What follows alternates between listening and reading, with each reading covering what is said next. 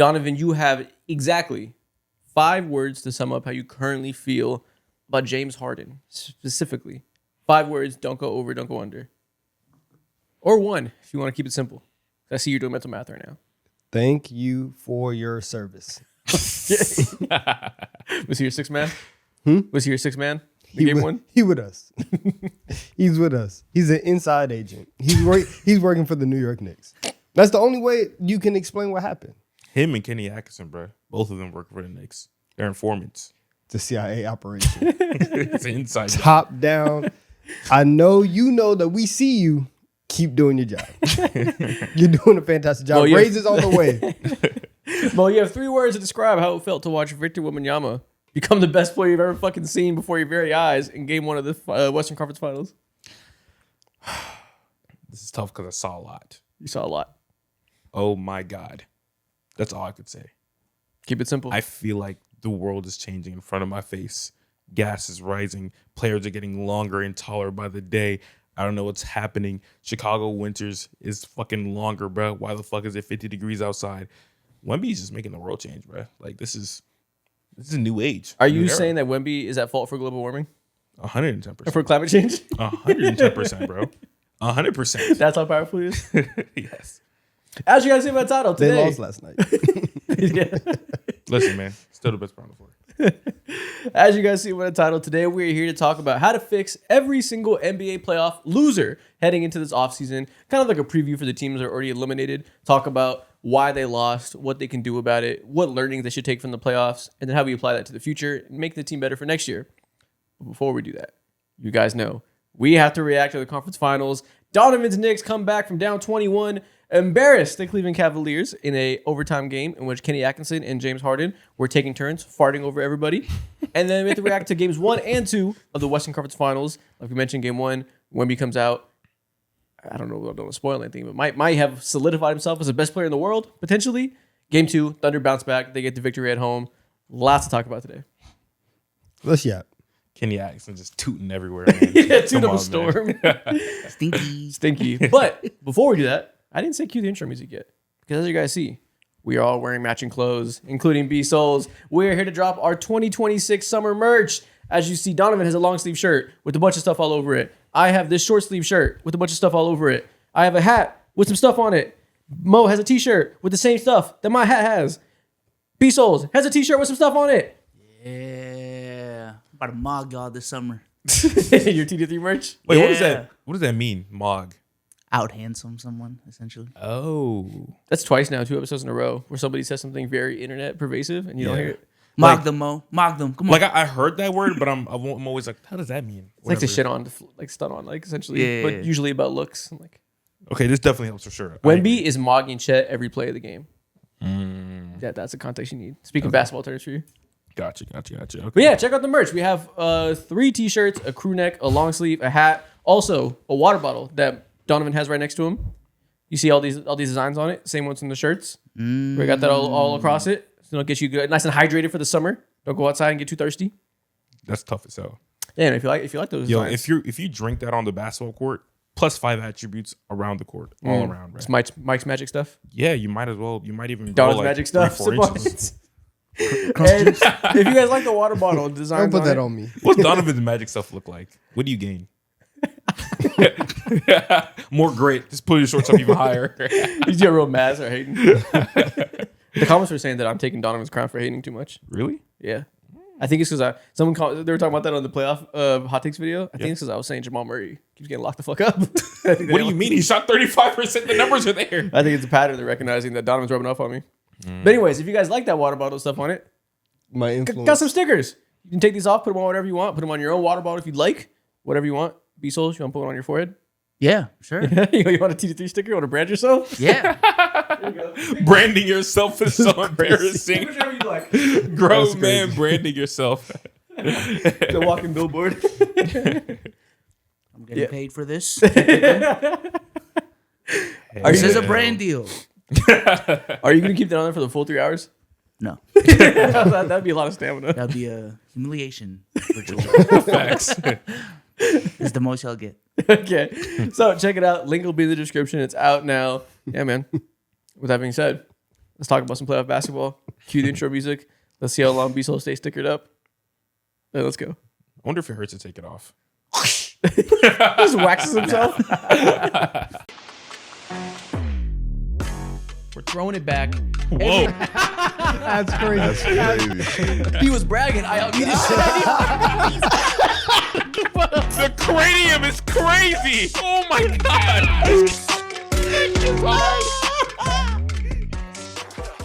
Crown eaters rejoice. Let's start today's conversation by starting with the Western Conference Finals. We did our preview episode on Monday, and we said this is the single most anticipated playoff series of the last decade, one of the most anticipated playoff series of our lifetimes as NBA fans, especially for non-final series. I really can't think of another one that rivals this. Like maybe the Rockets versus Warriors in 2018, that kind of had similar impact of a defending champ, seeing the team that is perfectly built to take them down, almost outdid them in the regular season. In that case, they did. And we were like, oh, what's going to happen with these two Titans facing off? This feels like that to an even greater degree because you actually felt like the Spurs could win and maybe should win based on the regular season matchup. When maybe some people didn't feel that way against the Warriors, right? It's completely lived up to all the hype. Game one was basketball nirvana. It sucks that game one happened the day we recorded episode, so we didn't get to give you guys a live reaction. Man, one of the greatest basketball games I have ever seen. And I guess before we get into every single thing talking about it, that felt to me like the day we'll look back and say that was the day that Wemby became the clear-cut best player in the world. And the next 10 years, he never lost a title. And that game sealed it. That's obviously like, so that's been the prevailing narrative coming out of game one. We got to slow that down. I don't think we do. I think we do because I think like obviously we've been waiting to give Wemby the crown, and like as soon as he walked into the league, it was always a matter of like if not, or it was a matter of when not if, and so like you finally get that moment, everything's cool. I think we do have to slow it down because the part of the reason why the series was so hyped up is because the other guy is on the floor. Like if Shea is this two-time MVP that for the last year and a half, everyone's been like, oh, if he wins back-to-back MVPs and back-to-back titles, we're going to have uncomfortable conversations. He's still there. And it's still game one. And like, shout out to Wemby because, again, everything that he did was amazing. I do think that it is unfair for Shea and everything that he's accomplished over the last like year and a half to instantly after one game be like, yep, your chain has been snatched for only, like you had it for 10 days or 2 weeks and then it's been snatched and not give him any type of opportunity to have any type of rebuttal in the say. And so I do think that like if Shea comes out and for the rest of the series, he played better last night. It wasn't like amazing, but it was a much better game, obviously. But like if he does come out for the rest of the series and take down the guy that everyone is instantly like, oh, he's the best player in the world, I think that does give him credit to keep the belt. You know what? And I'm glad Shea has you to defend him in this moment. Because as a big Shea fan, I agree with you that I don't think of him lesser because of this. But I think that from what we saw, and just assuming, you're right. If Wemby comes out and shits the bed for the next 4 games and Shea goes crazy, then obviously it'll calm down. But just projecting towards the future and what it seemed like coming off that game and even going into game 2, in which Wemby didn't have as great of a game, but you still felt the impact and you felt the reasons why people would say he's the best player in the world.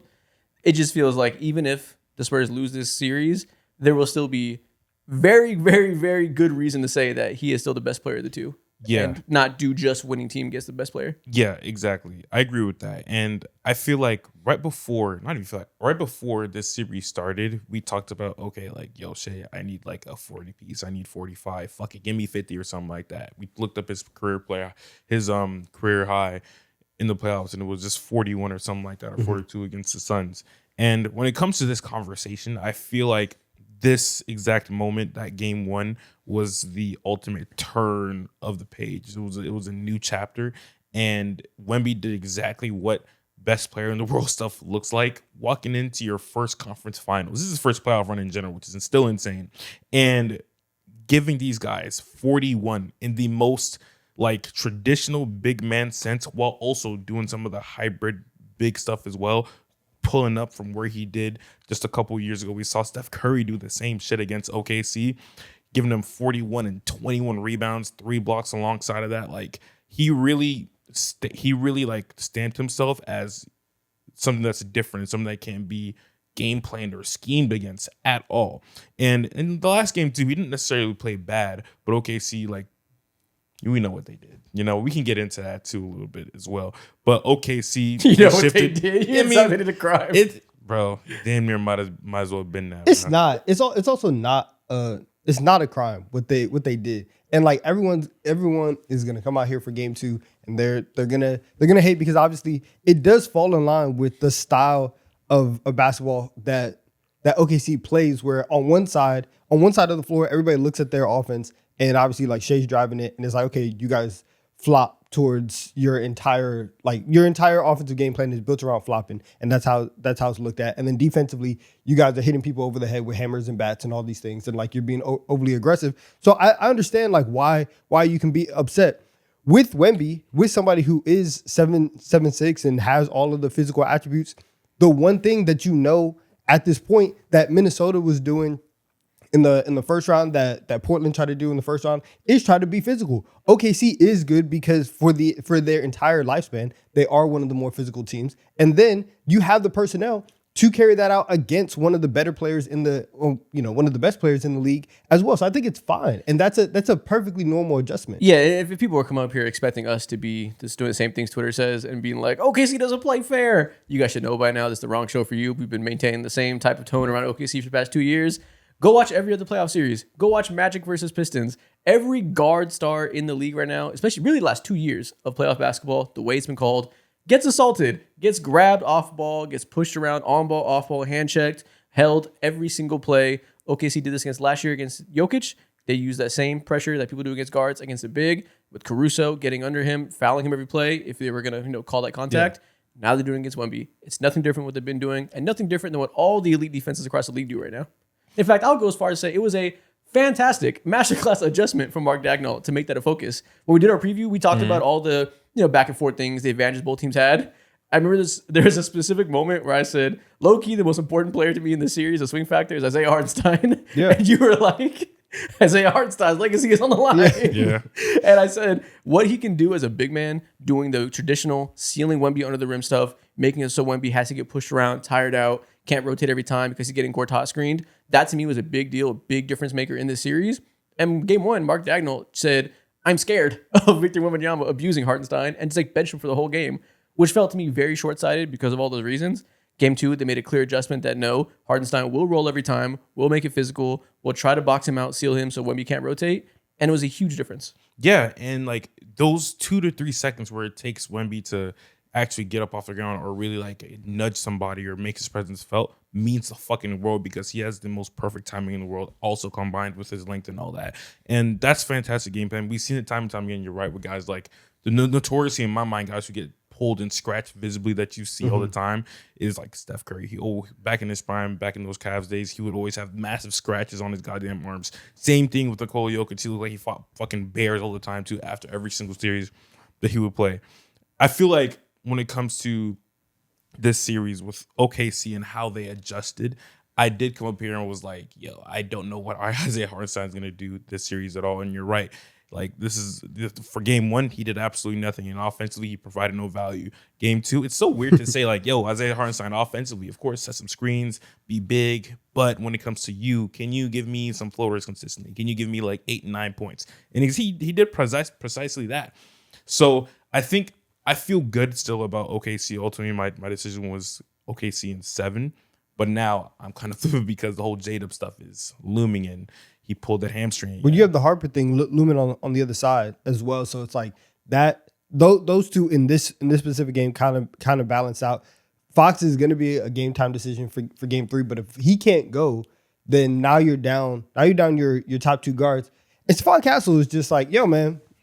You want it. Everybody like he is out there, he is the most generous person in the NBA right now. He's Santa Claus. He really is. He's giving everybody the ball at every single turn. For him to have over 20 turnovers in the first 2 games is absolutely insane. It does not make sense for him to have that. For him to be this bad at keeping the ball and not turning the ball over. At this level, 20 turnovers in 2 games. It makes perfect sense. Ridiculous. It makes perfect sense. I mean, I know what you're saying. That like you can't allow that is what you're saying. But if you've watched Stephon Castle and you know the ups and downs of his games, and you've seen the last 2 years of OKC basketball and the strengths they have turning over, makes perfect sense. This is why you need De'Aaron Fox. And this is why he's genuinely not needed and all this stuff. Yeah. He is needed to not overtax the young guards who are still young guards. And if you're going to win a championship, you're going to go through elite defenses. And Stephon Castle is Andre Iguodala stuck in a point guard's body. He is amazing at the wing stuff, being able to drive and slash, do secondary playmaking, be an incredible defender. He's so good at that. Not amazing at the point guard tasks that come with being 6'5" and having to play in this role. It makes total sense at this point of his development that he's going to get harassed when you have Casey Wallace on the other side, the best hands in the NBA, forcing turnovers. Yeah, this is pretty much who he's been his entire like basketball playing career, bro. Outside of like I guess high school, if you want to say so. Back when he was in college, like everyone was like, "Yeah, this guy cannot be your lead creator. He can do that shit." But relying on him 100%, you don't want to do that. He came out before the NBA draft and he was like, "Yeah, I'm a point guard." He can't be a point guard. We're all like, "All right, sure." Yeah, exactly. And this is the same exact thing that people have been saying. And now that you're playing against the most like hound set team in NBA history in OKC with all these guys who are literally ball hawks, it's going to be amplified times 10. And we're seeing historic shit right now, going back to what y'all said. So Harper better stay healthy because he's one of their most mistake-free guards, mostly because he doesn't play make a whole lot. He just gets to the bucket and you can't stop him. So he's like creates good possessions because he'll use the spacing of Wemby and create his own shot every single time, of vital importance when the other guy's giving it up like that. Fox obviously has to get healthy. If Fox and Harper don't play in game 3, I don't imagine how they're going to be able to maintain that. So that sounds to me like Fox is going to play through whatever he's dealing with in game 3. He'll be there. Dude, Dylan Harper has like Hall of Fame bruiser. Yeah. Got And relentless 2K finisher. badges, man. The way he creates shots is just insane. It's insane how you just cannot stop him getting his own shot at the rim. And he's not even like blowing by people. It's not like it's like young Derrick Rose where you can't stay in front of him. Yeah. It's always contested. He just always finishes around everybody because he's so skilled. Yeah, they definitely. So I agree. So they do need De'Aaron Fox for game 3. Mm-hmm. Well, it would obviously help if they had De'Aaron Fox for game 3. I think we said they need him. Yeah, I think they can win without him. No. Fox and Harper both gone? Yes, I do. No, I do. that's ridiculous. Well, for 2 reasons. One, I think especially coming off of game 1, you can see the fatigue on Wemby, and you can see the very clear strategy from San Antonio for sure, where anybody's getting minutes in this game because game 1 was ridiculous, right? Game 1, Who got minutes? Jordan McCall. There you go. Hey man, don't disrespect. Hold on now. He got 7 minutes. I haven't seen that man play. It was good minutes though. I haven't seen him play in a month and a half. It was good minutes. And then all of a sudden we're in game 2 of the conference finals. It's like, hey man, go out here. Was he hooping or not? You know, like they kept saying on the broadcast, he has scored 89 points this season. yeah, like it's wild that he was out there. It makes sense. that- Both teams in went that- early into the rotation. Yeah, it's like him. This is our group chats. Look like a 2K generic player out there, man. Yeah, I was very surprised. Yeah, you're right. Both teams were very tired, and both teams did that very Also, early I on. wanted to be known. I sent this with the screen echo, so it the whole It screen, hit different. Yeah, it did hit different. We recorded that song. Huh? We recorded that song. Yeah. Okay. But yeah, so both teams So- were deep in the so, yeah. rotation. They'll probably keep doing that because I feel like the effects of having a game 1 is that crazy. I mean, they're not going to feel great by game 3. You know, they're going to be tired the whole time. So it might be a thing that up until the game 6 and 7, when your backs are really against the wall, you might continue to see deep rotations like this. Yeah, but I think especially just like if you are playing 5 minutes less, you have just obviously a little bit more time to recover. You have that on the Spurs side. 2, the entire conversation for today and going into tomorrow is going to be OKC is fouling and OKC is being super physical. This is obviously what you say when you are trying to steer the whistle into your favor, trying to get that to go back in game 3. I think that's going to be something that's there. And on the opposite side, if OKC doesn't have J-Dub and now it's obviously Shea and the rest of their defenders, that's how I'm looking at it, because offensively and really just the entire series, that man Chet Holmgren, nah man, he's done. Like I'm for this specific series, he is not produced in the first 2 games to where I do not feel insanely confident that we can just walk into a game where it's just Shea and Chet and look on the other side and you do have Wemby and you do have Castle who can still do a lot of really good things and be super confident that Chet's gonna produce and he's gonna perform. So I think that obviously it would be very, very helpful if they had De'Aaron Fox. I don't think it is absolutely critical, and if they don't have him, then they have no shot. Of course, like, no one's saying it's no shot. These are great teams. Yeah. But when we're talking about a very tough series, and it was already going to be a tough series regardless if we think it's going 7, like, they can win a game without De'Aaron Fox and Harper. I won't say they're going to get swept or anything, but I'm not going to pick them in game 3 if Fox isn't there. I don't know. I might. I haven't thought about my like game 3 decision because like. But he will be there. We're talking about this. He will be there. Sorry, he's going to be there. He's going to play. I assume so. And assuming he is there. I think that like they have a better chance to win. Obviously, the Chet thing for me, it matters because it's like I've been like the biggest Chet criticizer, I guess, between the three of us. But also at the same time too, in a playoff setting, like you need more. He needs to be better. But the reason why specifically last game you didn't feel it as much is because when he played better, he played a little bit better. I don't think he made any threes. I mean, the bar wasn't high.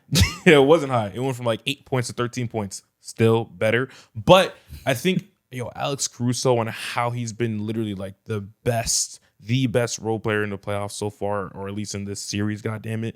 He had like 30 points in game 1, had like 17 in game 2. Mm-hmm.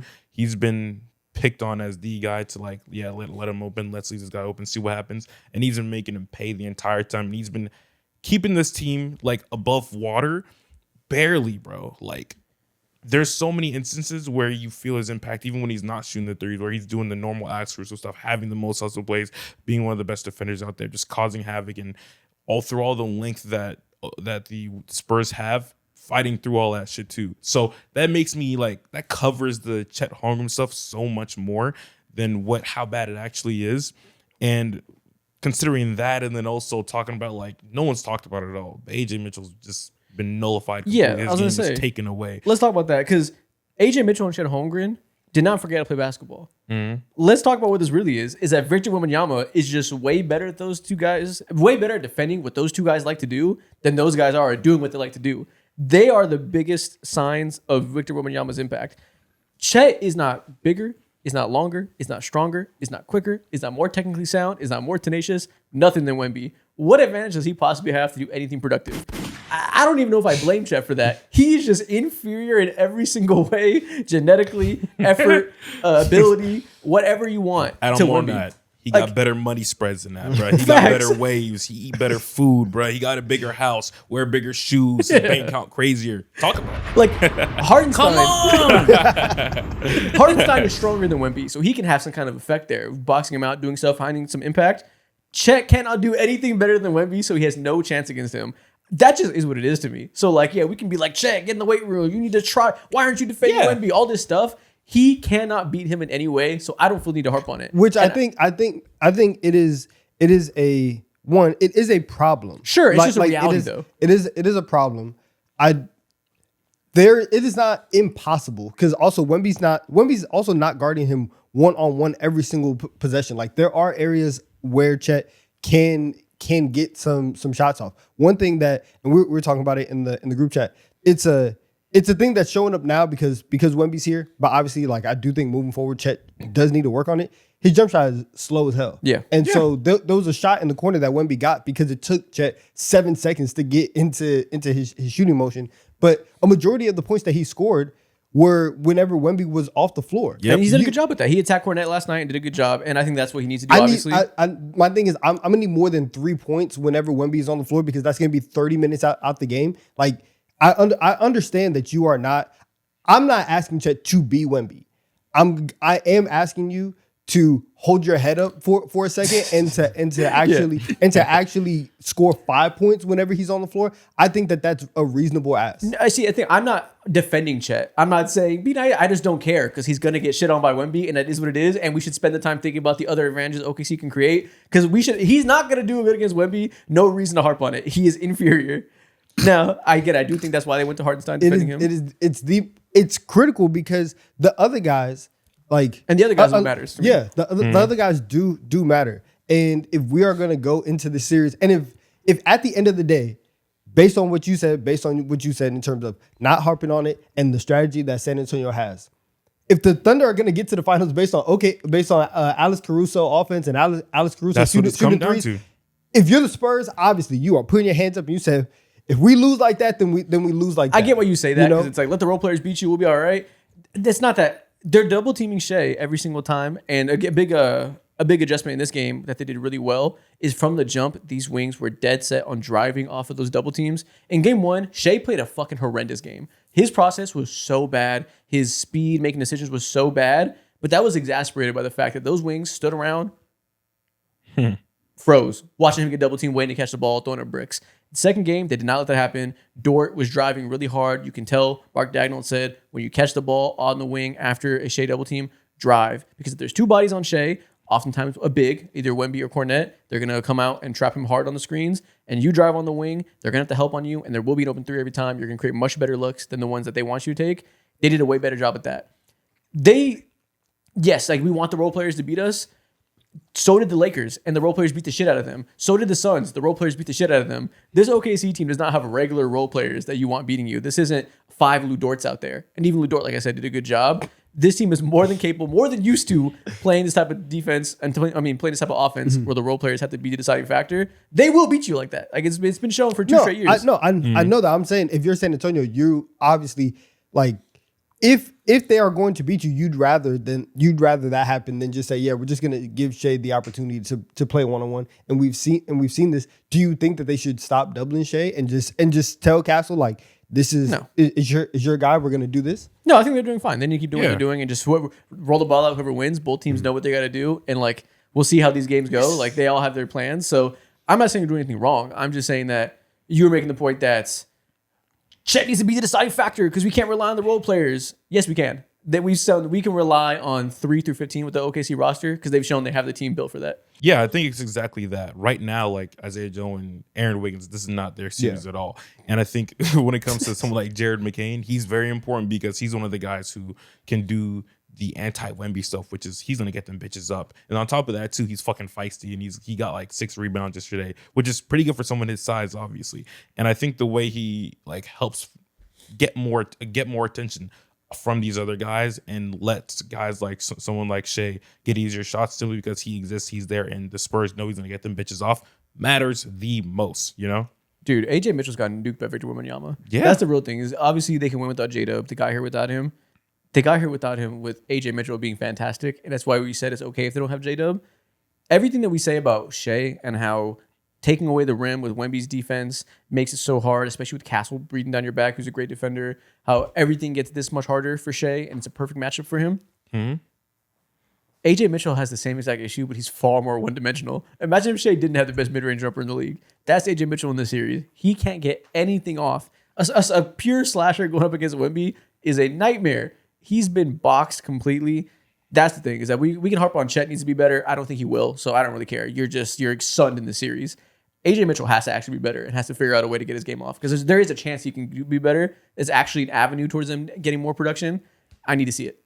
Yeah. I don't. When it comes to AJ Mitchell, yeah, he's boxed, bro. There's nothing that he can do right now. His game, he needs to add more layers to his game, and there's like the in between thing that he needs to for sure develop. But it's hard to have that because we haven't seen anybody do that against the San Antonio Spurs. Yeah. And I agree with you. Like Chet needs to be like. He needs to do something. He needs to be a factor. He needs to have like a 20-point game or whatever. But I think I've come to this point to where can I get a 15-point game? I've accepted that's not who he is offensively, bro. And he's never been that. At this point, here's the thing for me, because at this point, like I picked the Spurs to win the series in 7. Right? It's not about. OKC versus San Antonio. This is about Chet Holmgren versus Chet Holmgren. I am getting so frustrated because I really just want to see him perform. I want to see him play well. And last year, obviously, he had the injury in the playoffs, and so things were a little bit different. And now it's like you are this guy that has this opportunity. And every single game you are getting boxed. You see why that's so dramatic? It is one of the most frustrating watches in the playoffs right now. It's Wemby. See, this is why we gotta have. This is why I said when we started this conversation that I'm not asking. And this has always been like our biggest disagreement on Chet, which is I have never asked him to score 30. Right? That's not what I'm asking him to do. And I never feel like the things that I want to see Chet do are unreasonable for his talent level or for the situation. And I think at a certain point, I think we both agree, like, yeah, he's not like that. So or that expectation might just not be there for you. Yeah, so it's like, again, 15 points. I don't think 15 points is crazy. I don't care about Chet right now. He nuked the Suns and the Lakers offensively as a scorer. We talked about that. Now he gets to Wemby, and all of a sudden he can't do anything. And it's, I've been saying you need to stop playing soft. Do you not see the common denominator here? This is why Wemby, I think to me, we opened this playoff conversation up by saying this guy has so clearly, I don't care, whatever. We're done with Chet. He is so clearly ascended to being the best player in the world to me that we've talked about it for years, like you said in the beginning, that we've been waiting for it to happen. We're really waiting for a playoff run to see what it looks like. And we talked about this coming into the year, coming into 2026 in our preview episode, predicting what we think is going to happen in this calendar year, that we're one playoff run away from it. And we feel like this is the time where we see Wemby show that he's ready. He's the best player in the world now. No more outside looking in conversations. Again, even if they lose this series, if the fucking Thunder win in 5, I'm still going to come out of the series probably thinking Victor Wembanyama is the clear-cut best player in the world because he nuked AJ Mitchell by walking on the court, nuked Chet Holmgren by walking on the court. Obviously, we know what he did to Shea in game 1 and everything we saw in the regular season now, how everything changes defensively and offensively, like you mentioned earlier, being Shaq, scoring 40, hitting a game-winning 3. Like, there's very little room in my heart right now for anything other than Chet. Then Wemby is probably the best player in the world, and everything needs to be viewed through that lens. I agree. Dude, one of the biggest and most insane stats from these last 2 games, and I guess it just shows how good of a coach Mark Dagnall is and how they have like the necessary players to really like lock down and execute this game plan, is the first game. I think Wemby took like 18 shots in the restricted area. Game 2, bro, he took like fucking 5, you know? And it's players like Chet Holmgren that helps like execute this shit right here. And of course, like what he does offensively, it matters too, whatever. But overall, like there's so many more responsibilities on the court that should be tasks at hand and that we need to like realize that's important other than just like the simple get buckets, which he needs to do. I agree with you. But on the other side of things, it's Wemby, and this is literally like right in front of our faces. This is what he's doing to one of your favorite players in the league. I don't know if it's one of your favorite players, but this is what he's doing, bro. Like this is the moment where he is the best player in the world. 100%. And I don't disagree at all that Chet looks like a mouse right now. Wemby turns men into mice. That's the takeaway to me. Not that Chet Holmgren is some bum and needs to figure this out. He is a bum by proxy of Victor Wembanyama being the guy that turns men into bums. And that's the whole story to me, is praising Wemby rather than criticizing all the guys in OKC, which Chet's obviously the main one because they have this weird beef and this similarity and stuff. And again, we're agreeing on the outcome, just talking differently about the cause. I just don't see anything other. I don't see anybody confused with Wemby. Can you pull up the? There was a tweet that we sent in the group chat. The Dom 2K tweet. Yeah. Okay. About Chet just like not being up to for this fight, and like I think it is super interesting watching their beef evolve and watching their matchup evolve over the years. Yeah, and so Dom 2K said, I understand Chet just want to hoop, but unfortunately, he's mentally going to have to participate in whatever this is Wemby got going on with him. And this is facts. Like, whether you have beef or not, he does, and he wants to kill you. I need you to show some self-defense here. And that is my biggest just want. But is he not showing self-defense, or is he physically incapable of defending himself because Wemby is just that amazing? Nah, he's going down without a fight right now. I think he can try fight all he wants. There's nothing you can do about it. And that's the outcome may be the same. On the snarl? Maybe. Yell in the air? Maybe. Feel better about the defeat? Maybe. Because you rolling up into a ball is much different than like, hey man, I took a couple swings, he took a couple swings, I got knocked out. It'd be like that. I know why it's tough too, because you mentioned earlier, I'll not even say what you mentioned. This is not the first player to go against one of the best players in the world and play similar. And we say the other guy's just better. But those guys can still get stuff off. Yeah. Like Paul George can go against prime LeBron. Paul George will still score some points. He'll still, do something. Wemby is such a different animal, though, as this type of player, that I get why you're saying that, because we've seen other versions of like inferior players be able to at least hold their own, right? The level of physical advantage Wemby has over these guys, I really can't remember another force like this that makes it just impossible for you to get your game off. It's different than a LeBron, than a Jokic, and other previous best players in the world, and they're rivals of similar archetypes. Wemby has a different level of suppression of other guys. That's the core of the thing to me. Is I just feel like I'm watching a guy who does something that no other player in history has ever done. Maybe I'd feel that way if I watched Prime Shaq and somebody rolled up against him that we had similar conversations with. I wasn't there to remember. I don't know if he just like put, I don't know, Alonzo Mourning in a torture chamber or something like that, whoever it was for that time, maybe he did that too. Or maybe back in the day, Wilt would have done that or something. I feel like I've just never seen somebody that has the ability to completely make someone disappear like Wemby does. Yeah, you feel like you're watching the GOAT, which is very possible. Yeah, it feels like you're watching Deion Sanders shadow at corner and somebody and if somebody gets locked up by Deion, you're not going to be like, you don't want it bad enough. That's a Deion. That's how I feel about Vic. If it was like a regular receiver, yes, but like if Jerry Rice is getting locked up, then Shit, it's not Jerry then Rice. it's like no, but like in terms of players who we do view as at the top of the league. But notice that analogy. We don't view Chet as that. This isn't Jokic getting fucking disappeared. No, but like not in. Again, I'm not asking him to score 30. I'm not asking. Wemby had 40 and 20 and 5 blocks in the first game. I'm not asking you to go band for band. Yeah, right. You can't. You're right. You can't go band for band. But if he has a section, I need you to have 2 shots. Yeah. Buy 2 shots for everybody. You're right. You don't have You're to buy the bottle. You can get around the shots, and that's all I need you to do. For sure. And he's looking in his pocket. He's like, hey man, Hey, this is a lot of I time can't about get Chet no semantics. shots. I don't Maybe some of that disagree. Henny Rita, man. I don't disagree as a mouse. I'm anticipating a decade of Wemby making men look like mice, so it's all right to me. And that's a problem. Is it a problem or is Wemby the GOAT? I think it's two things. It is a problem because whenever we look at this series, and especially, and again, part of the hype coming into the series was, oh wow, we're gonna see this for the next 5 years. You're gonna see him every single day. Yeah, You are going to see him at school every single day. At a certain point, you need to go up to your bully and punch him back and choke him out. I don't care.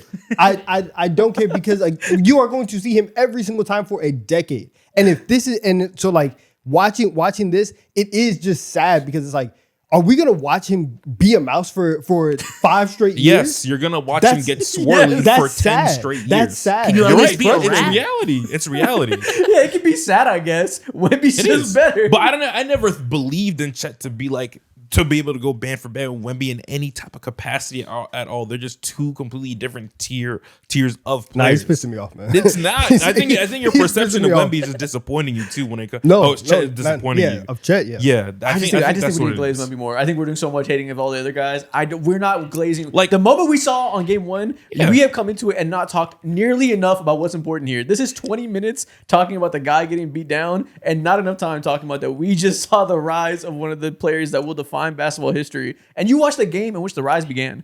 And what's happening with Chet is literally happening to everybody in OKC right now, bro. We saw Shea. Game 1, one of the worst games I've seen him play in my entire life. Right when it comes to seeing It him was very, at very his bad. The peak. worst. That he got Wemby'd. It's not him. He got Wemby'd. There's nothing that he can do. Same thing with AJ Mitchell, bro. I talked about like this is gonna be the next Jalen Brunson. This is gonna be the next All-Star and all that, brother. He has like combined maybe 8 field goals in this entire series so far. He got Wemby. That has nothing to do with him at all, bro. And when it comes to what this series is, what it embodies, something that we also need to talk about. Overall, hopefully Harper comes back and hopefully like Stephon Castle limits these turnovers or whatever. But what they got in Harper and Castle and all the like cutting, how physical they are, how someone like Harper looked like goddamn Iman Warrior with how he was just stealing fucking all these balls left and right, being a goddamn safety in a corner all at once, bro, all over the court. He was blocking shots here and there. He was being so physical in the paint, being an extra body, fighting, scrapping for these rebounds. This is I don't want to say he's like a generational guard because you tell me time and time again, Donovan, that I use this word too much. I don't give a fuck. He's a generational guard, bro. Doing this shit at 19, 20 years old. Harper. He's different. He's moving different. He's very. He's We don't different. we don't have to do that. We No don't more have to hate do that. semantics. We don't have to do He's that. different. And the God, strength I'm in that, gonna bro. tell- We're 40 is minutes ridiculous. in. Half of this time I'm is a hating chill. semantics.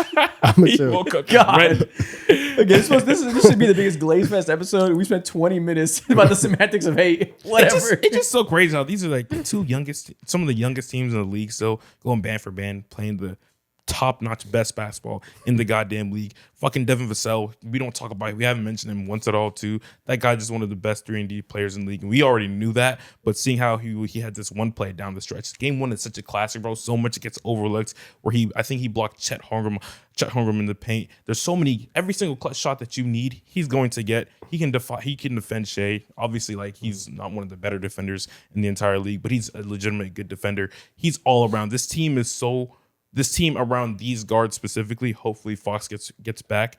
these teams are on these two guards, these three guards right now, special, and there's no other team in the league that can say, oh yeah, like we're just as bigger, maybe even bigger than OKC, and we can make these guys look and feel smaller from the guard position.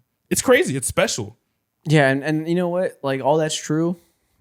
But they're also made incredibly special by Wemby. And, Yes. like, it felt like an eye-opening experience that we're never gonna look at this era of basketball the same after that game one. That like again, because we all knew it was coming and now it's here. This game right here is literally shaping and shifting how a lot of teams are looking at players in this next draft, because a lot of these teams, these 28 other teams, are going to have answers for these two teams right here. Yeah. It's different. It's different. It's different. Okay. It's the GOAT. Let's make two-way players great again, man. But Chet, man. Talk about Chet, man. 20 more. It's crazy. Shea, back-to-back MVP in his prime. Yeah. Jokic, multiple-time MVP in his prime. Giannis, multiple-time MVP. Maybe not his prime because he's been injured, but, still that guy. Luka, maybe the best non-MVP of the last 40 years in his prime. Feels like Wemby's going to be head and shoulders. That, like, it feels like there's no player you'd rather have. That you're discussing the best player in the world. Some of that comes down to who has the title, who took the crown, like a narrative perspective. That's to be seen. We can still look up and say Shea has the crown because he went back-to-back. If you're talking about who you'd rather have on your team right now to build a basketball team around, I don't see anybody in the same tier as Wemby right now. It's not even his final form yet. Yeah, and we're just there. Yeah. At 22, walking in the playoffs, being the clear-cut best player, doing things that makes Shea look regular. Shea is not any worse. Shea is still the second best player in the world, incredibly irregular, amazing player. Wemby looks like a different type of force next to him. Yeah. And to talk about Shea as well, like, bro, one of the biggest pros about him is that he doesn't turn the ball over and he has the ball in his hands so often. He takes all these tough shots. Last night, I think he had like one turnover. And with how, again, like the processing stuff and all that, and how it's just such a tall task to be throwing all these different types of bodies who are mad physical. That one turnover was fucking crazy and it's goddamn special, bro. Like game one was terrible. He was so bad game one. I was pissed. Those feel-out games. He's different. He's different, man. Yeah, we'll see how the series goes on, but feels like we're watching. Another thing we talked about in the playoff preview was we spent 30 minutes going back and forth about the strengths and weaknesses of both teams, what we saw in the regular season, what'll translate. At the end, I was like, wouldn't it be cool, though, if one of these stars just like had a history-making moment where they just won the series for their team and we just saw that happen? Game one, that felt like that was going to be Wemby. Yeah. And we'll see how the series progresses. It's going to be a long 7 games. If J-Dub is out, I don't believe in OKC at all. He's probably going to be out, so that's tough. I think Spurs going to take This feels like it might be what we asked for. This might be a Wemby ceiling-changing history type of series. Yeah. It might be. Let's go. And Chet, you'll never recover because of it because he's that guy. And you're going to live in his shadow for the next 5 years.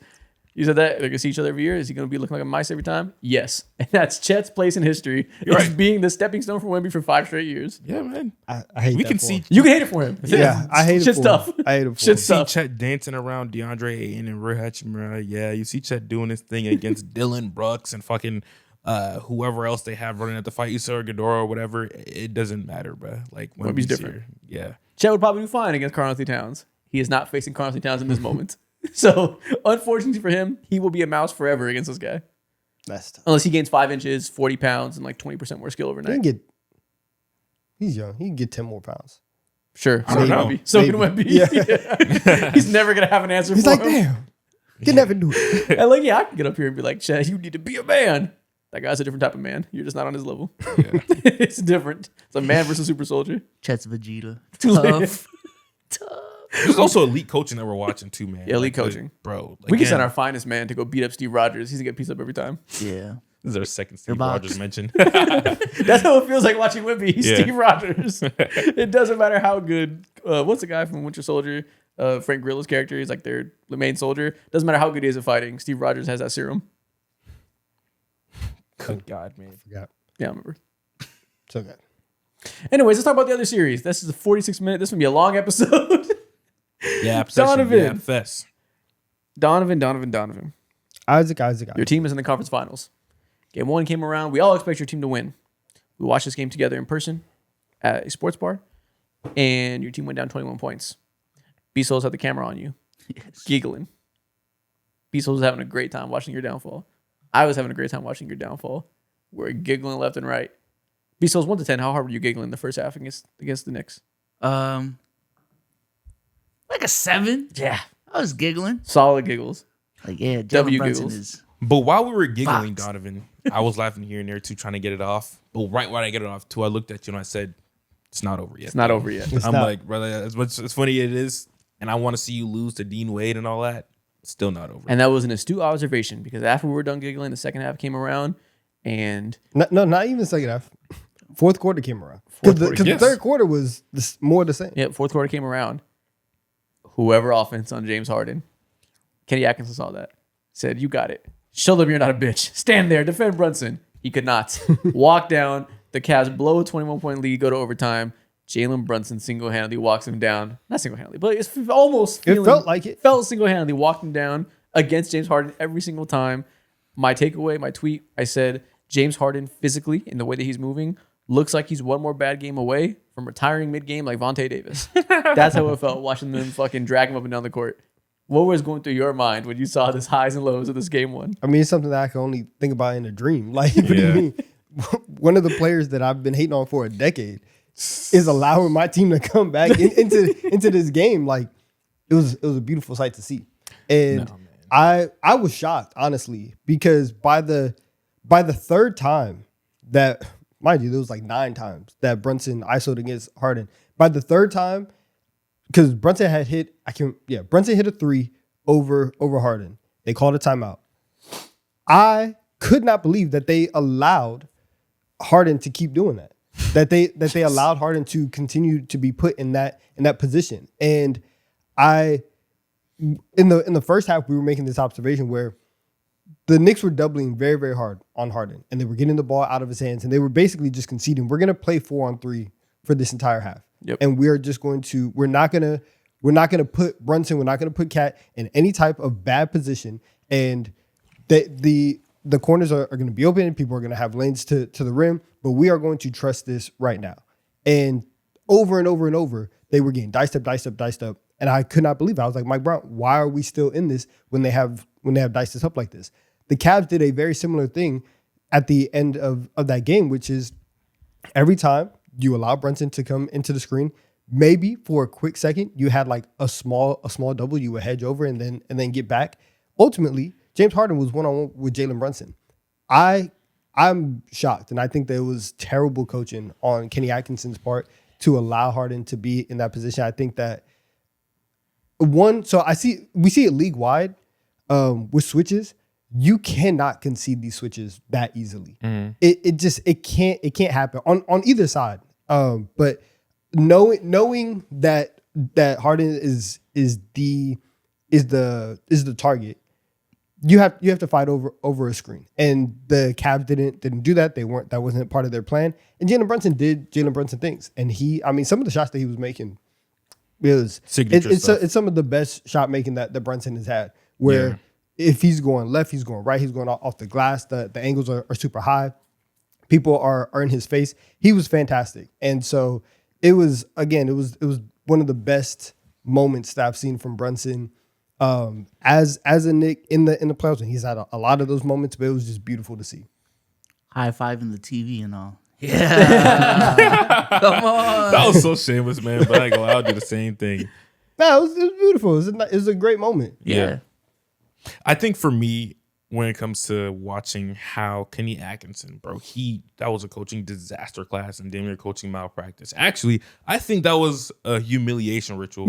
when he asked and saw James Harden play after play after play, try to guard Brunson and going back to what you said, concede these switches, seeing the Knicks go on like an 18-17-1 run or whatever, and not call a single timeout, not have one of your most like, I have hustle, let me fight guys out there, and Max Strus play at all when he did play. I think he got the only bucket, the only real bucket that mattered for you in overtime. In overtime, and also, like late in the fourth quarter too.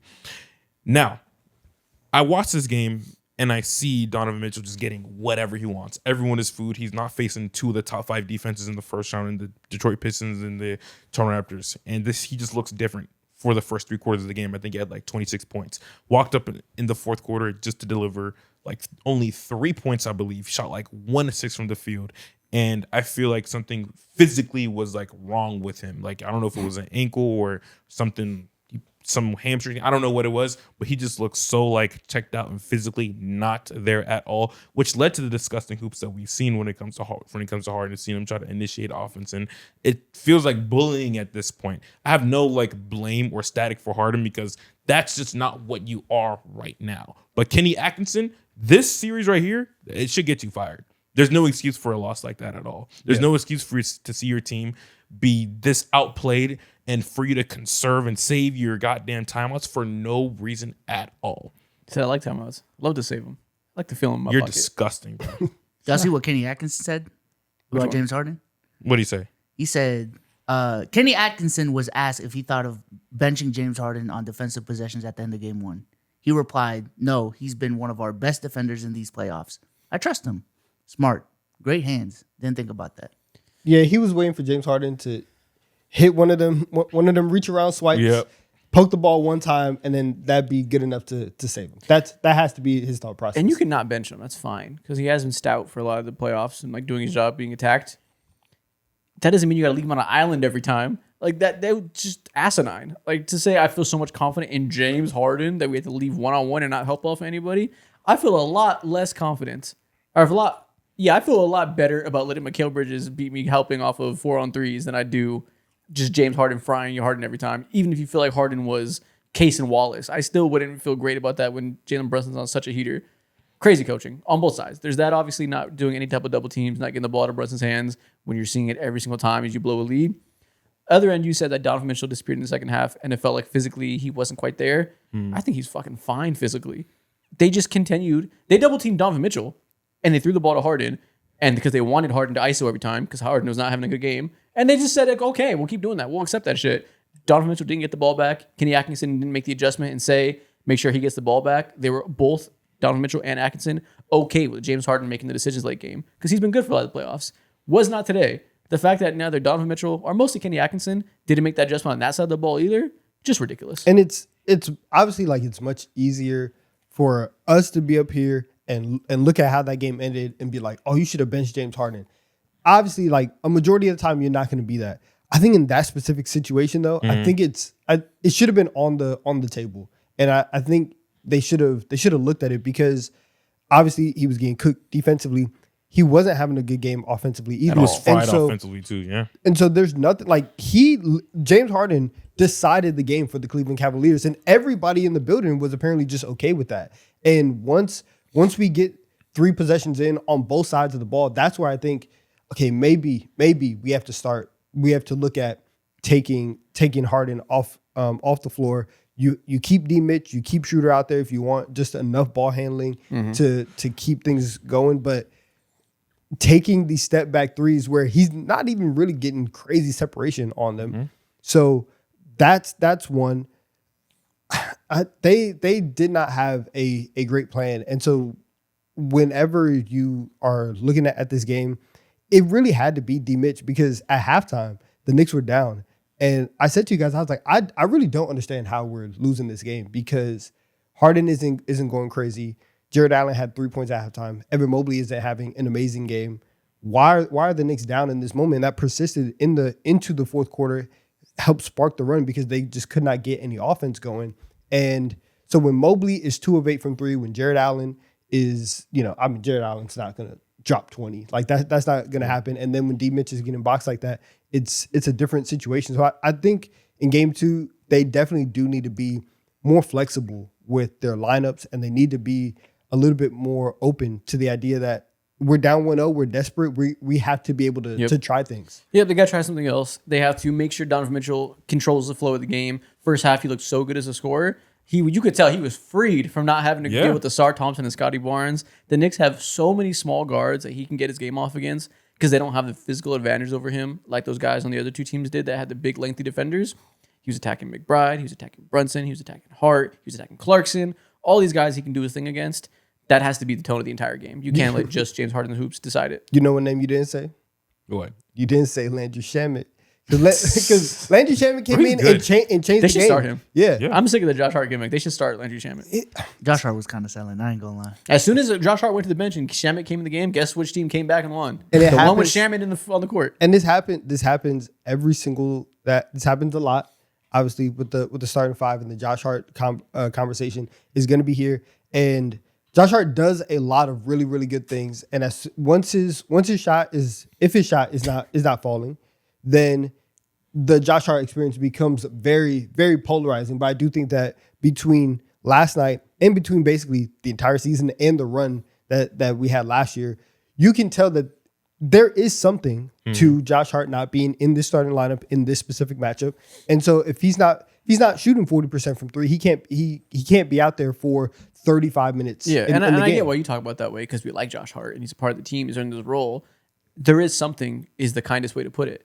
There is an obvious thing. He's a no 3, no D player. So if he's not having streaky shooting where he's shooting above his expectations, there's no impact on as an off-ball player against the best level of defense. I love the transition running he does, the small hit-ahead passes he does, the short roll stuff. It's all cute and cool. If you can't beat 3 or D, it becomes useless. But he played good defense in these last 2 rounds. And, Sure. And so if you are getting that's why for me, I think I have a little bit more patience with Josh Hart, because I do think that when his defense is good and you are getting a lot of the other stuff, you are getting the transition pushes, you're getting this extra rebounding, I think he can be helpful. But obviously in game 1, D-Mitch saw him and saw food. And so then that puts him in a different situation. His defense to me is good against non-good offensive players. Guys who like rely on strength more so. Yeah, and he's like a good team defender, like rotates well and stuff. But when he has to defend stars, you can pick on him. Like Donovan Mitchell can pick on him. And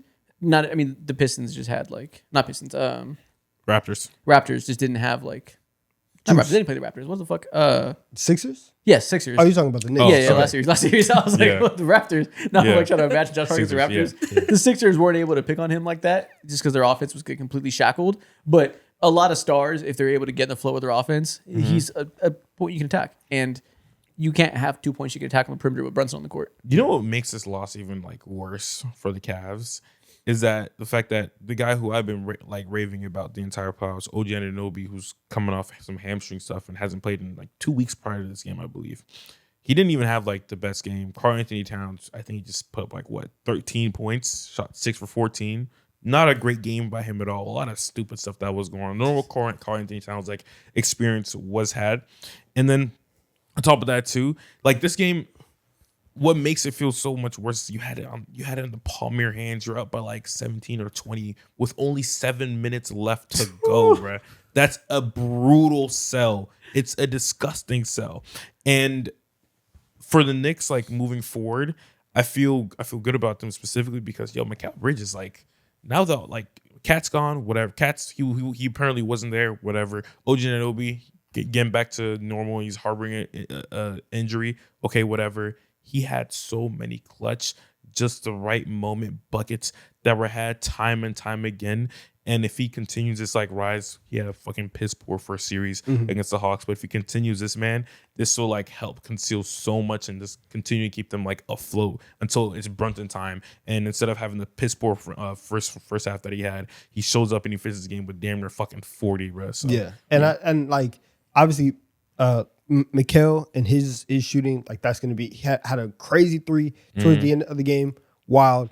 And it's the conference finals. Everybody has to play their best. That's fine. OG, I would like for him to keep shooting 50% from 3. We kind of all knew that's insane. Yeah. And so to continue to expect that is a little bit wild. I'm just happy that he's out here because OG's defense is the strength. And that is his thing. And so the fact that you can, if need be, put him on some guards and also put him on Jared Allen, that's massive, right? So that he can play up, and that then allows Cat to be on Evan Mobley, and for the most part, especially in the second half, Cat did a better job on Evan Mobley than he was doing. Evan is guarding himself though in my mind. I don't think there's anything outstanding about Cat. Let's talk about another they're the same Let's guys, talk about though. another skinny power forward who's disappointing right now.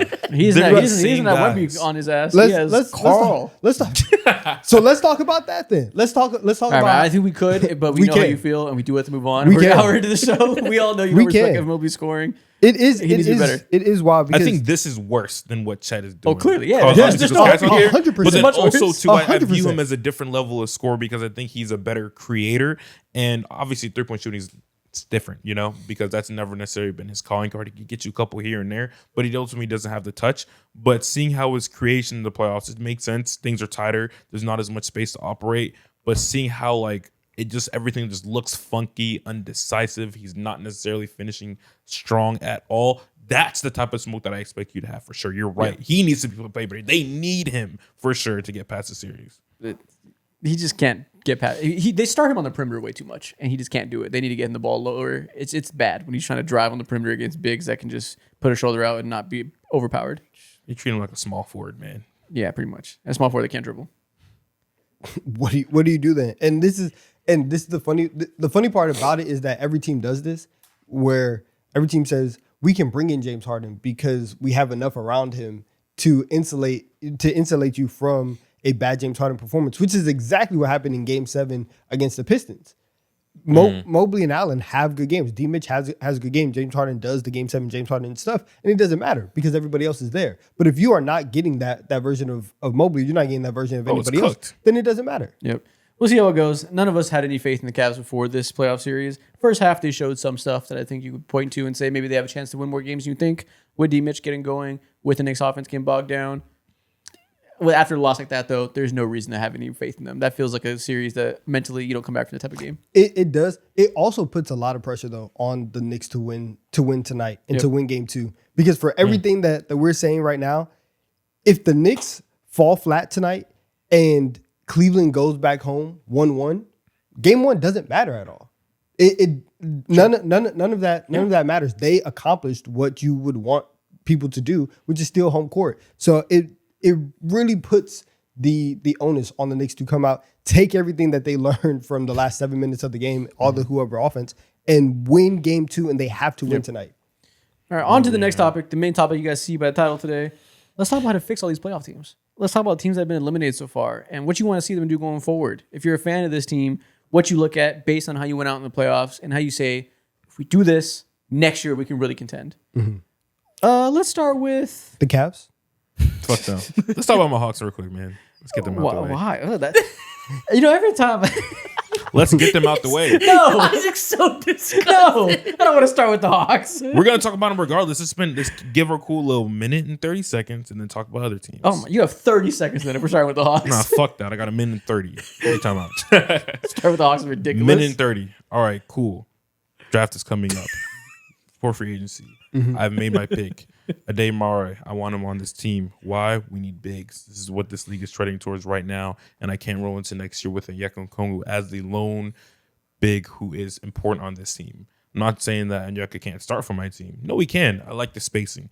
But when it comes to needing different looks, Ade provides that. His passing, his big physical presence in the paint when it comes to being the post defender that he is, and also all around just physicality. Like, we need that, bro. We need that size. On top of that, too, okay, I cannot roll into next season as well with Jalen Johnson as the primary scorer on this team or like 1A guy. I need some guy with half-court creation. That's CJ McCollum for you. CJ McCollum, you can rest. So you need a point guard, you need a main scorer, you need a main big. What else? Let me introduce you to my favorite Twitch streamer, Jaylen Brown. He will be an Hell Atlanta Hawk. no. Super hell no. I've seen those. Hell no. For who? Hell no. You're above getting Jaylen Brown on your team? I'm saying, come on now. For the 8th overall pick, I'm assuming that would be put in that package. No. Really? Yeah, I'm not doing that. Really? I'm good. Oh. For the You know 8th what? pick, I haven't thought about it, so like I'm sure you have good points. My gut would say that the 8th overall pick probably isn't more valuable than Jaylen Brown for the next 5 years. I mean, I don't know. I think when it comes to Jaylen Brown over the next 5 years, who's like 29 years old, I think I'd rather index on the future now and give myself a better chance of building out other guys and find guys for cheaper. You want the 8th pick? And lower. No, I want Giannis in that 13 trade. Yeah, you could do that. If you guys had an actual guard that you trusted, I would be more inclined to do it. But the fact that you just said we need a point guard, we need a scorer, and we need a big, then I don't like it in that situation. So how do we fix them? Like, what's the like you said, you get a minute and a half, we'll give you another minute and a half. What's like, okay, drafting a Day Mara, is that enough? Or do we feel like we also need to do something in free agency to deal with those other big glaring needs? Also, what's when we say enough, what's the goal? Like what's enough for you next year? Let's finish like 5th or 6th again and see if we can progress. Y'all don't have to do a damn thing to do that. That's We do. The East is getting better and better each year. Okay, so I guess you're right. The version of fixing for every team isn't winning a championship next year. That's not realistic. Yeah. It would. I think fixing for them though is like you want to be. Can we get like you want to be a 50 tier higher than that? I think. Yeah, for sure. Can we get like 50 wins or whatever? Sure, you can say 4th seed. I just said a random number, but can you get 50 wins? And 50 wins establish will yourself? get you the 4 seed. Yeah. Can you establish yourself as like one of like the pillar teams in the Eastern Conference?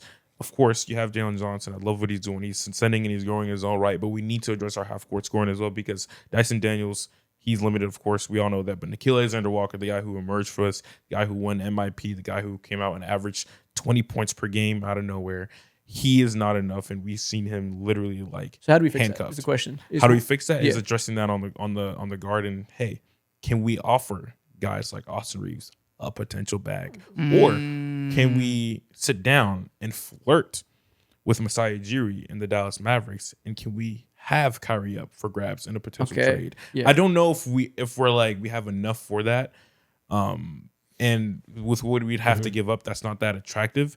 But if we don't end up going that way, finding some middling guard, maybe just running it back with CJ McCollum for a full year is growth that I want to see. We're not winning a championship. We're not going to the Eastern Conference Finals, but we're getting better. You know? Okay. Yeah, okay. So addressing the big situation and then hopefully getting a guard better than CJ. If not, is CJ a free agent?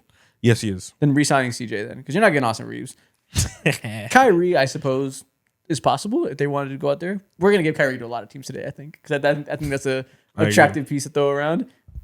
Hawks could be a team for that. That could make sense. Yeah, I don't think Kyrie is because we're not as stacked asset wise, but it's worth mentioning. Listen, man, I don't think he's gonna be terribly expensive asset wise.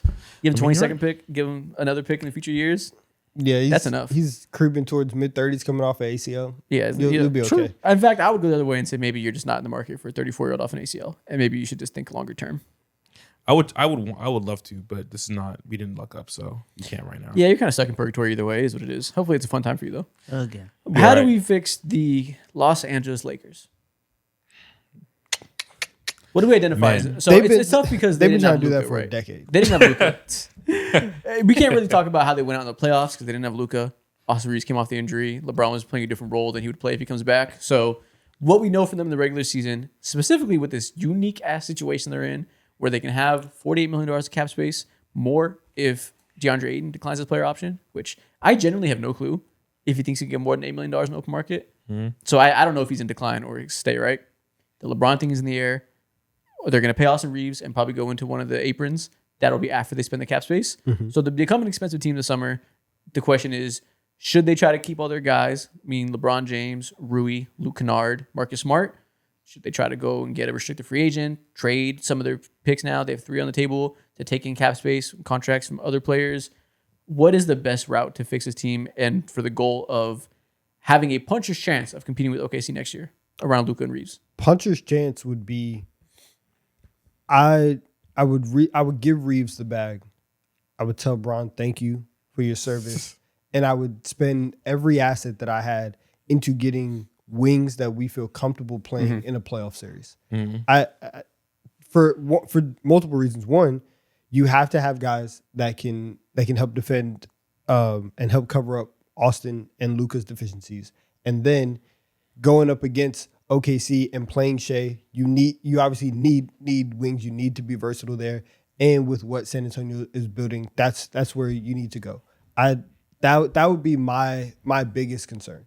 Yeah, for them. The Cavs are in the conference finals, so I don't know if they're going to blow it up. I was really hoping they lose in previous rounds because then maybe Jared Allen will be on the table. And I think throwing 3 first-round picks, or 2 if you want to keep your pick this year, and hopefully you can give 2 first-round picks and 2 pick swaps or whatever it would take, and getting a Jared Allen type center. I think that's would still, be huge to me. I think that's still on the table. Maybe. Even if they lose, because I think you still have like you made obviously changes to your core and shipping out Darius Garland. If you lose, and if game 1 was any indication, if you lose in 5, and it's not some like, oh, we were right there, I think you might still feel that, oh, we have to make a change. So Jared Allen might still be on the board for I would love that. Yeah, I agree. Wings. I've been saying this all season. With that $48 million of cap space, I want a fat ass restricted free agent offer going to Tari Eason. Tari Eason to me is the perfect wing to play next to Luka and Wemby. I mean, Wemby. Luka and Reeves. Can't believe I said Wemby. What was that? I wish. Dreaming. I think Tari Eason would be perfect there. And I don't know if there's a lot of smoke there because I think a lot of people think lesser of him now because he wasn't shooting very well this year. I feel great about him getting immense shot quality next to Luka and giving them the downhill driving they need off of those double teams, giving them the defense interior on the perimeter. That's what I want to be the long-term like 3-4 hybrid. Obviously, you got to get more wings on top of that. They got to probably keep their pick in this draft and draft another young player because it's crazy that in the last 3 drafts, they have absolutely nothing to show for it. Next year, they need Bronny and Adu to be like legitimate rotation players. And whoever they draft for the 26th pick this year needs to also be able to play. Doing that, getting a wing in free agency, hopefully trading for a big.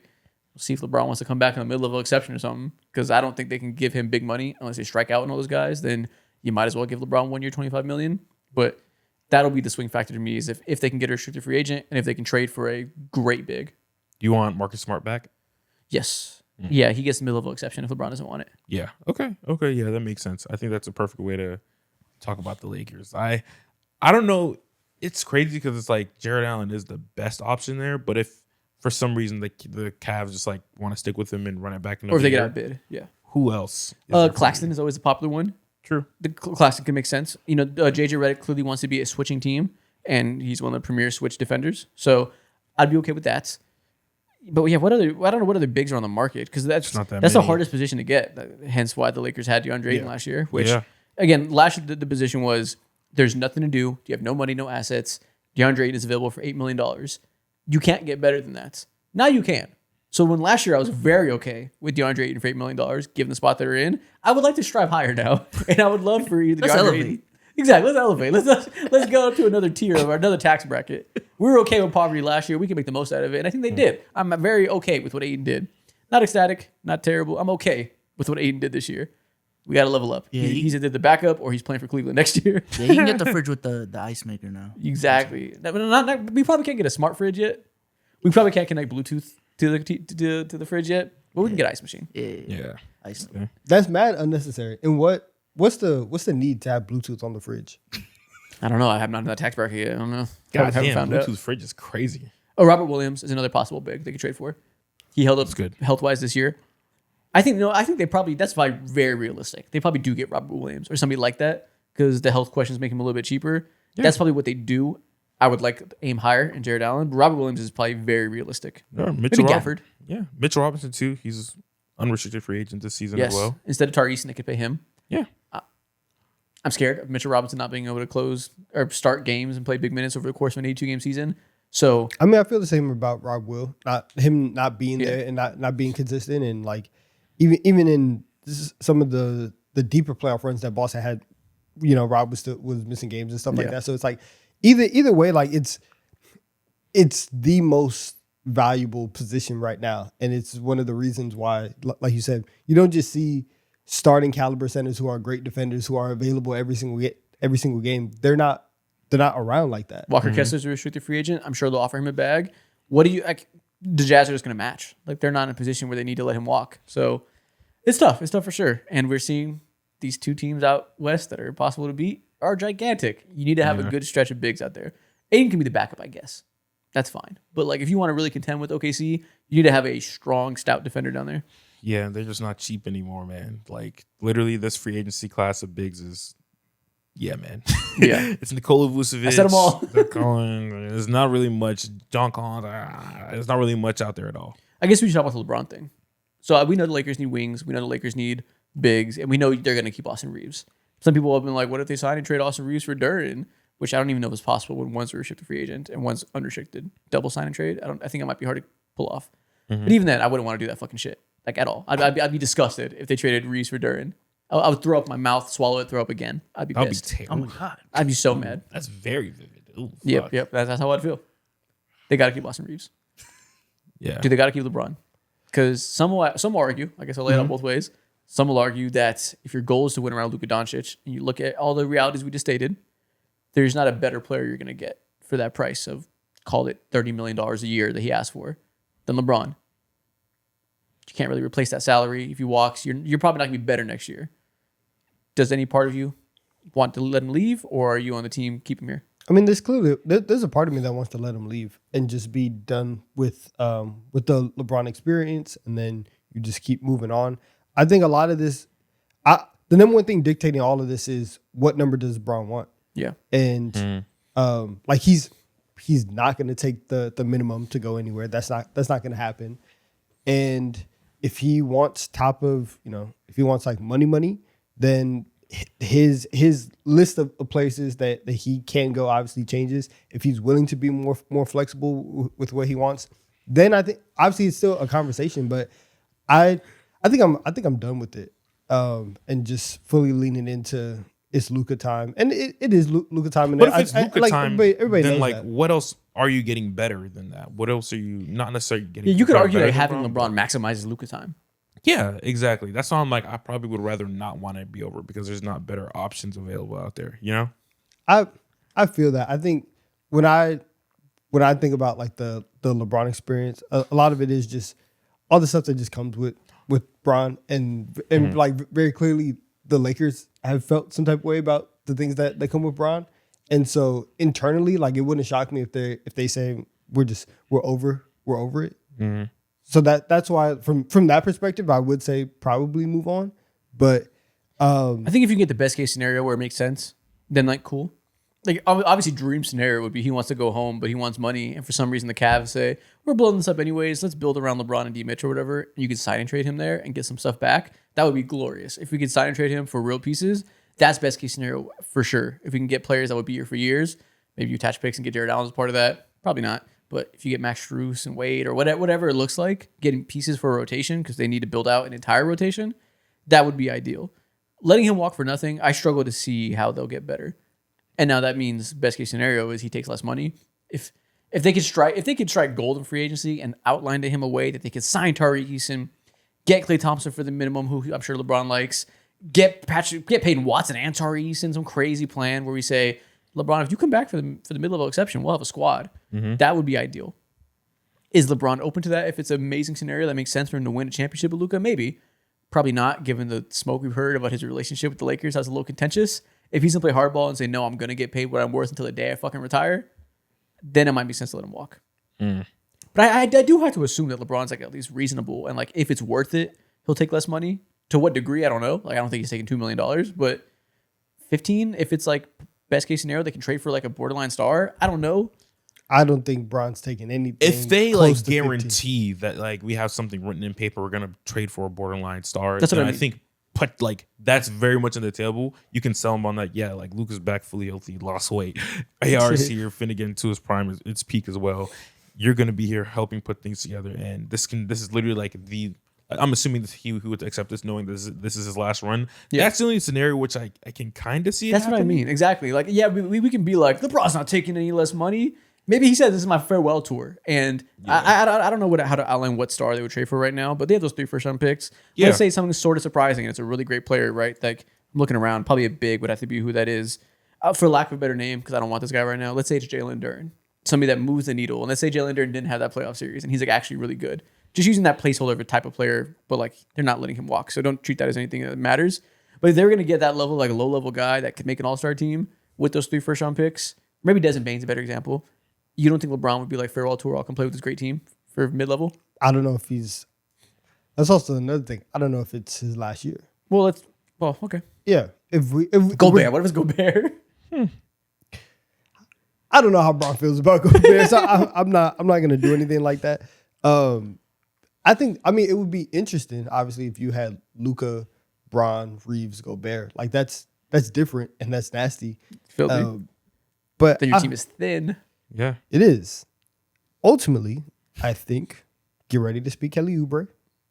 Get ready to speak Tobias Harris.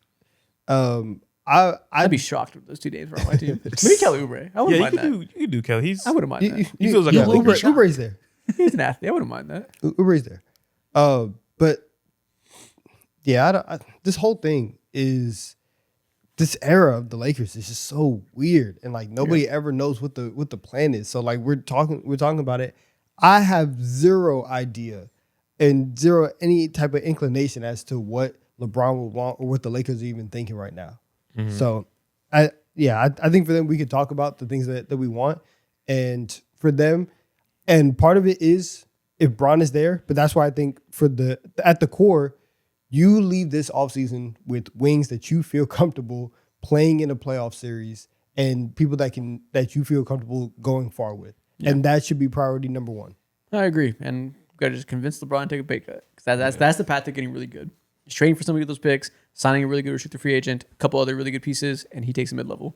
That's the path to being a contender. If I were you, I'd rather have someone like Payne Watson than Torrey Eason. I think he's a little overrated, but I'd be fine with that too if it's that name instead. Any of these premier restricted free agents would be fine. I think Payton's a little gassed defensively.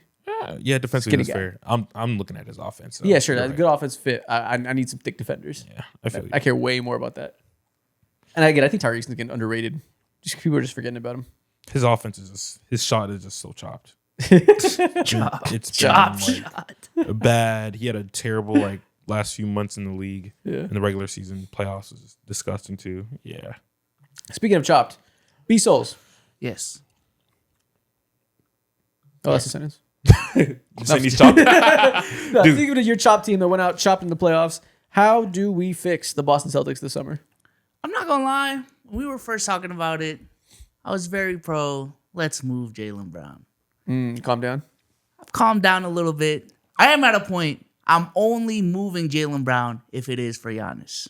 Well, is that the answer? Is the Giannis trade the right trade for the Celtics? I personally believe so. But if we can't pull that off, I'm fine with keeping Jaylen Brown. Okay. I'm still pro. We got to move off of Derek White, man. Really?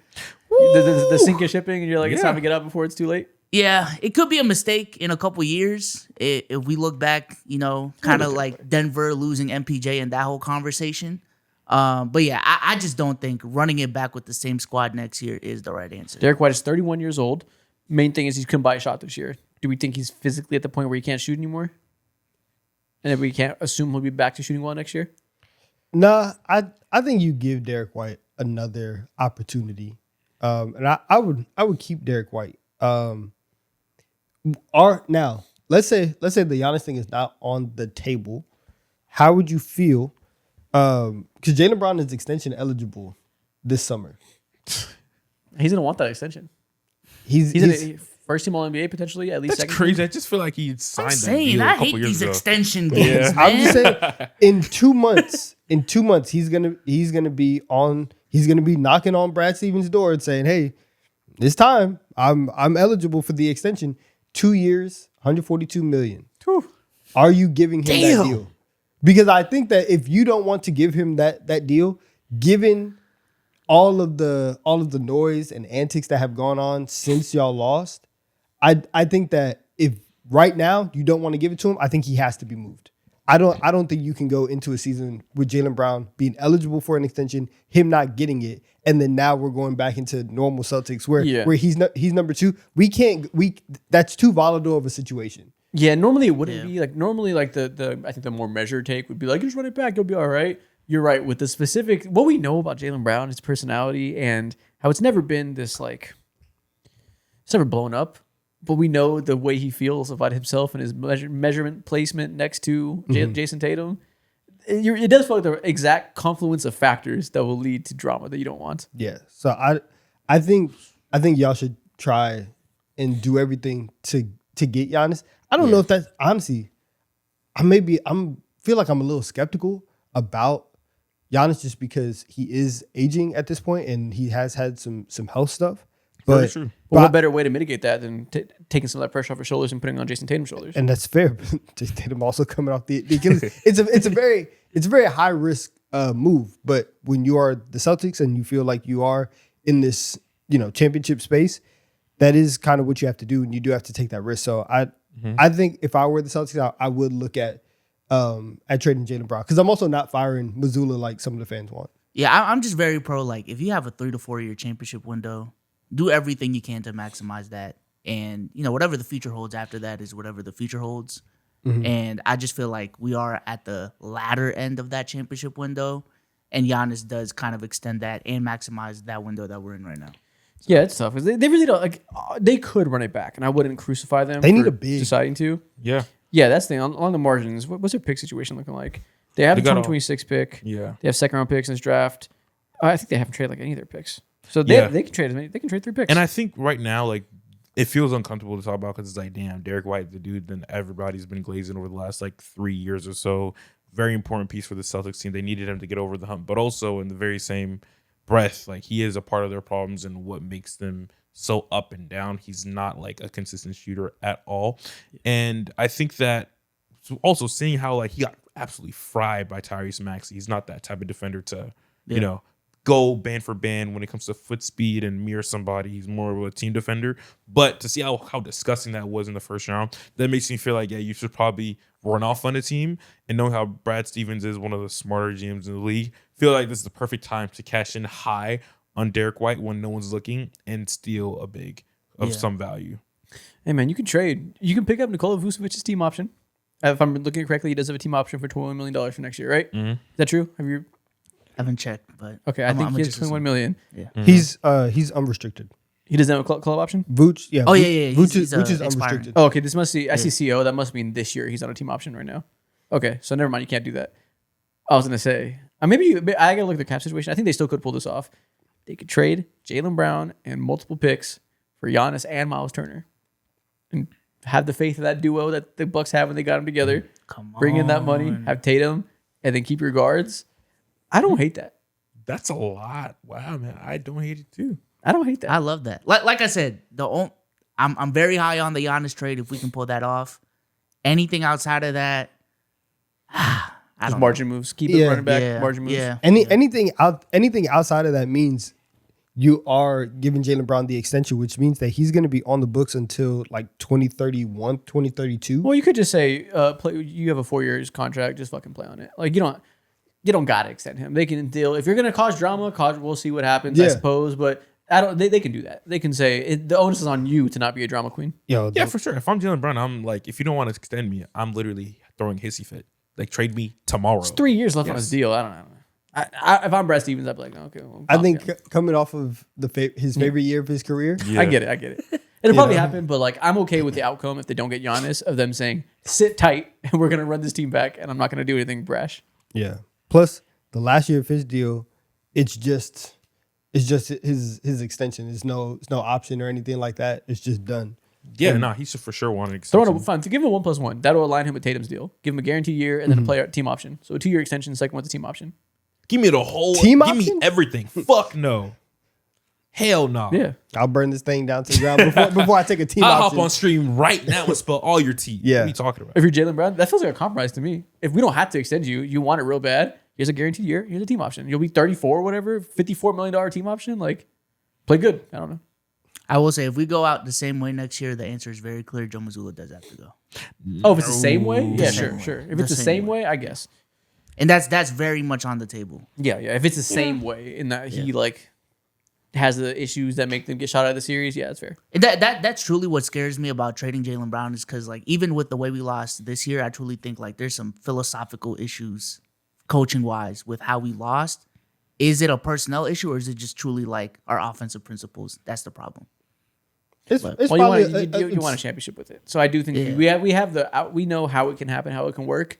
I think, to be fair, that 2024 roster is insane. Yeah, that's what I'm saying. You want a championship with like one of the best rosters of all so time. maybe that's not fair for me to push towards that as a talking point, but I think we've seen enough success that you clearly can win with it. He does have to tweak things and not be so rigid, that's for sure. Yeah. But I lean personnel that it just ended up what you can maximize in the regular season isn't the same in the playoffs. you had no bigs and Tatum was out in Game 7. Yeah, So it's a little bit different. Yeah. they don't need to do anything crazy. Like, if you can get Giannis because he's Giannis, but there's plenty of reasons to tell yourself to not overreact and to kind of sit tight if you're the Celtics. Yeah. Speaking of the complete fucking opposite of what I just said, how do we fix the Houston Rockets this summer? You trade Kevin Durant. I've been on that wave I since day think one, you- man. And when you have say to- that, is that for basketball reasons or like you just don't want to deal with the locker room stuff? I anymore? know It's it's know both. worth it. Both. Actually, for basketball reasons, he kind of has to be there because Yeah.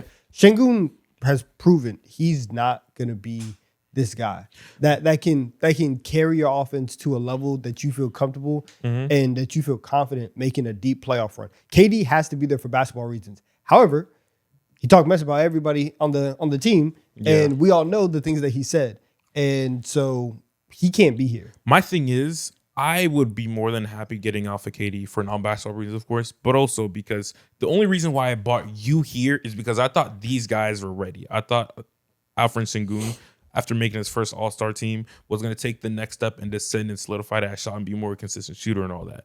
Now, this past year, I found out that, oh shit, I was wrong. He is not who I thought he was. So clearly, I need to sit down, revamp, retool, and relocate some assets. And this team is fucking loaded. You know, they got the Phoenix Suns pick in 2027, and who knows what the Phoenix Suns are going to look like. They had a respectable year, but their future is so like mucky or whatever. And then on top of that too, I believe they have the Brooklyn Nets pick in 2027, and you know what the Nets are right now. It's a pick swap. I think we need to slow down a little bit on the idea that this vision for this team as it currently stands is completely a non-starter. Like I do think we do have to give them some benefit for the doubt for the Van Vliet and Steven Adams thing. Like that is sizable in terms of the best version of them. Like I think we have to give them one more year before we say we can't build around this core, so we should blow it up and like retool. I think they deserve one more year to see what it looks like with a point guard. These guys still are young. Amen can get better next year. Şengün wasn't that good, but I gotta be the one to defend Şengün. God damn it, the situation was terrible. He had to be point guard. He had no spacing. Like that was a tall task to ask of him. That I don't think because he couldn't succeed in that environment means he can't succeed in any environment with Kevin Durant. I think the KD's gonna be how 30, 100. Damn. he's gonna be very, very old, and I think coming into this year, and even 2 hours before the All-Star game, I would have believed you that okay, let's just run this back with Fred and with Steven Adams. We can see what we have forward. Post All-Star game, I don't feel comfortable with him on this team right now. When I tell you we trade Fred VanVleet and picks for Kyrie Irving, what do you say? I mean, run back next year. Kyrie, Amen, Kevin Durant, Jabari, Şengün. And just tell everybody, you know what? We're paying you millions of dollars. You're a professional. Get over it. Roll, yep, exactly, yeah. And then Tari Easton's a restricted free agent. We'll do my fantasy. We'll sign and trade him to Lakers, get a pick back, so we replenish our assets a little bit, but we let him walk for financial reasons. Bring in Kyrie Irving and pair him with Kevin Durant again with our crazy defense. Şengün having more support around him. And maybe you know what? Either way, our point guard is coming off an ACL. Yeah. But he's better and more. I feel better about Kyrie post ACL than I do Fred to some degree. Yeah. So fair. Let's say that. But that's also putting a lot of pressure on Kyrie to be a point guard. But maybe his scoring impact makes it so Şengün can do a little more of the stuff that he does as a playmaker. And if that doesn't work again, then if they come out and they suck, trade deadline, maybe we trade Şengün. Maybe we do the unthinkable and change up this whole idea of playing around this big. We'll see. But that gives us the ability to go into next year with a better version of what we had and try that vision one more time with Steven Adams. There is, I'd be more okay with that than just saying we're gonna run it back. I think because you traded for KD, you accelerated where you thought you were going to be. And because of his age, you are either we're going to blow this up or we're going all in. I don't think that there's a middle for the Rockets. Yeah. And I think you can go all in. Like the Kyrie thing isn't that all in. Like you don't got to give up all your assets in the world, especially if you do the Tari Eason thing and replenish one of those picks. So I think that's going like slightly more in. Like, you think the Giannis thing is on the table for them? No. There's too many moving parts for that, I think. Yeah, you'd have to give up Şengün, and that's a lot. That's fine. I don't want to pair Giannis and Kevin Durant right now. Like that's too much risky factors with their ages and That'd be injuries. cool as fuck, but that's a lot going on. There's a lot of downside to that with the way they've both been hurt and their ages and stuff. That like that to me is too all in. That's like mega all in. Yeah, I don't think any NBA team like should go all in with like having the unction going on, because clearly we're in a space where like all these games playing and all these miles add up and people just start falling left and right. And when you make deep playoff runs, the biggest thing that I'm valuing right now from like the Houston Rockets is like youth. And after seeing the last few teams in the NBA or win the NBA finals and how they haven't been on the older side of things, like I don't want to add like 2 old stars on my team. That's a lot. Yeah, but I think the idea, whether it be Kyrie or not, I think the idea of trading Fred VanVleet, which is cold because he's like the bedrock, so it feels mean to do that to him. But the idea of trading him for a guard that you can rely upon a little more and trying that vision one more time with an upgraded point guard with Steven Adams back, I'm kind of okay with getting better in the margins there. Another bench point guard too, give yourself more just abilities to ball handle when people are out. I'm okay with giving him one more year.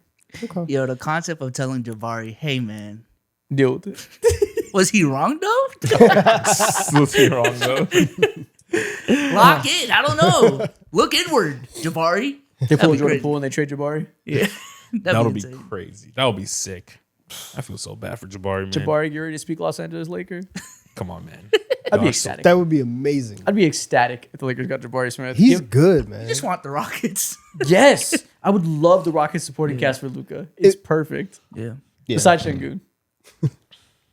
Yeah. If I'm building around Luke, I'm trying to recreate that 2024 Mavs team as close as I can. And you know what? Jabari is super PJ Washington. That Mavs team, I feel like they can compete even today, man. Now with Jason Kidd. Now Jason Kidd, though. Fired. He's jobless right now. I Yeah. love seeing bad people lose. Jobless. Love it. Love to see bad people go outside. Okay, so that's how you fix these Rockets. I think give them one more year with this vision, but an upgrade at point guard is probably the play. Yeah. And if they don't, I agree with you. They don't have to trade KD. I mean, they do have one of the best assets in the league coming up in next year's draft. So What's you that? can. They have the swap Brooklyn- rights with, yeah. with Brooklyn. With Brooklyn, and they also Oh. have Phoenix's pick too. Yeah. So it's like they could sit on their hands and just wait for that to bless their team. So Yeah. we'll see. Yeah, well, one more year. One more. They just because I would hate to not be able to see that team whole. Because we were high on that team before they lost Steven Adams and Fred VanVleet. So I would like to see it one more time. We'll see, man. How do we fix the Detroit Pistons? A team that we said all year had one exact thing to fix. What is that one exact thing, Donovan? You need buckets, man. Buckets bad. Simple. Badly. I don't know. There's in terms of contenders, it's very rarely that you see a contender need buckets this bad. They're another Kyrie Irving team, I think. It could be very 100%. reasonable to pair Kyrie Irving with Cade Cunningham. And we're just assuming Kyrie's gettable now because they have new management and like they're bringing in a new coach. That just screams we're going to go young around Cooper Flag and do everything we can to maximize his timeline. Trading Kyrie for some picks when you're short on picks in the coming years would just make sense. So I think we can continue to operate in that assumption. And I'm okay. And I think I think right now that's probably the best option because not only do you need buckets, you need buckets, you need handles, like you need a guard. You need a creator. Yeah. Yeah, more than just shooting. Like we talked at the deadline about Michael Porter Jr. That'd be nice.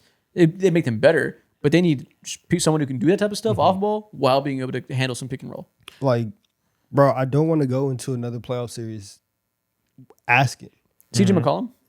I think guys like CJ McCollum's told up you. there. That's Got you. fair. I think I would like to punch higher if I was them. Someone would give you a little bit more defensively. Yeah, he's definitely not the first call, but he's on the list. Yeah, He's a good backup plan. He's on the list, but I think if I swing out on Kyrie Irving immediately in free agency, I am blowing up, harassing Kobe White's line. I think that's a guy that you missed out on in the trade deadline or whatever. And maybe they just didn't want him and he's not their cup of tea because he was given for literally nothing. Yeah. But still, I'm hard headed. I want them to get someone like him if all else fails. I want a better shooter than Kobe White, but I wouldn't be mad at that if that was a signing. I'd want to see that and something else, I think. Really? Kobe White? You don't think Kobe White's like He can shoot. I'm not saying he's a non-shooter, but I want somebody that's a little bit more of a Kyrie Irving type, where it's like running off of screens and can be a impact shooter that stretches the court and you draw plays for and have the gravity of his shooting. I don't know. I seen Kobe White do some shit this year, and I'm like, yeah, man. Like, Kobe White's a cool shooter, but he's not. If you're not building offensive sets on running him around screens and having that open things up for people like you would a Michael Porter Jr. or a Kyrie Irving. And I'm okay going with the ceiling play of Kyrie's offense over Kobe. If it was sure. at the deadline, I was right there with you. I thought that they should have went and got Kobe White. That was also me thinking, oh, Jalen Duren's going to be there and score and give you 20 and 10 and be a legit playoff performer. If he's not going to be that, and I have serious questions, I need somebody else who can score. I need somebody else who can create and be the second option to Cade. So that's why I would very, very heavily have your Kyrie idea at the top of the list. yeah. Outside of that, like those three names you mentioned, which is Kyrie, trade for Kyrie, Kobe White, and also all else fails, CJ McCollum. Norm Powell. You think you're gonna split up him and Tyler Hero? Or Tyler Hero? I mean, they have to. I don't want Tyler Hero. Who knows what Norm Powell's going for? But Norm Powell's like a good option too. Yeah. I like that. I'll put him right alongside Somebody like that, a CJ. guard who can shoot, still handle, be impactful off ball, and be able to deal with pressure off of Cade Cunningham double teams. Yes, and then alongside that too, I would offer Asar Thompson a trip somewhere, wherever country he likes. Go to Jamaica or something like that, bro. And I would lock him in a gym with a singular basketball and have footage. I would tell him, yo, you make 33s in a row, you getting out this gym. He's not coming back for 5 years. Lock him in with lethal shooter, man. That's a jail Don't sentence. put him in there alone. You fucking back for 5 years. Don't put him in that gym alone though. Put him in there with a lethal shooter. He's on Twitter. He's talking about Asar hit my fucking line. He doesn't know Asar. They're not online. Those twins don't have phones. They're not allowed on the internet. Get them in the gym. A lethal shooter. We'll fix them. Bro, he was making shots underwater. That was crazy. When does it end? It never Still does. got a space. He will. That's crazy. It's like, how do you even do that? He's Three in a row. He's a master. He's a master at his craft, man. Yeah. How do we mogul. fix the Orlando Magic? You probably have to trade Jalen Suggs because I think if you give Suggs the extension, if you give him the money, you cap yourself out a lot. Well, they fired Jamal Mosley, right? So, Yeah. what's the? They didn't hire a new coach yet, right? No, Okay, so let's assume they hire a coach that is fine. Let's say he answers problems and we feel like where he's coming from, it's like it'll be better than Jamal Mosley and we're not really worried about the coaching. What do you pinpoint as the biggest flaws of this roster that prevents them from being the best version of themselves still? Oh, Because man. the biggest flaw isn't Jalen Suggs, that man. but he might just be the path to having the most value in a trade. Yes. But like, does losing him and the impact he brings do more harm than good? A little bit. Potentially, yeah. Yeah. Probably Yes. depends on the flaw. Whatever you decide is what they need to address. And what is that? I mean, for him, it was scoring and shooting. Or for the team, I should say. for the team. Yeah, I think it's creating and spacing and scoring for sure. All the things that you Damn, said. they have 4 people that are supposed to do it in the starting lineup, and that's the problem. Yeah, exactly. And That's the problem there. Then is that we have 4 guys who create, and we're not good enough at creating. and like realistically speaking, like yeah, going back to what we said, you can't trade Paolo. I don't think you can trade Franz as well. If it's up for grabs, and hey, like sure, but historically speaking, like we just don't see shit. let me like let that this be happen at known: all. we can trade Paolo and we can trade Franz. They are not untouchable. I Will want to they? see it happen. I don't know what the Orlando Magic are made of, and if that's the type of thing they're willing to do. Mm-hmm. They can. These guys aren't. This isn't Wemby. This isn't nobody that you can't trade. It's. I agree, but It's realistically tough. speaking, like who's gonna like be blowing up your phone? The outside of Milwaukee maybe Bucks. Milwaukee. Yeah, exactly. You finish it for me, the Milwaukee Bucks. And if that's the case, sure, hell, fucking yeah. If the Milwaukee Bucks aren't getting any suitors, but also on top of that too, is like, bro, the Leonard Meta they just spent all their fucking picks in the world on Desmond Bain. So am I really enticed by just simply Paolo Banchero? Should Not they really. trade Franz Wagner? Should they think about that? Thinking about that, maybe he doesn't elevate Paolo enough, and if we have to maximize Paolo, then maybe they should trade Franz. I'd be damned if I'd be damned if I let go of Franz. Watch him make his first All-Star team while stuck with Paolo. I agree. Fuck. I agree. I wouldn't do it. Fuck. I'd be so mad. and this. That's not how you elevate. Yeah, Yeah, no. and that is why Suggs has to Not at go all. because you're bringing in a new coach right now. The Magic are thinking we're going to bring in a new coach. Paolo and Franz are the future, and we're gonna have these 2 big wings that are gonna be able to score and create and do a lot of different things. You just came off a playoff series where you had some moments where Paolo was doing the playoff rising thing. That is what you're telling yourself. That is why they're probably gonna trade Suggs and have a little bit more flexibility so that after this season, if it goes bad again, then you say we still have room to make moves, and then we make our decision on Franz and Paolo. But what do you want to upgrade on your roster if you trade Suggs? Do you want a different type of guard? Do you want a different big? Like, what's their goal here? If you're saying we have to move him because we don't have a lot of assets and somebody has to go to get something good, what's the good that you want? they're in a tough position. The good that they want, I don't think for this year is going to come from outside. I think everything that they want is has to come from within. It has to be internal growth. And Anthony and Black, I I'm think looking that at you. It is. I think it's Anthony Black. I think it's Paolo, and I think it's Franz, because the last 2 years we've gotten glimpses of them leveling up and being like this level of player, and we haven't seen that because of injury a lot, because of both of them getting injured at different times, and them not being able to play together at their fullest form. So you are going to go into this offseason, tell yourself everybody's going to be healthy this year. We're finally going to be able to see it. They're gonna click. They're gonna mesh. And if it works, then it works. But that's what they're going to bank on. So that's why I think Suggs. Do I think it's smart? That's a different conversation. But that's why I think that the Magic are telling themselves Well, right now. let's talk about what we should do then. Not necessarily like they don't have to trade Suggs, I think, is what I'm thinking through all this. Like maybe they have to do nothing and hope the coach comes in and Paolo improves, because They don't have the assets to go get another high quality starter in terms of picks to add to their lineup, right? They can't go replace Wendell Carter Jr. with picks. If they trade Suggs, they're trading for a different look. I guess you would trade him for a guard that is like more offensive oriented, I guess. Which I suppose I can sell myself on that. If you tell me that it's Suggs plus a couple other young players for like Tyler Hero, and you go away from the defensive identity a little bit, I suppose I can squint and see it. Mm-hmm. I feel like the Magic should do nothing? Is that crazy? I think if you sit down and keep Jalen Suggs on this roster and all these guys don't improve like the way we want, then you probably lose out on some value. What does that mean though? Lose out on value in what way?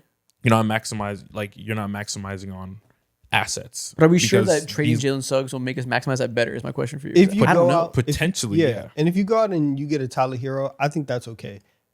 We do have to be honest with ourselves. Yeah. This defensive identity, they were in the middle of the league in defensive rate. Like that's not them anymore. And maybe that's why we need Suggs even more so. Like I feel like he might be like we're pinpointing him because we know we can't trade Bane, just trade it for him. The 2 stars are 2 stars. I feel like he's such a stalwart of what they want to do defensively and connecting wise that like you're right.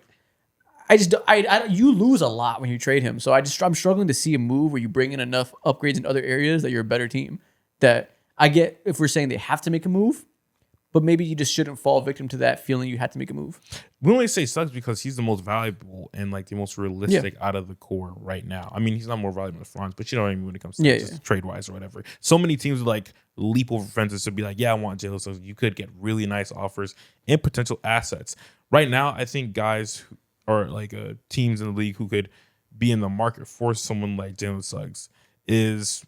It sounds so weird. I don't think this should happen, but I think there's a realistic case and scenario where, these guys might hit the chasm and be like, Suggs for Harden. Who says no? I would fucking scream. I don't think that's 4 Magic fans if they did that. Oh, I'd be so pissed. That'd make me mad as fuck. Yeah. If they traded Jalen Suggs for James Harden. Yeah. Another thing that I tried to entertain, but the money just doesn't work and it's damn near impossible to do so is like, it would be so cool if Jamal Murray was on this team. And you had like just unlimited buckets between him and Bane and have Paulo and Franz trying to figure shit out. But that's just literally hell. If we traded Jamal Murray just as a fan for Jalen Suggs, I'd be so mad. Nah. I'd be furious. We say that too. That'd be a mid-4. Even with Jamal Murray. You know what I'm struggling with? I don't see a path to them getting really good this year. And they have to be better. Growth. They have to. So I think you either sit still and do nothing because there's no path to getting substantially better by trading Suggs to me. Or you rip that motherfucking Band-Aid off and look at that big guy and say, now's the time to backdoor someone. Wendell Carter?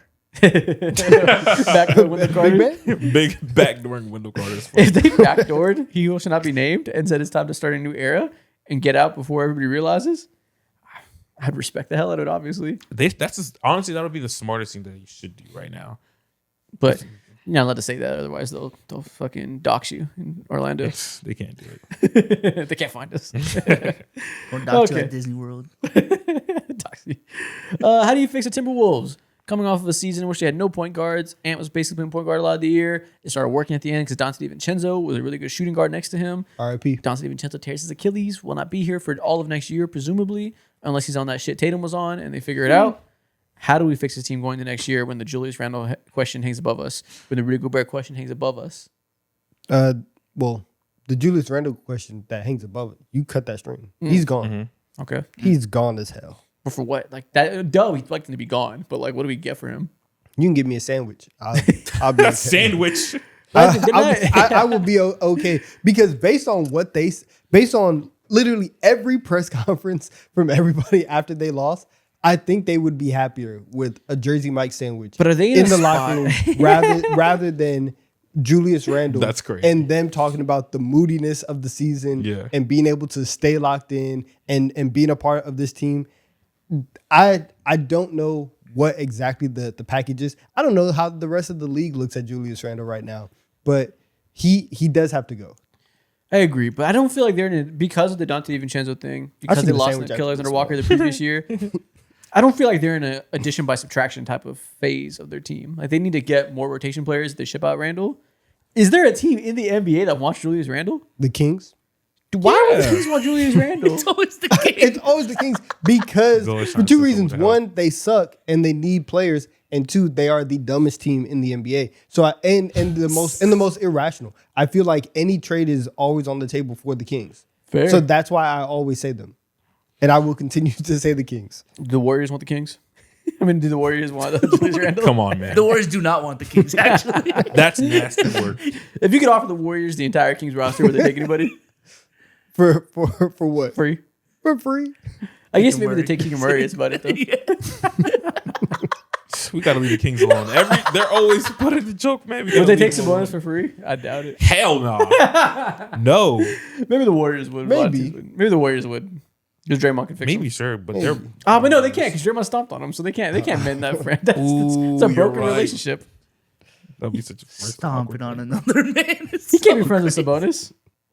In a non-combat sport. It's not like he's John Jones. Boom! It's been a long time. It's been a long time since we got a good Draymond moment like that. I want him to elbow somebody, but like a people's elbow where he like jumps off the score. A dude who would be banned from the sport. I want him to suplex somebody. Draymond, let's elevate, man. I want Draymond. I want there to be an altercation, and I want Draymond to run and push off of somebody's shoulder to jump over them and come down with the elbow. You want him to literally come over the top. You want someone to be fighting. He walks around with his hands behind the back, walks around circling like a shark, and then comes over the top. Yes. J-Mo from the top row. Oh my god. And then complain to the ref afterwards. Yo, that's not a foul, bro. That's not a foul. Who are we even talking about? The Magic? The Timberwolves. Oh, Timberwolves. How do we fix these guys? Get rid of Randall. For what? Okay. I think getting rid of Randall is obviously the easiest. I need easiest one thing. realistic scenario how we can trade Randall. I can't think of a single one. You got to attach picks to his contract?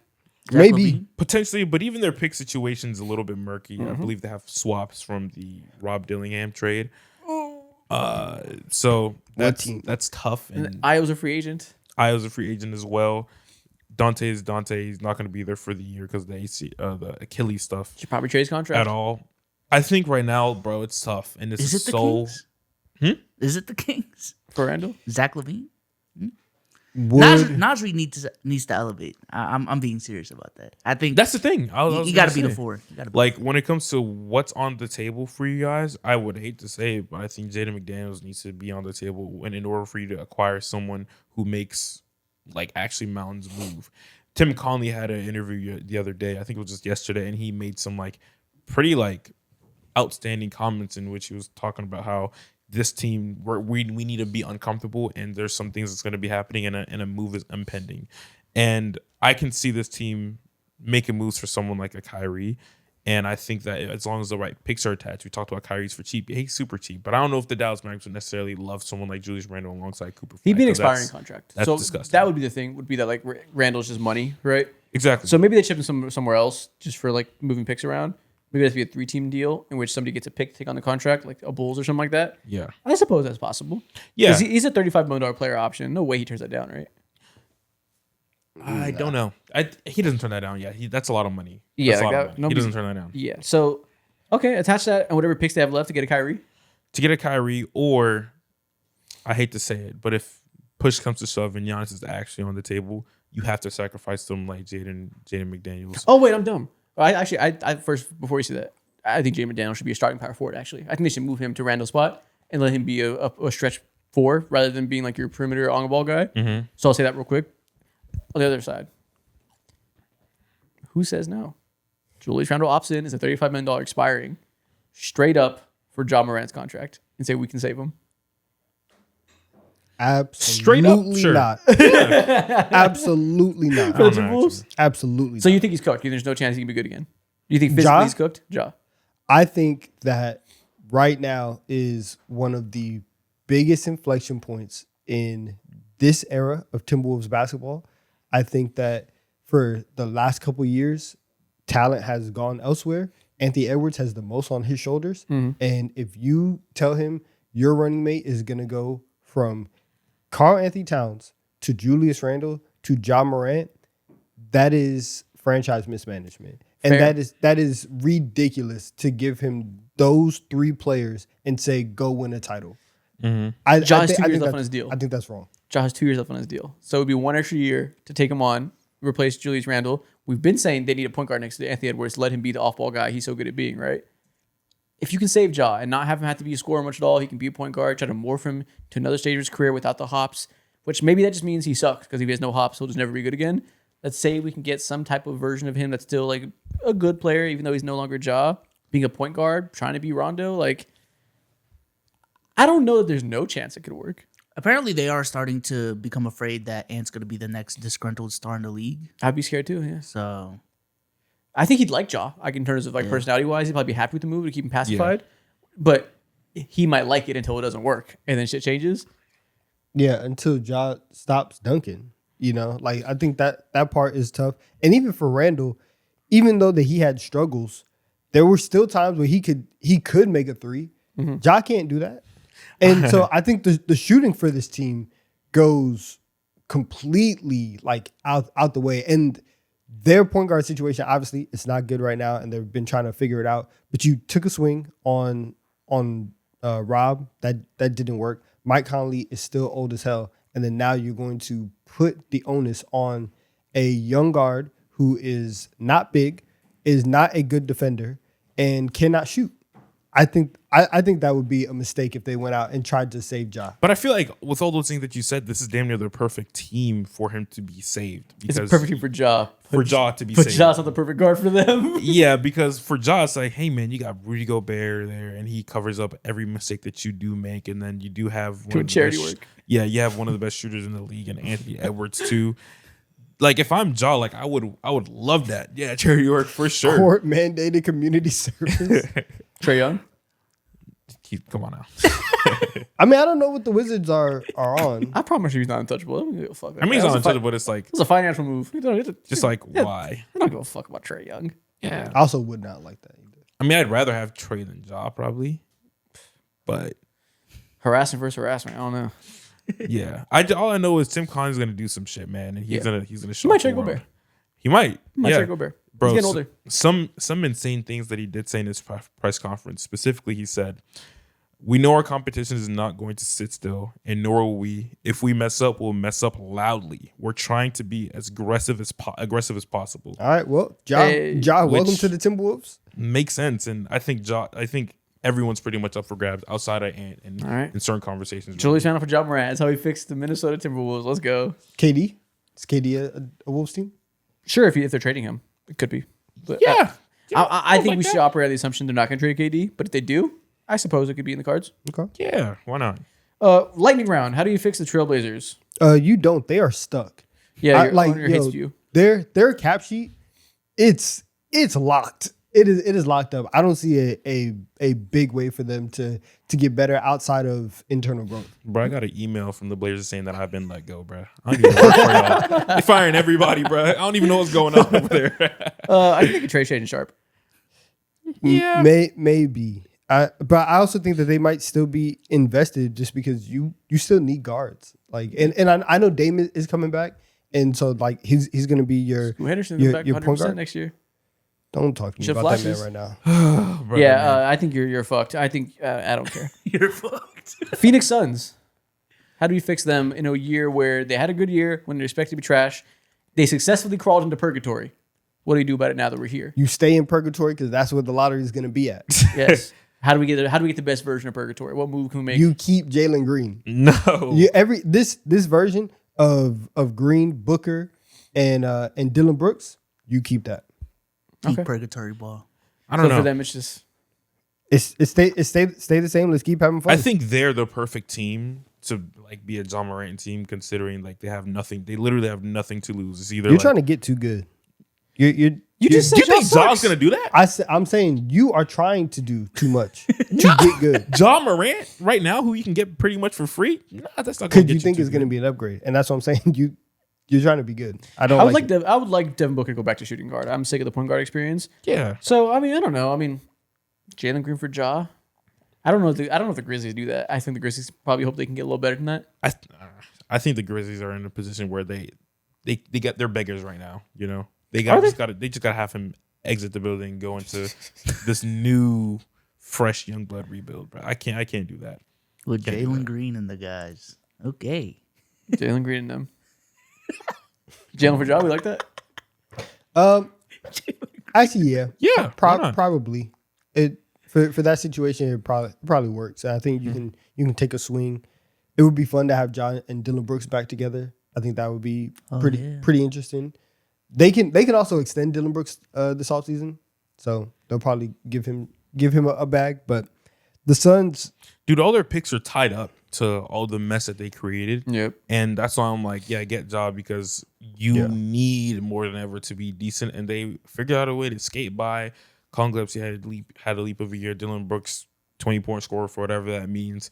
You need to be it means better. a lot, man. And I think someone like Ja could like really heal a lot of just like heal and give you stability for the next few years. Just try to stay alive. Ja and stability in the same sentence. Cute. Bro, you need something. You need something. Yeah, I like the swing. I think it's unstable, but it's like, again, I don't really know how to feel about Very Ja. true. We're talking about it. It's like, if I can fix him, I don't know if he's fixable. Like, it might just be a physical thing he'll never come back from. We'll see.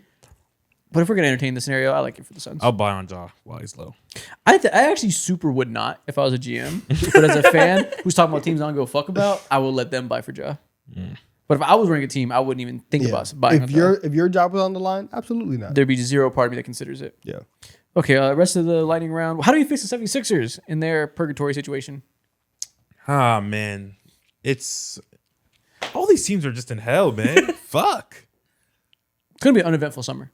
You go to the, I forget what it's called. You go to the Liberty Bell building, wait for lightning to strike, get into a time traveling machine, go back about 12 years when the NBA allowed people to amnesty a contract. Bring that into the future. You amnesty Joel Embiid's contract. Outside of that, I don't know what they can do. 58, 62, 67. Last one's a player option. Next 3 years. And I'm pretty sure he's going to pick that up. You think? Still got Paul George there. That's too. 1 year where he's probably not going to be playing much because he'll be...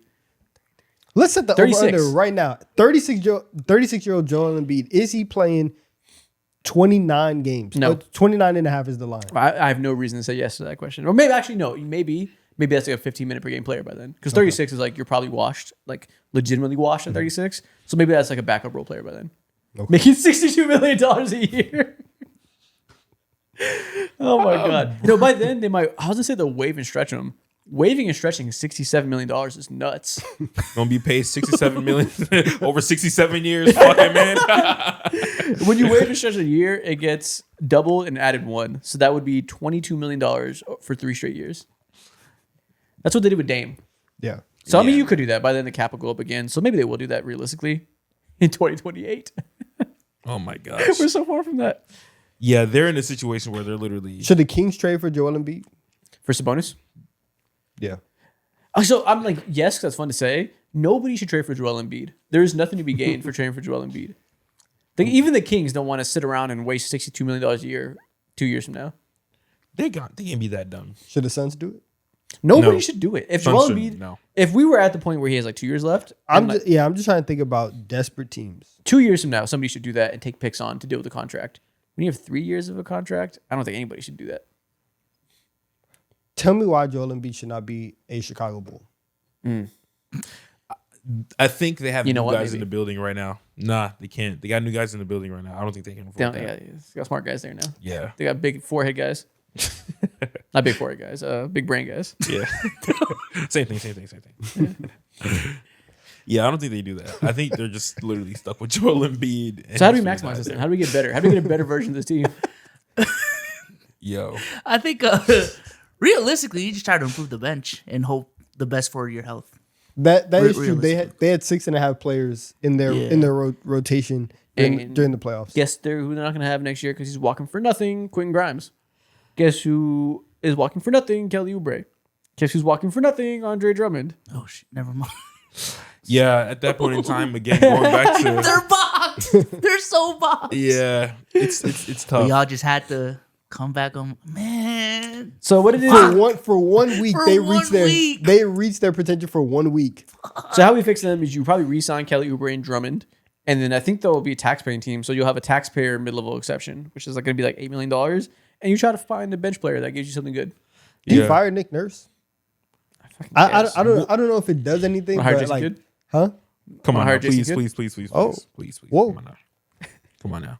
Get a point guard, to coast a point guard. Bring in Rondo. Hey. Hold on.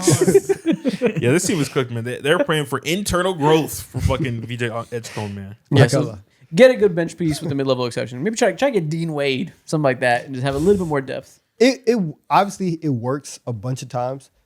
If I was going into the offseason and we have our big meeting and we leave and we're like, all right, well, our plan is internal growth, I would not sleep at all the entire summer. I couldn't do When that. your internal growth is Joel Embiid and Paul George, yeah, I'm not having a good time. Yeah. How old is Tyrese Maxey? Like 26? Yeah. You think their situation's so bad, you just go like extremely young and trade Tyrese Maxey? No, for fuck no. No. young assets? No, Never. If you no universe. trade Tyrese Maxey, somebody will die in Yeah. Philadelphia. Tyrese is not untradeable, but like it's just you're not being productive if you trade him right now. Yes, they could. They're saying no harshly. They could. If the right move was available, I don't know that I see that. So I'll probably say it won't happen. They're right no. Yeah. If the right thing was available, I think you could. It's harder to do that when you have the Joel Embiid contract because you can't go that young. Yeah, if a team gives you like a Desmond Bain level haul, then yeah, you can flirt with that for sure. But I don't think there's a team that's willing to do that right now. You can't sit Joel Embiid down for 3 years. So you're gonna play Joel Embiid. So hard to go like super young. Yeah, it's just not possible for them. Super tough. Super tough. Last team to talk about today: Denver Nuggets. Save the best for last. How do we fix? No Raptors talk? How do we fix the most? How do we fix the most disappointing team in the NBA? Oh, yeah, we're back. We're so bad. They have Jamal Murray, who had the best year of his career, made an All-Star team. Got locked up again. Disastrously. They have Aaron Gordon, one of the most valuable players in the NBA in terms of for his role, what he brings to his team. Multiple years in a row, his body's given up on him. Potential on the table. They have Peyton Watson, restricted free agent, that they either have to bring back or let walk for nothing or do a sign and trade. They have Cam Johnson, who can go either way. They can keep him or offload him to pay Peyton Watson. And they have Christian Brown, who is a terrible contract. But just young enough and just talented enough that maybe a team could sell themselves on him, giving them something. I just outlined like 4 players, all of them could move. What's the best case scenario to rebuild this team? Because they could truly go many ways. 3 things. 1, Peyton Watson remains on this team. Okay. I think that's 1. So step 1, if we're paying him, Yes. we got to offload somebody. Are we giving up picks to offload Braun? Yes, I would do that. Yes. 100%. Get done with that experiment. that is immediately. But that's giving away some assets. Think carefully because you only have so many. Or do you get rid of Cam Johnson, who you could offload for free? No, I think I actually would. I would rather give up assets to get off of the Christian Brown deal. I think outside of and this is only because Paul George played well for some parts of the playoffs. Outside of Joel Embiid, Christian Brown's contract is the worst in the league. It's up there. How many years left on it now? It's bad.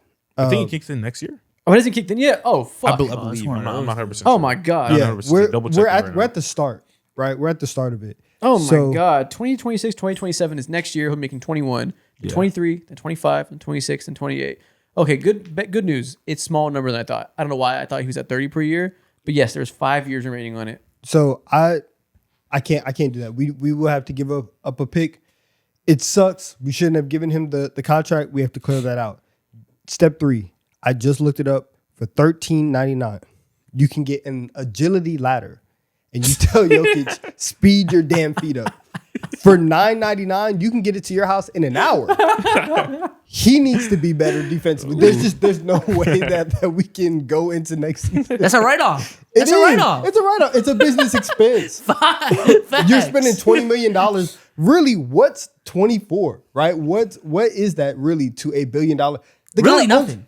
He owns mad sports teams. You can get that because I think those 2 moves up top and fixing your wing rotation and really solidifying it, that's massive. Everything else, you have to hope Jamal Murray doesn't get locked up. You have to hope that Aaron Gordon is going to be available. And so you make sure that, you probably already have it, around the clock massages, all the hamstring stuff, whatever.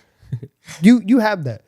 Jokic can't be that bad defensively. And maybe he was that bad because he got injured and it just ruined him for the rest of the year. Maybe that's what happened. But he just has to be better. Let me say the obvious. We should be thinking about trading Aaron Gordon and Jamal Murray. We're talking about all this stuff on the margins. These guys should be shopped. Not saying you need to pull the trigger, but they should be shopped. And you should see what the other versions are of this team. I don't think we need to stay super true to this identity of this team anymore. I think everything's on the table, including them. Aaron Gordon wouldn't be on the table, but it's a health thing. So if there's a team out there that'll give you value as if he is 100% healthy, I think you take it. because I think he clearly is hitting that point of his career where the injuries are adding up. And if somebody's willing to say we need him really bad for this year, we'll give you multiple picks, and you can do something interesting with those picks and salaries, I'd entertain that. But in doing that, you need to find a way to get another elite defender at the rim next to Jokic. That's hard to do, right? Trading Jamal Murray for a different star guard should be super on the table. That's the easiest thing to do for sure. It's hard because like what other star guard would you want right now? Well, if the Cavs get swept and embarrassed and want to blow it up, Jamal Murray for D. Mitch, I guess. Some type of scenario around that. I think that's one of those trades neither team would like, but like maybe it's like realistic. I don't know. That probably not. I'm just throwing that out there. Who else? It's available. Let me look around. It would need to be another offensive star guard to give you that 1-2 punch with Nikola Jokic. Yeah. Whoever that may be. Question: does it have to be a guard? Nope. Okay, because I did say earlier I'd only trade JB for Giannis. I did forget about Jamal Murray. I would like to entertain that. I think for the Celtics, major downgrade. If I'm Really? I disagree. I think we're definitely in need of a truer point guard. Jamal Murray does bring that more than anyone we have right now. yeah. Our philosophy is very 3-point heavy. Jamal Murray is an elite 3-point shooter. I like that. There's something. If we did that though, you guys would need another big too. You need a real screen setter for him. Yeah. Like him and Kata, high pick and roll. I'm sitting on that easy from OKC. It's something to entertain. That's all I'm saying. I love that. That will like hide a lot of the warts from Derek White too. Yeah. I think that's damn near perfect. If I'm both teams, and you want to like I'm going. shake things up. Going at Jamal Murray though. What do you mean by that? Like if I'm on the Celtics, like your defense does take a hit, and so I do think like For sure it does. I think having the questions about Jamal Murray offensively, and then knowing that it is going to be a downgrade defensively, I would be very, very worried about doing that. And that's for that reason I wouldn't do it. And I'm looking around. Maybe I don't even know who else would be available to trade Jamal Murray for. So maybe it's not even realistic. But I think that type of thing would be on the table. If you want a different type of guard that isn't so Jokic reliant in playoff scenarios, that can create more paint touches and isn't so prone to getting his water turned off by defenders like Jaden McDaniels in a playoff series when they sit on the screens and they're able to stay in his airspace on the mid-range jumpers and he just has a hard time with it. Maybe more of a rim pressure guard would be needed. Who that is, I don't really see anybody, so I'm just talking. But that type of thing. Franz Wagner, bring him home. I said home. He's not from fucking Denver, but I really mean bring him here with the other Euro. Yeah. Yeah, like Ja? No, let me come on, man. We're nuking these franchises.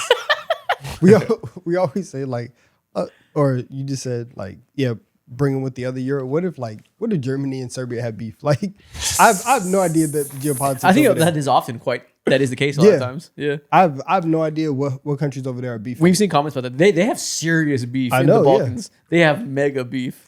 Some shit that we could never understand. Yeah, some shit that runs deep for generations. People have commented about that. That's so it would be crazy like if they did and Franz comes in and Jokic is like, how dare you? And people from out there, apparently, I'm just reading what people say that know more than me. Whenever like certain geopolitical things happen, the players are like super impacted. I remember there was a part in the season when Şengün was dog shit, and they were saying he has a lot on his mind. He's under a lot of controversy in Turkey because he appeared in some commercial that I forget what it was. It was like alcohol or something like that. And it's a Muslim country, and he was like on the news being attacked because he's like one of their star athletes and like star celebrities. Yeah. And he was like mentally in a blender because of that. So yeah, this Eastern European shit runs deep. Yeah, so we can't just blindly be like, you're a Euro. Damn. Great teammates. We got to clean that up. I will. Are there another Kyrie team, or is that too lateral? It's too old, I think. Yeah, too old. That's an old conversation. Yeah. It feels like Aaron Gordon probably should be the one out of the three that gets traded, but he provides so much, but the availability is such a big question. But I don't know if you are trading Aaron Gordon, I think that is an admission. We are not in a championship window right now. I don't know if there's anybody that they can get right now who can step into the role that he plays for them and be ready like day one. You know what they could have done if this guy didn't get traded at the deadline? They could have been a Jaren Jackson team to replace Aaron Gordon. Yeah. But he got moved already, so I don't think the Jazz can move him again. But trading to an all-star power forward that's still a great defender, if there's another one available, that would be the move to me, I think. Yeah, right now they're just... What picks do they have? I believe they have pretty much most of their picks, if not all. They haven't made anything like crazy. They need to do some salary cap circumvention and get Scotty Barnes. Scotty, let's get the franchise player of the Toronto Raptors. Yeah. Bring him here. Let's Gotta do plant it. some trees to get Scotty Barnes, man. Yeah, so I think they need to seriously consider the entire identity of this team. So how you fix this team is you put all things on the table and you make some brash moves. Fair. And that's how you fix every playoff loser. That's what we're looking forward to them doing this summer. With that being said, it's time for us to have some fun. It's time for us to get giggly and unserious. It is time for TikTok time. No more hot wings today, but we will have some fun. Let's go. Welcome to TikTok time. Today, we are going to begin this second half of today's episode by farming Victor Wembanyama clips as usual, like we've done for the last 3 years of our lives. We are going to do a draft where we come together and try to build a big man better than Victor Wembanyama. Perfect. All today's players. This is light work. We just talked I about. actually don't know if it's like work. It's not light work at all. I just talked about Chet Holmgren got shit on, and I'm like, it is what it is, because Wemby turns mice into men. We have to build a player that can turn mice into men. That's not easy. But there's many men that we can pick from. So Many men. One for every team. Only today's team, so only big men too. We can't cheat and go guards for skills. Only Yeah. big men skills. And to be like Wemby, we added basketball IQ and mentality. Okay. Getting the mentality right is going to be impossible. Okay. Yeah, there's almost nobody. Yeah, maybe there's some bench It's very big that's hard. like fiery. But Okay. all right, B-Souls, hit that wheel. What's the first team we're working with? First team. Oh, New Orleans Pelicans. Fuck. Which big man do you want to pull from for there? Are we taking? Are we still taking DeAndre Jordan body? No. No, his body Fuck sucks no. today. He's old. He's damn near an assistant coach right now, man. He's tall. He's smart. Good basketball IQ. He's an old guy. Wily vet. Zion finishing? Are we counting finishing- Zion as a big? Okay, Yeah. he's a big. Let's count power forwards, but let's say 6'10" and up to make it fair. Big men, legitimately. Legitimate big dudes.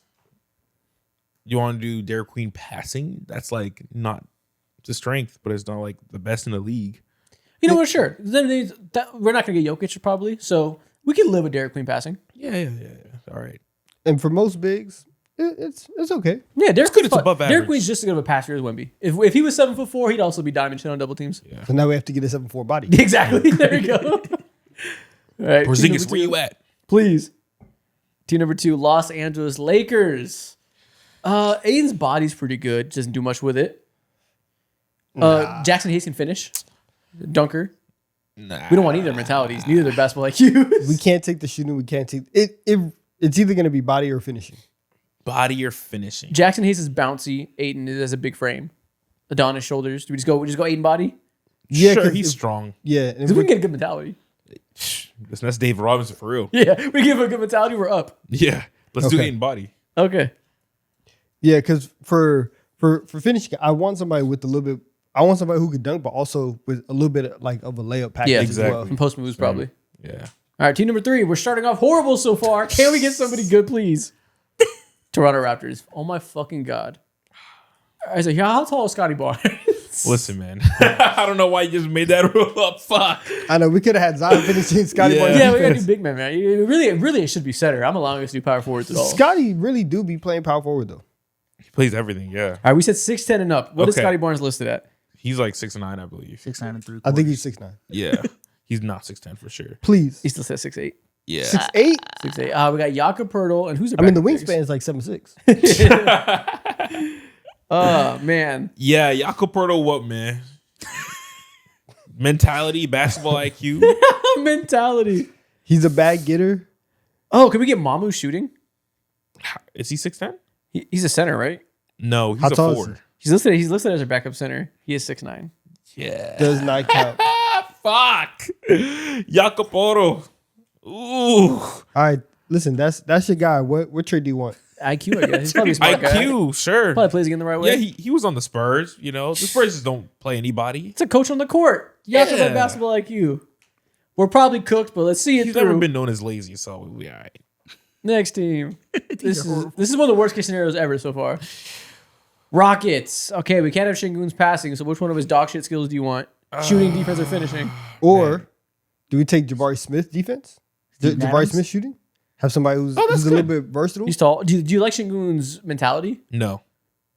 No, I mean, he's He's physical. a dog though. he'll attack you. He's a dog. Yeah, he's not good, but he will try. But will we get a better shooter than He's not good, but he'll Jabari? try. Does Jabari count as a big? Yeah. Yeah, he plays the 4. Yeah, he's definitely 6'9" too. 6'11". He's listed at. Yeah, I think Jabari's shooting is Jabari shooting is good, not great. Do we think we get another good, not great? For a big though, it will be very, very valuable. Do we think Şengün's mentality is actively good? Probably. it is? He is a dog. He does talk a lot. He sucks at feel- layups. He shoots so many layups. He has unlimited confidence. I feel like we won't find a better shooter than Jabari. When it comes to mentality, like Jabari's not a great shooter. I feel like we'll surely find one as good as him. Mind you, this is your Ayton- inflection point right here. But You're right. Aiton's body with Şengün's mentality. Okay. If Ayton had dog, I can get behind That's that. true. But All right, if let's Ayton try could it. shoot like Jabari Smith, that would be nice. A lot of guys can shoot like Jabari Smith. I think we're overrating his shooting here. I'd rather go Jabari's defense than anything. We could take that as well. But a lot of guys defend like Nah. Jabari Smith. Yeah, no. I defense personally is- lean Şengün mentality. All right, let's do Şengün mentality, man. Fuck. Let's You know, do it. Yeah, for once in our lives, let's see DeAndre Ayton with Effort. with effort, with that dog in him. Okay. Next Okay. up, Please, on. we need a shooter. Lakers. Okay, wait. We're No respect, no we're not respect. playing this game, man. Come on now. Please give us a shooter. Dallas Mavericks. Derek Lively. Gafford finishing. Derek Lively defense. Both really good. We should take Derek Lively defense.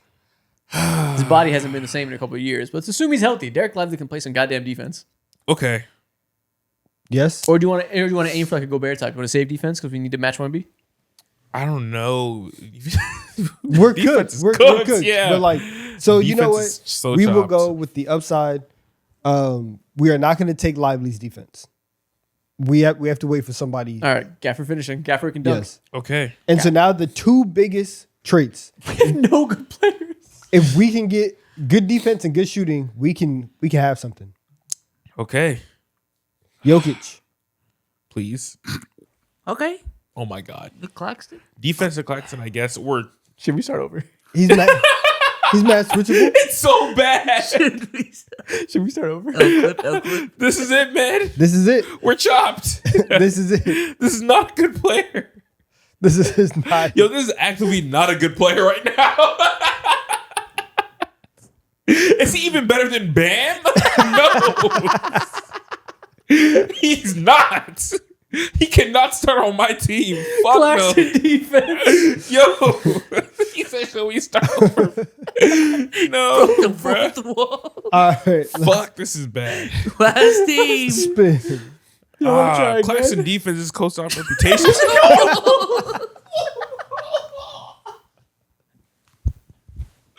Oh, fuck, man. Who's your starting center? Vucevic is not there no more. Fuck. Jalen Smith. Sticks? Oh, God. No. Jalen Smith. Fuck. Tell us who shooter we're taking. Yo. Gershon Yabusele.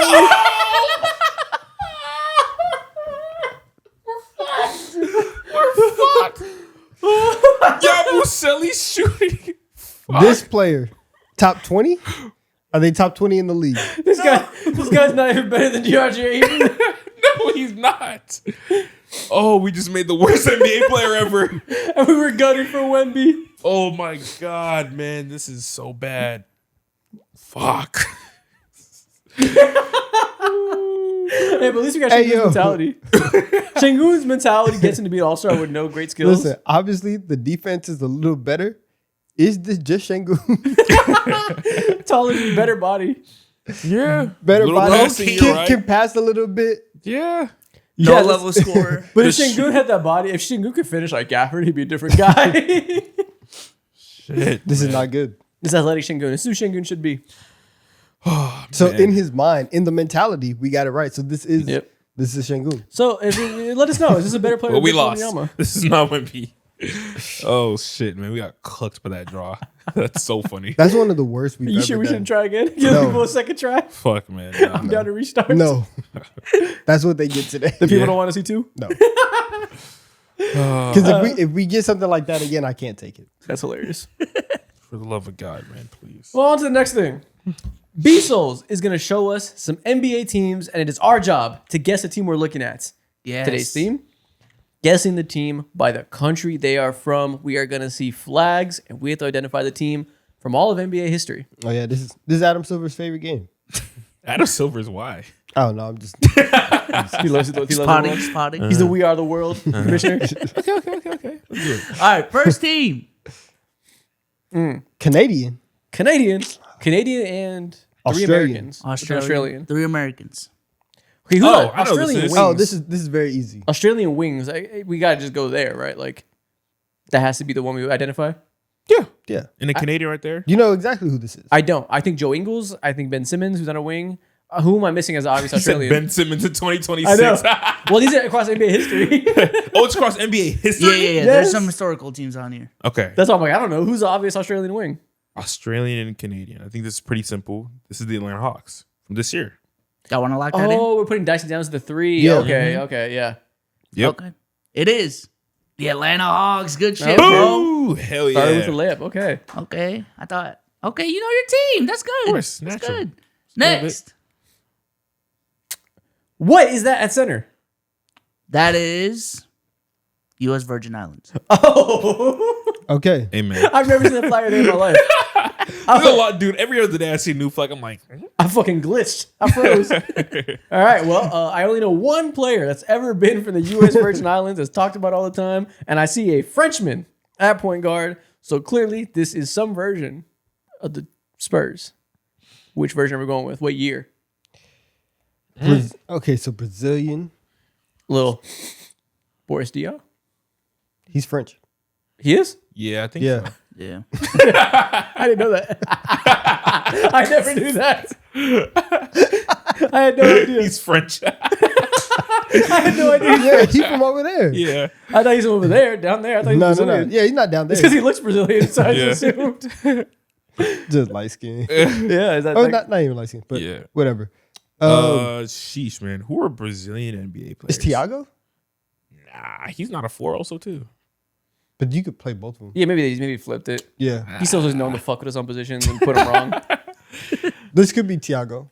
Is Thiago Brazilian? No, I think he's not Brazilian. He might be. Is he? I highly What is he, doubt- Mo? I mean, his name is Tiago.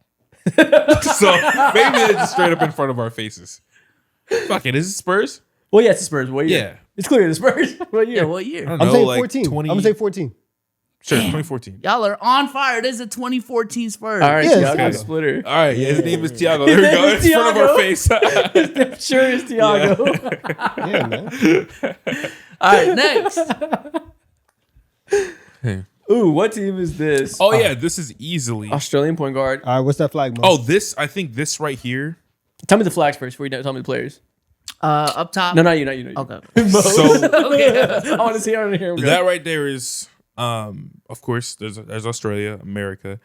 I don't know what that is at the bottom left. That's from over there. That's one of the European. Is that Like- Croatia? It might be. Yes. I just need to know center what flag is that. What the fuck is that? That's Cameroon. All right, thank you. Oh, okay. So you know, Yeah. I would never know Cameroon's flag. Yeah, that's Cameroon. So Actually- this is Yeah, obviously the green and yellow, that's you. it is. That's literally you. me. Home court advantage. Yeah. That's literally me. But over All that right, to the so left, Croatian big with the Cameroonian big. yeah, Who are these Cameroonian bigs? there's only one right now. It's But this is Joel all Embiid. time. It's all time. Yeah, I So know. Joel Embiid. But it's Joel Embiid, Ben Simmons, and then I think that's Dario Saric. I don't know what year this is. Oh, Though. that's That's 2018 Maybe 2018 when he was. Yeah, 2018, before Jimmy 2019. Butler. Yeah, Oh, you're cooking my activity, man. Damn. There we Yep. go. I know too 2018 much. Sixers. remember he was in the Rookie of the Year race. Dario Saric. Man, what happened? Hey man, Dario Saric has some moments. He had I a used to moment. love Dario Saric. Same. All right, next. Shout out Robert Covington. This should That cook would y'all. happen to This him. should cook y'all. 2 Frenchmen and a Swede. Swiss. So So the Frenchman. All right, so the French big. Shooting guard and center. Is that Bilal Coulibaly and Sar? Is this year's Wizards? Ah, You thought it would cook me. You thought it would cook me. Oh, I didn't know Keyshawn George was a switch guy. Okay. Yeah, I thought that was the trick He's right Swiss? there, man. Yeah, I didn't know that. Yeah. What does that mean? Like he has like one white parent and they're from Switzerland? I don't know. He probably bangs it too. I think he has a.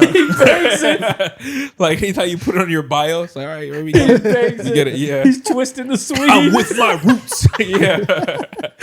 That's the difference, honestly. Like if we go on his IG right now, B, and then he doesn't have it on his on his IG I profile gotta check. All right, let's check. or his basketball reference, then this is not valid. From my understanding, he has like dual citizenship. Oh, he does. Okay. I didn't know that. Then that's Okay. fair. Shout out to him. So Keyshawn George, Instagram. Is he banging it in his IG? Yeah. He actually is. His Yeah. IG bio says Swiss made -514 with a Canada flag. He bangs it. Okay, respect. bangs it. Yeah. All right. Shout out Respect. Keyshawn. Just Respect. the flag in his pocket all the time. Yeah. Remember me, bitch. Never forget. In the club, twist and sweet. All right. Spanish power forward. What is that, small forward? Is that Bosnia or Algeria? I think it's Bosnia. That does look familiar. That looks like when we did Nurkic. So maybe that is Bosnia. It is Bosnia. Who's a Bosnian small forward? Yo, good for y'all, man. I did not know. Mo cooking today, man. I know. know. I only know these flags. We've done this activity before. If you asked me 2 years ago what that flag was, I would fucking short circuit. All right, so Spanish power forward, thinking like maybe Pau Gasol. Yeah, I think of Gasol, brother. But Bosnian small forward, I just don't know. Is Sasa Vucevic? Yeah, that's what I was thinking. Is it a Lakers team? It's Is got to this- be, right? Yeah. This is the 09 Lakers? Oh! Yeah. Yo, we're It was cooking. Vladimir Radmanovich, though. But Vladimir. Shout out One Vlad, of them man. dudes, Yeah. I was thinking Sasha as well. Yeah. damn. Okay. Thought you had us in the Proud. blender. Next. We're dunk on you today. I don't know what that flag is. Hey, what is that power forward? Thank God we didn't do That's- hot ones for this one. That's not. That's Great Britain. No, but there's no red on the back. Is I've never seen that flag in my that life. a fucked up British flag? Because there's supposed to be red in the back with the white too. I think there's one. It is supposed to be England for what it's Okay, so it's England. Okay, because it has 2 red crosses, right? Am I wrong? I don't know. Is there a different flag for England and Great Britain? Yes, there is. Oh, there is. Yeah, there's one for England and then there's one for Great Britain. For like the UK. Oh, I see. Yeah, UK. I didn't know that. It's the Knicks, but like it's the Knicks this year. It's the Knicks. But like that specific flag because that's Big Purr. Yeah, Big Purr. The There Dominican, is. Yeah, okay. I've only seen the main one, the UK flag. Wow, so they have. That's crazy. Yeah, shout out. Yeah, Great Britain and the UK. Wow. I did not know that. I feel like as an American, I only see the Union Jack. I don't see that one. Same. It's the Knicks? Yes, Yes, it is. Knicks. Wait, so this is wait, that's the which one? That's the Great Britain flag. Okay, gotcha. Okay. Or did I get that backwards? I forgot. I don't know. You can tell us in the comments. Yeah, tell us in the comments, please. This one says UK flag on Google, and it shows the one with the double red. Ah. So I guess Great Britain is that one. Okay, All right. If you asked me to explain you the difference in those two things, I would die. it has to do with like who like which one claims like Ireland Yeah. and all the other ones. Okay. Next. Okay. Australian center. No, that we said that's Croatian small forward. We already established that. Yeah, Croatian flag. Okay. Do you? that feels like Croatian. Who's on the Australian? Croatian team? Is Bogdan Croatian? No, he's Serbian. Okay, Bogdan's Serbian. That's an Australian center, by the way. Yeah. Yes. Australian center. Australian center. Three man. It's like Jock Lando. Oof. What a deep cut this would be. That would be so This is the nasty. 2023 Houston Rockets. No, it is not. No, I'm kidding. Shit. Okay, Yeah, there's not an official guess. We're still batting perfect. Yeah. Don't forget that. Let Don't me get these mess, Jock Landale jokes off in peace. yeah. Don't That's mess on with my the record. stats. Who are these Australian bigs? Australian bigs and Croatian wings. Australian bigs. Here's the thing. I just do not know Croatian wings. Yeah, that's rare.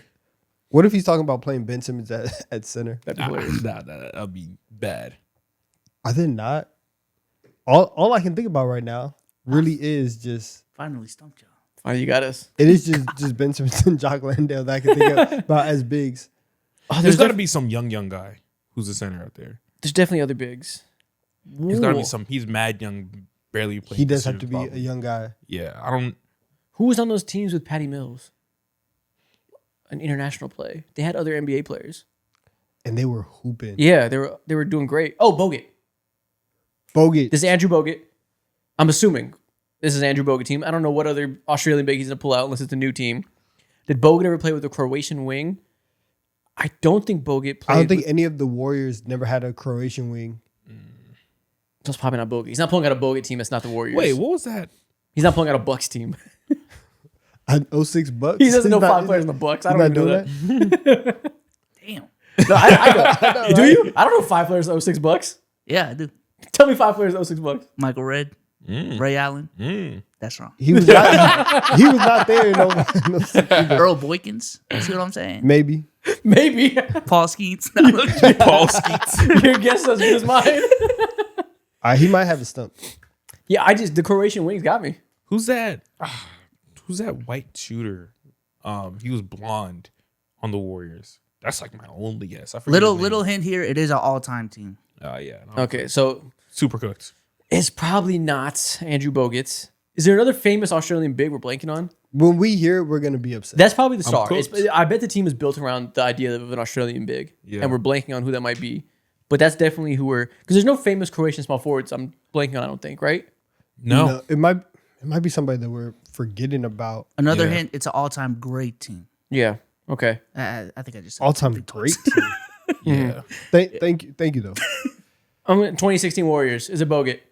Nope. Damn it. Okay. I'm cooked. I want to keep guessing, or No, we're cooked. Nah, we're cooked. Put us All out right. of misery. it is the 1998 Chicago Bulls. Oh, that is Luke we're done. Longley. At Yeah, the we're five. done. That's on us. That's the Croatian player. Look at Ron Harper. He's the first one actually. Ron Harper Jr. just chilling. At the wrong Harper. That's funny.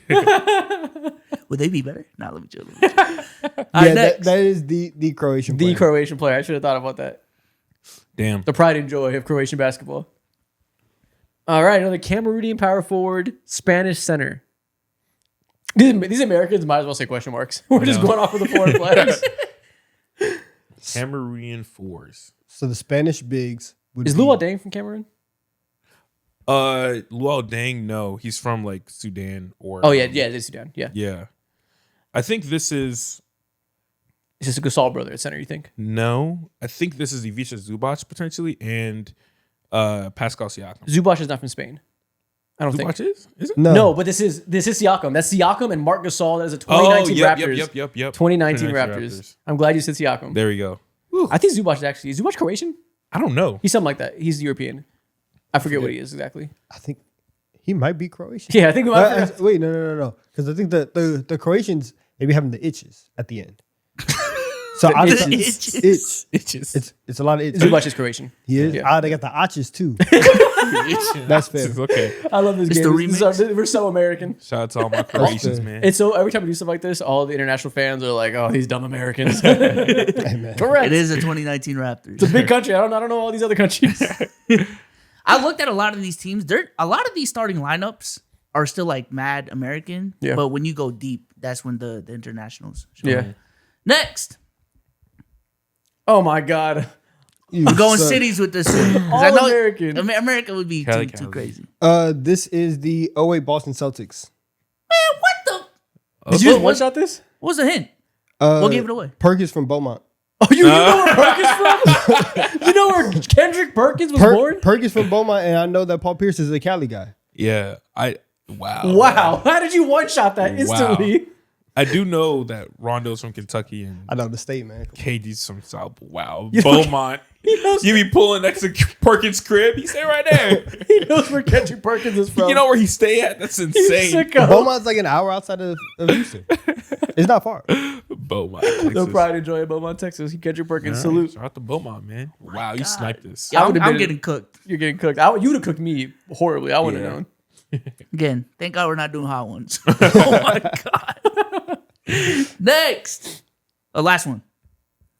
Okay. All right, where's that? That's Turkey, Turkey at the small forward, Spain at point guard, Italian center. the Italian centers.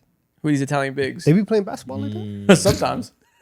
They snuck a couple of them into the league. Mm. I see Spanish point guard, I think Ricky Rubio. Gallinari? Gallinari was, I don't think he ever played center. He'd be the side power forward.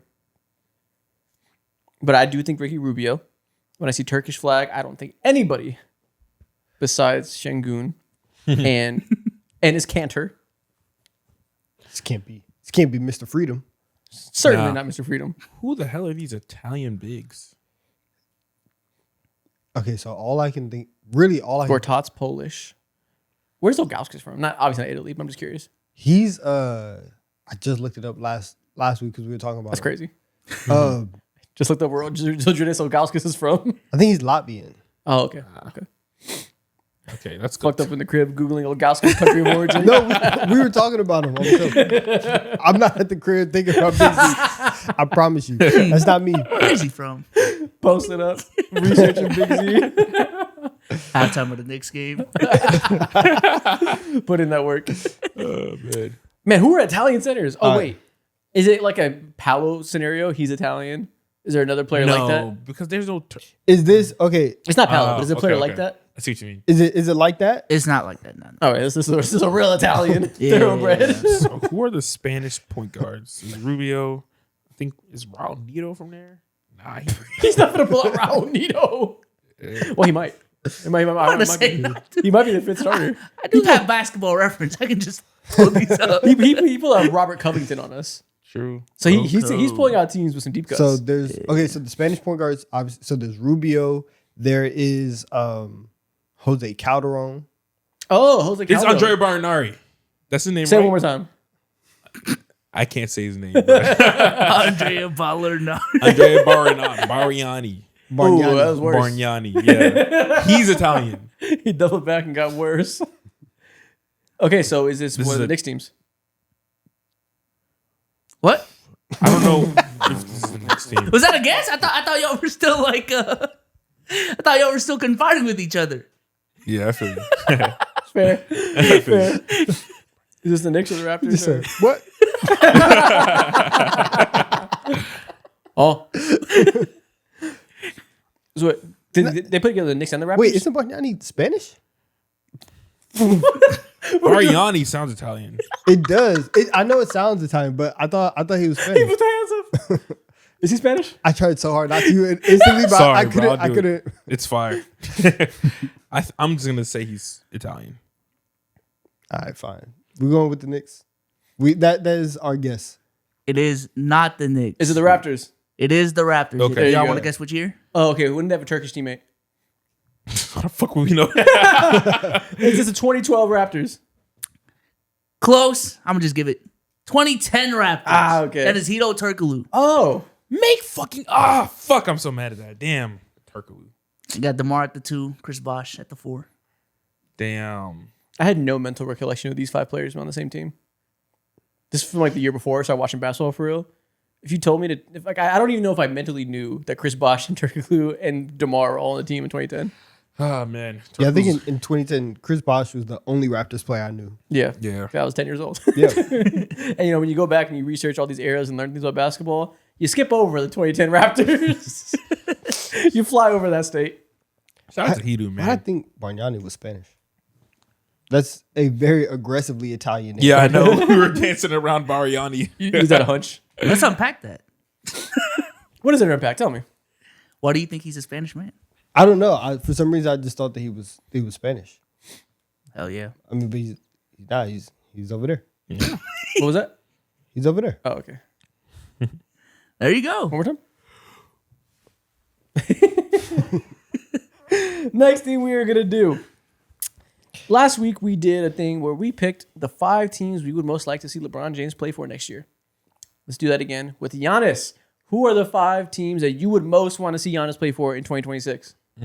Number one, I want to see him play for the Timberwolves. I need to see smash mouth basketball in the West. I need another competitor to Wemby. I need Anthony Edwards to be freed from the shackles of Julius Randle and put him next to Giannis. That probably is the best duo we could create, right? Because we're not going to put him with Luka. That's probably not. It's not realistic. We can't put him with Wemby or Shea, probably. And it's the best player we can create Giannis with. Shay's still on the table. All right, maybe we can get crazy. But I think I agree. Timberwolves is one. That's the most fun outcome for us, and probably the best for him. You know, to alleviate some of that pressure with Ant taking a lot of shots. Hell yeah. Good for his longevity. Yeah, he's not moving far either. That's pretty solid. Yeah. Then we got to ship Gobert out though, Actually, probably. it's Figure Minnesota's some more on out. fire? I don't know. I mean, he can go further places. But okay, yeah, Minnesota's one. Honestly, I really don't care where he be. I don't know if I have a Honestly, fuck this game. He can retire, honestly. low key because like I don't want to see him on the Celtics. Why not? Celtics are too. I would love to see him and Tatum together. Oh, 100%. You Yeah. think I want to see the Celtics up? Listen, well, history says that getting Giannis doesn't make you automatically up these days. So I don't know if they're going to be too high up. for the sole purpose of putting pressure on the Celtics to win a title. Yeah. Okay, fine. Yeah, let's put the pressure on them. All right. Let's make Bill Simmons sweat. Will you fail again? Because if you do fail with Tatum and Giannis, you can't come back for that. Rafan Mazzulla, I already told y'all this. So I have a scapegoat ready. It's a plan. I do think Celtics too. Having Tatum and Celtics, having Giannis with a coach that maximizes spacing so well, he'd make Giannis eat. Okay. Make Giannis shoot threes. Tatum could be the sidekick he was always meant to be. He's meant to be Scottie Pippen.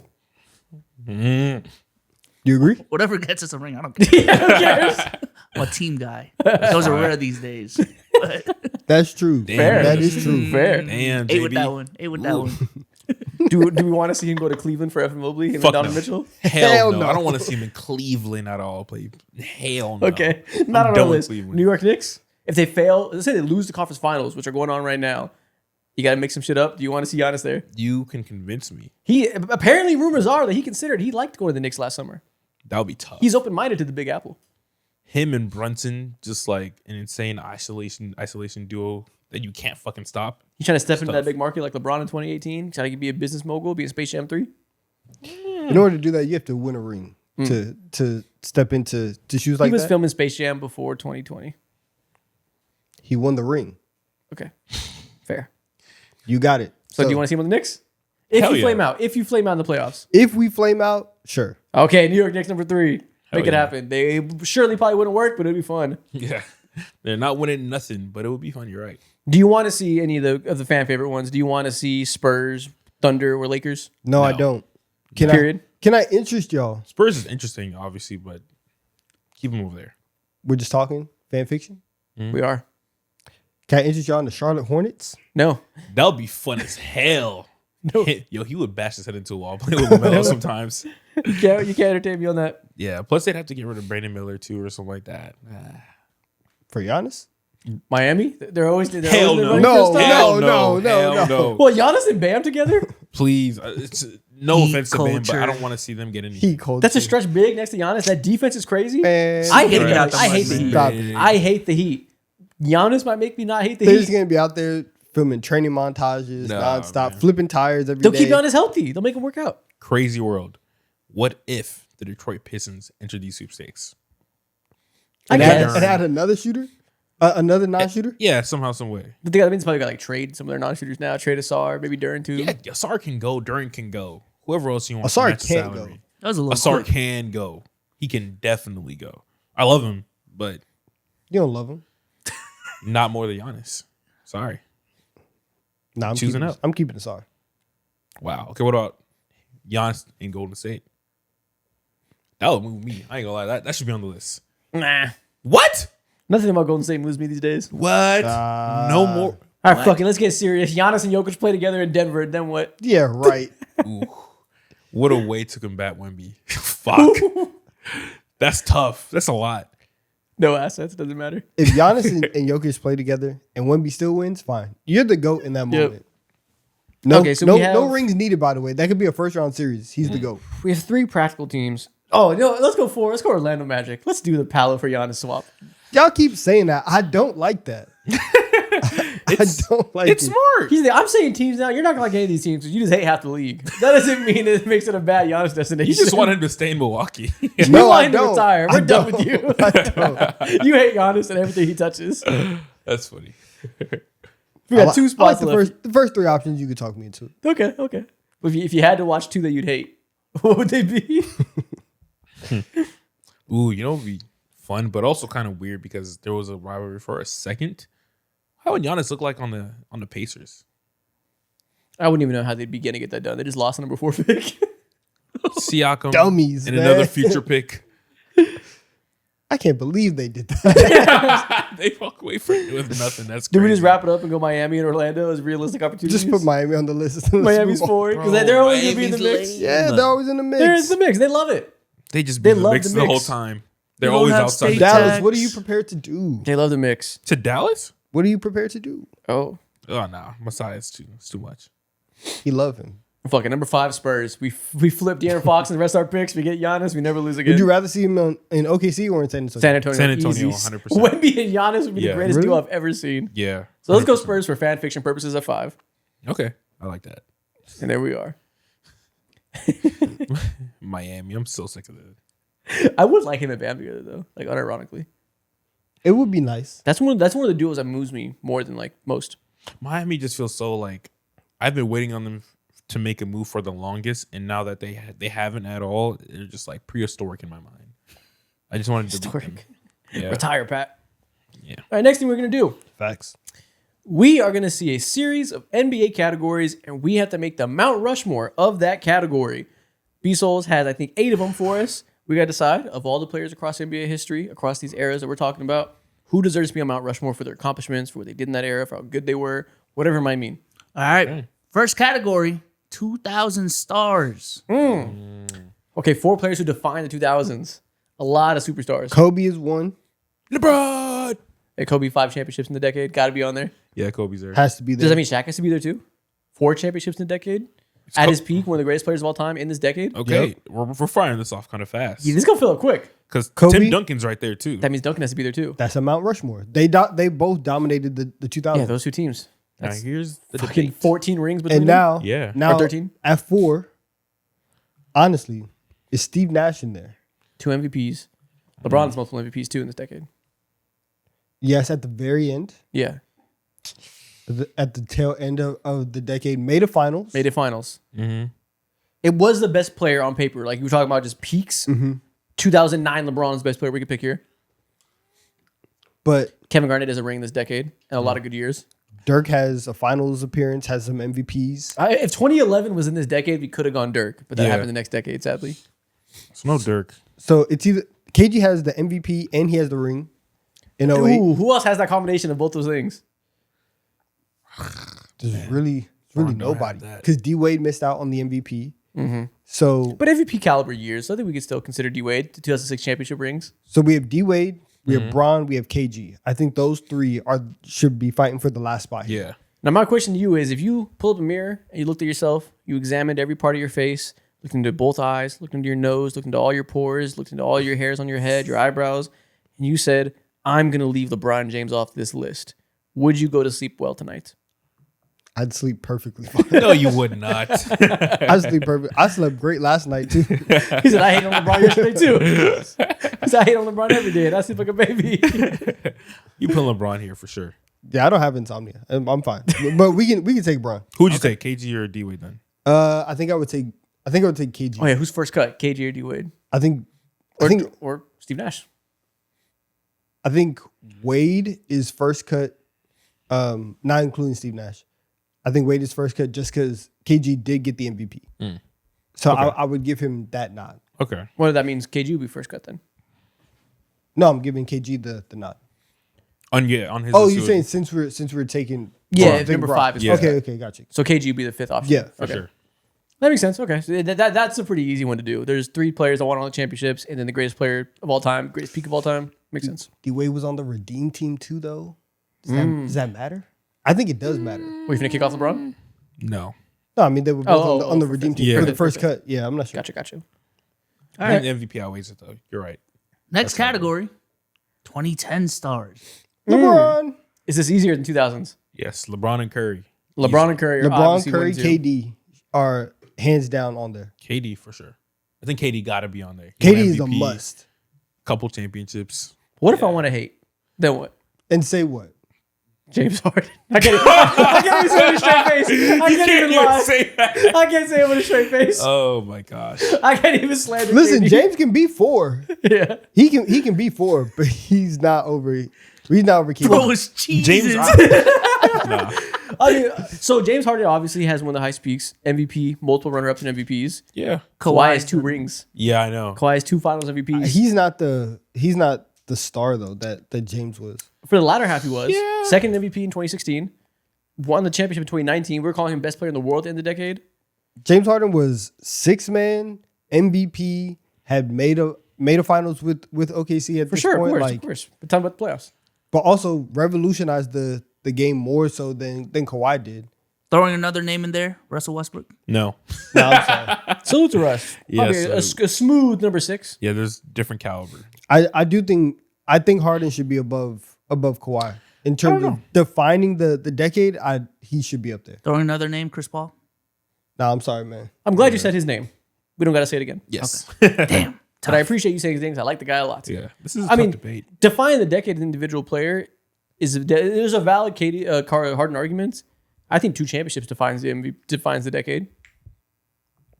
It does. I think being the greatest perimeter defender we've seen in modern NBA history, and then transitioning into being a superstar and carrying a team that's never been to the finals, never won a championship before, giving them that ring, that defines the decade. He had multiple seasons that were just missed and gone.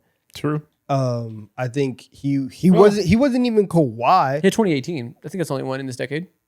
that he missed. Yeah, right. No, he missed a couple. Which one did he miss? He missed the one. I'm lumping this in terms of like he missed the season, then he had a couple where he like wasn't Kawhi yet, where he was just, Did he?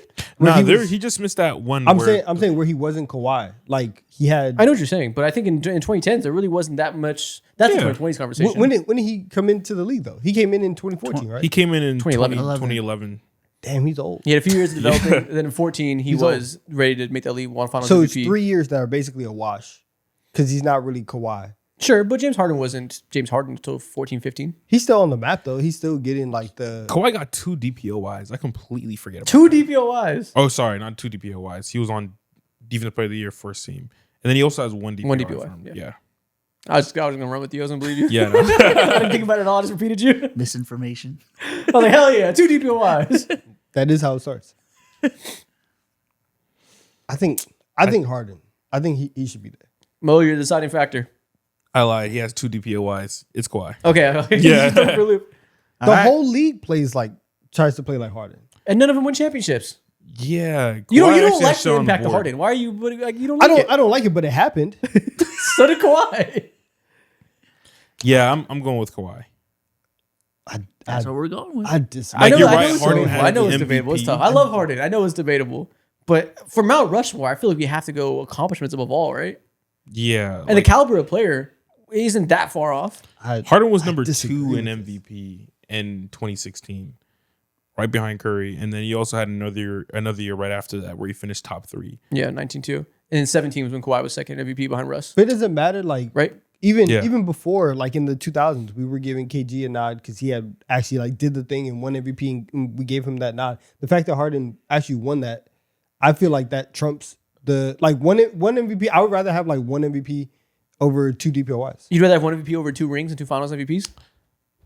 I'm saying in terms of, But that's just, the conflict. I'm saying just MVP, two DPOY, and the fact that you actually were the best player in the league at I know, a time. but I understand what you're saying, but you're using Harden's most popular accomplishment against Kawhi's second best accomplishment. The best accomplishment is he took the Raptors to the finals and won finals MVP and was the Yeah. best player in the world. That's what you compare the MVP to, and I'd rather have Kawhi's.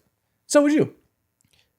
In that instance, I think though, again, I think the fact that everybody takes step backs all the time, like That's true. Think, I think that the fact that we have some like- foul baiting in the league's DNA right now, I Yeah. think that that's Harden. I think in like a influential sense or whatever, Harden definitely has that, and I think that should be a part of the conversation. But Kawhi just has too much in his trophy case to point towards, and like too many like the most respectable things in the league. He did that 3 times, bro. Like it's not a conversation or not a deep conversation for me. Wow. It's a compliment for me, but I do not go.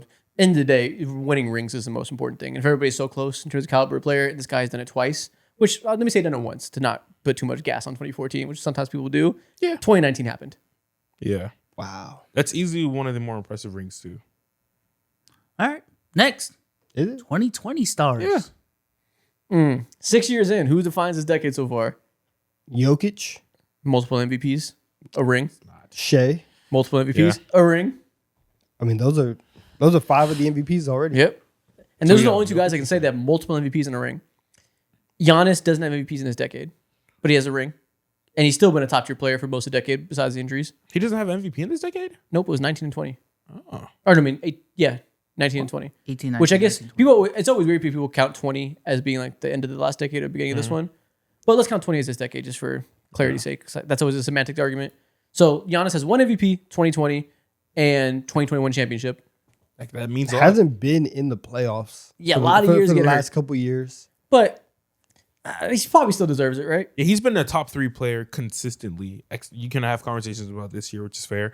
But he's been a top 3 player, peak of his power still this year. And bro, looking at his like basketball reference and just seeing consistent 30, 28, 29 points per game, 60% shooting from the field. Like this was his most efficient year also too, which is just like no one cares about because he didn't play in all that drama. But I think he belongs up there just from a sheer talent aspect of things. And yeah, he got a ring too. So the 4 players that I'm thinking Luka is in consideration. It's fair. I'm thinking Embiid is in the conversation. I think Tatum potentially is in the conversation. He has a ring, 2 finals appearances. He's won every single year of this decade. I think those 3 are in the conversation. I think Wemby's in the conversation. Already? Come on now. See, we're recording this. I'm just saying. Yeah. We're recording this on May 21st. If you watch this on August 1st and Wemby has a ring and a Finals MVP, which is very possible, maybe Wemby will get here. We're not time travelers, so we can't put Wemby yet. But we're 2 months away from putting Wemby on this list. He's on the conversation. He's on the cusp. I think we have to go Giannis. Yeah. And from what you laid out, I kind of think Tatum has a better argument than Embiid and Luka. Yeah, I think Tatum has a better argument for sure than Embiid and Luka. Like when you're just the guy that if you're on this team, you're going to win games, and you've done nothing but produce multiple first team All NBA seasons, 2 finals appearances to Luka's 1. You got the ring for one of them. The convo would just be, do you think Luka's so much better than him that he has to get there regardless because Luka also made a finals? He made a finals. You're right. But Luka just doesn't have much to show for outside of like beard grown, weight gain, weight loss.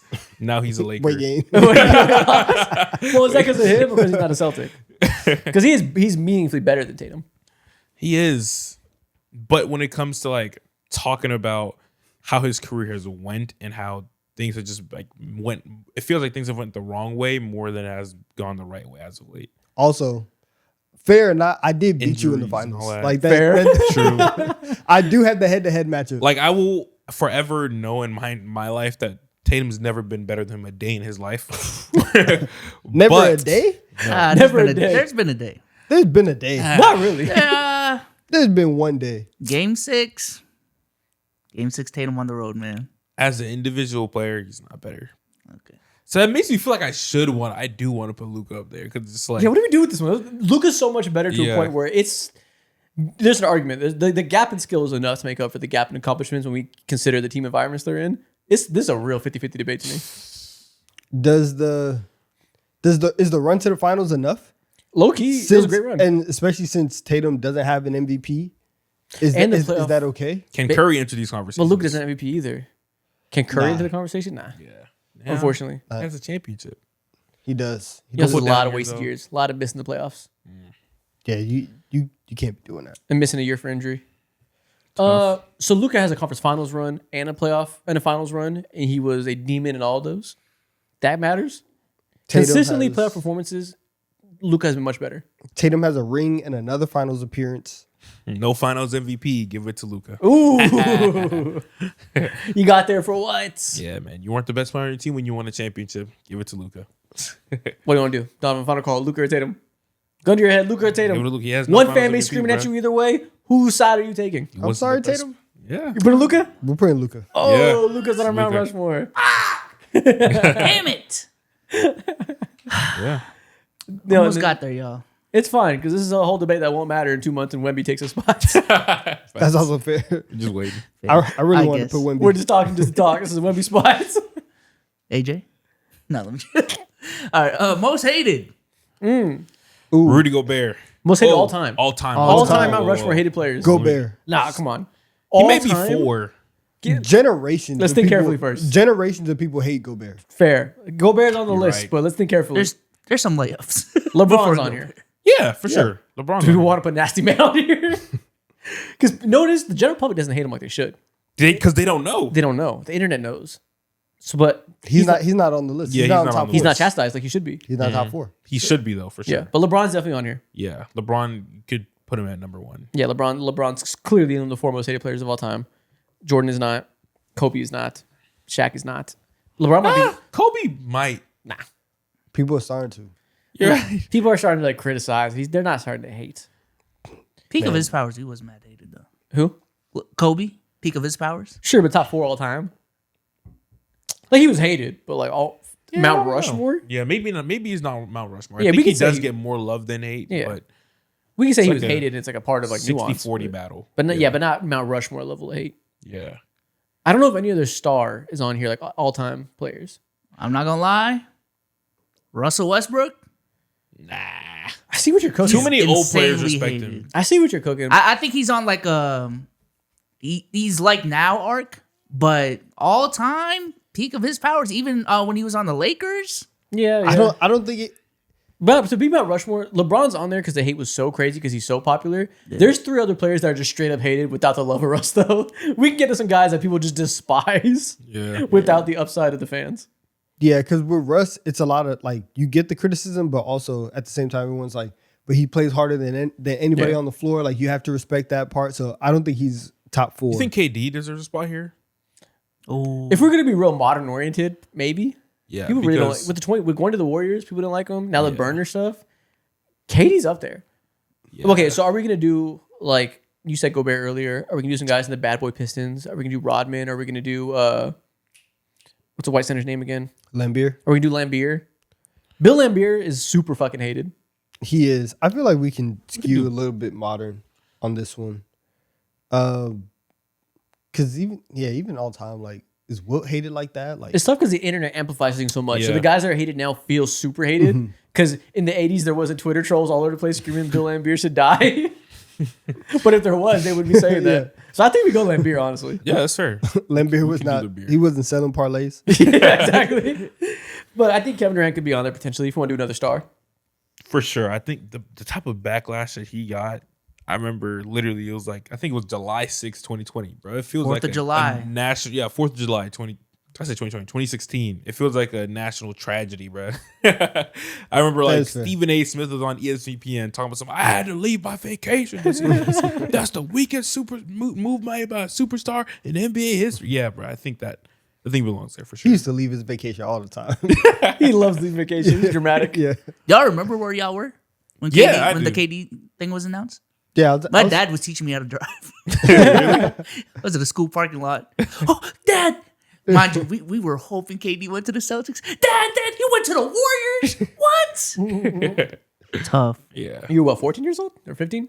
That's 16. You can't be 16. You said you were younger than us. I'm a 2000s baby. It was 2016. Oh, I forgot. Yeah. Oh, You you just just sound said like you were 16. multiple years younger, but you're like, yeah, okay. Yeah. Fair. He said, Can't just be like us. 16. Yeah, I was like, hold on. Okay, so Lambeer, KD, I'm LeBron. second guessing my age.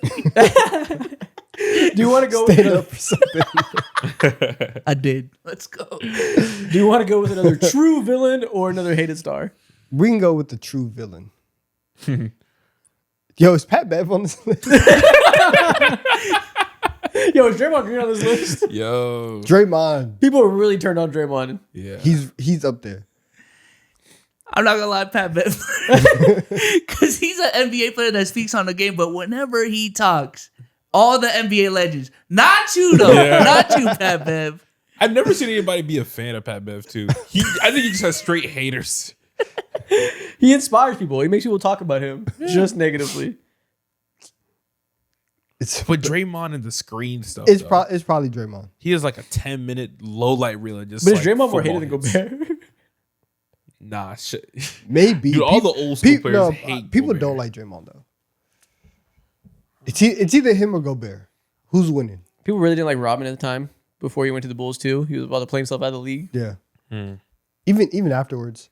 But People really don't like Rodman. He went to North Korea because they didn't like him in the U.S. Getting escorted out of You your don't own just go to country. North Korea. That's kind of crazy. You don't just do that type of thing. even I feel like people were like, oh, well, that's weird. But they weren't hating. It was like Interesting. more power to you. It's a weird relationship, like you and the dictator of North Korea. Strange decision, but all right. But you know what? We're gonna let you rock because you're Dennis Rodman. You do those type of things. It's either Draymond or Gobert. It Pick feels so like we're just doing our era. I know. one. They're what it is. That is what we're doing. All right, Rudy Gobert it is. You know, Fuck it. these generations of people don't like Rudy Gobert. All right, we're going. I wish I could time travel to feel the hate of 1980, but I can't. Going Rudy Gobert with this one. Mm-hmm. Next, most loved. Other side. Well, Michael Jordan, they were calling him God. They were fainting.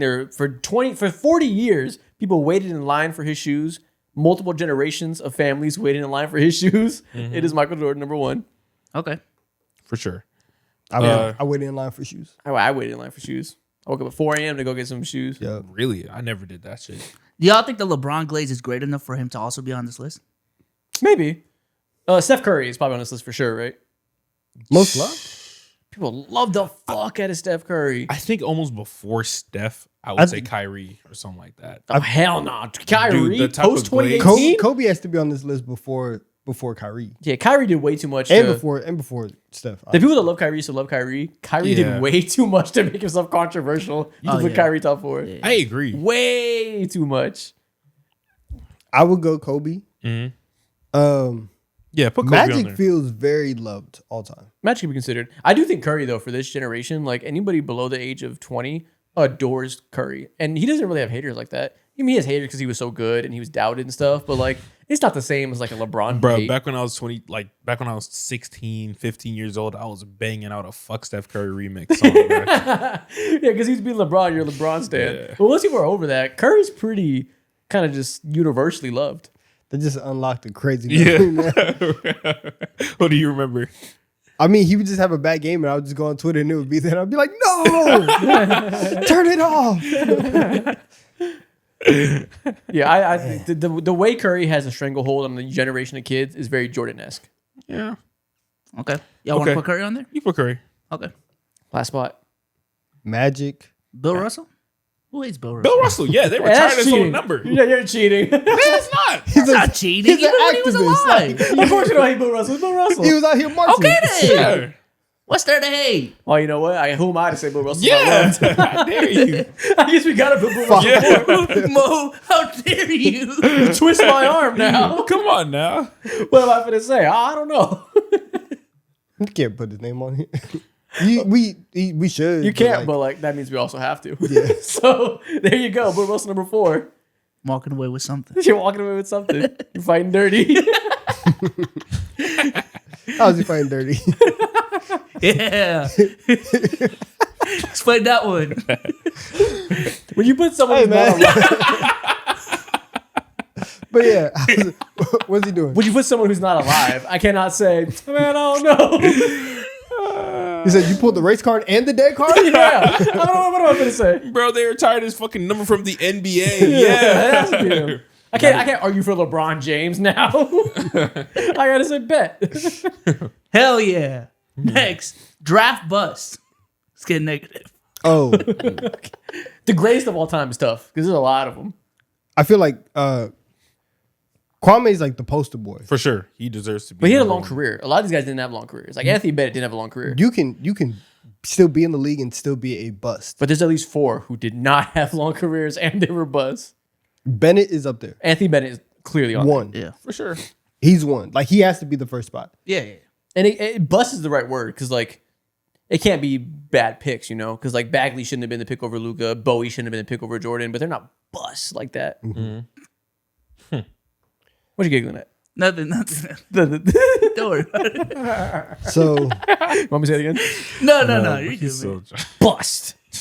Okay. I know you liked it. I know the headphones Don't on. put that on me. You're the one that giggled. Everyone heard it in the mic.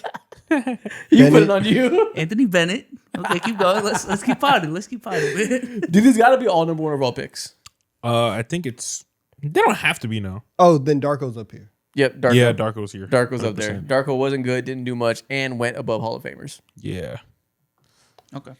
How do we feel about Markelle Fultz? I don't think Mount Rushmore. I mean, it's unfortunate, but like I don't think Mount Rushmore. Yeah. Okay. I'd put James Wiseman before I put Marco Fultz.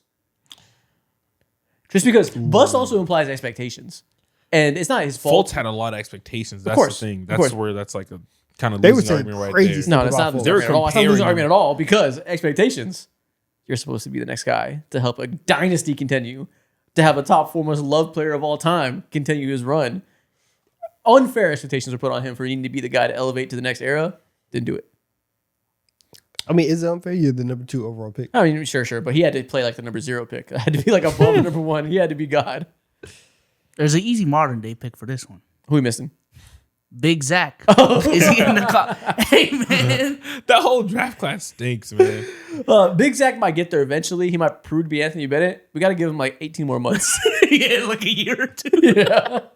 He's on Anthony Bennett I watch. disagree. He's a productive player. Stop it. He got Look at benched. his stats. We're What do you in- mean? we're in He's year- not productive. Yeah, we're like 8-9 points, and it's like Dog. decently efficient. Dog, he was benched after 3 minutes in the playoffs. He's We're not in year productive. 2. We have a nitwit of a coach. You're He- right. no, he Those missed- things are true. he missed- Your back-to-back coach is not. layups. Your coach is not shittier than Zach Ricochet is unproductive. Put Big Zach on the list. Nah, man. you're just doing that now just to do it. Yeah, you don't well- even believe in that. Unless you're cross the bear and Ricochet's cross the bear, He's can not look my you- Yeah, I number one don't overall even pick. believe He can look in at you that, and say man. it's your fault. He's He's on not this mine. list. He's the best player here. Okay. Is he? Yes, he is. Then Anthony Bennett? He's not Darko. Please. He's not Darko. Get out of Get out Darko. of He's here, not. put He's him- not Adam Morrison. bro. Darko put him in a blender. Darko would Y'all are light him up. lying. Also, for some reason, also just in my mind, Josh Jackson is a massive draft. Dude, you always Dude. mention it. I Him used to and be a Justin big Winslow, Bro, Josh I because put the them way together. the way they were The talking Kawhi about comps, I remember. the way they were talking about Josh Jackson. Yeah. They was like, he's the safest pick. He's like, I can't believe he's going at 4. This is a multiple time All-Star, All NBA player. He's gonna change the league. Did nothing. Like, I look at him and I'm so disgusted. Yo, with thank it God I fair? wasn't the Celtics GM because I was a Josh Jackson over Tatum guy. Is it fair to put Greg Oden here or not? Low key, it's another one. It's not really his fault because of injuries, but Yeah. he was supposed to be a superstar. He's supposed to be the one. I don't know if it's fair though. I feel like it. I do feel like Kwame should be up here just because. Kwame's in the conversation. Hashim Thabit. Now I think Put the beat up there. But the beat, I think there's people at the time that probably would have told you. where that was he picked at? Number 2. But there were some people that probably would have told you, like, hey, it's a bad pick. That even then, I think we got to pick somebody who was, like, viewed as can't miss. Which that lends to Kwame more than that, I think. What about Ayton, man? Or Zion? Shit. Or is that too much? That was also too much. Yeah, sounds yeah, good he's not a all-star. bust. Yeah. Greg Oden is a what if, though. So do you want to put a what if on this list? Or bust is No, pretty I need aggressive. to know you're bad. All right, Kwame Brown, welcome to our list. Welcome to Mount Rushmore. You know what we got to do? Kwame has the cultural impact of being a bust, where everybody talks about him and references him, and it pisses him off. So, like, Yeah. he embodies bust. It's his reputation. Damn. Definitely Kwame. There's some deep cuts on here. Michael Olowokandi. Oh, True. all Willa Candy is up there. Listen, Kwame's gonna see this. We're gonna get 15 hot minutes on Instagram Live. He just firing off in his Yeah. truck too. Right after work, he's like, "Man, these TD3 boys are bitches, man. They don't know nothing." I'm crying laughing. I'm like, hell yeah, keep going. That would be how to make my fucking day. I would love for that to happen to us. That'd be so funny. He calls all types of bitches and stuff. He's I so would love unhinged. for a player to be like, you can't even hoop, you stupid motherfucker. Yeah. That would make my year. I would be crying on camera for 30 minutes straight. That'd be so funny. Should we farm it? Not let me. We can make your dreams come true. I'm just saying.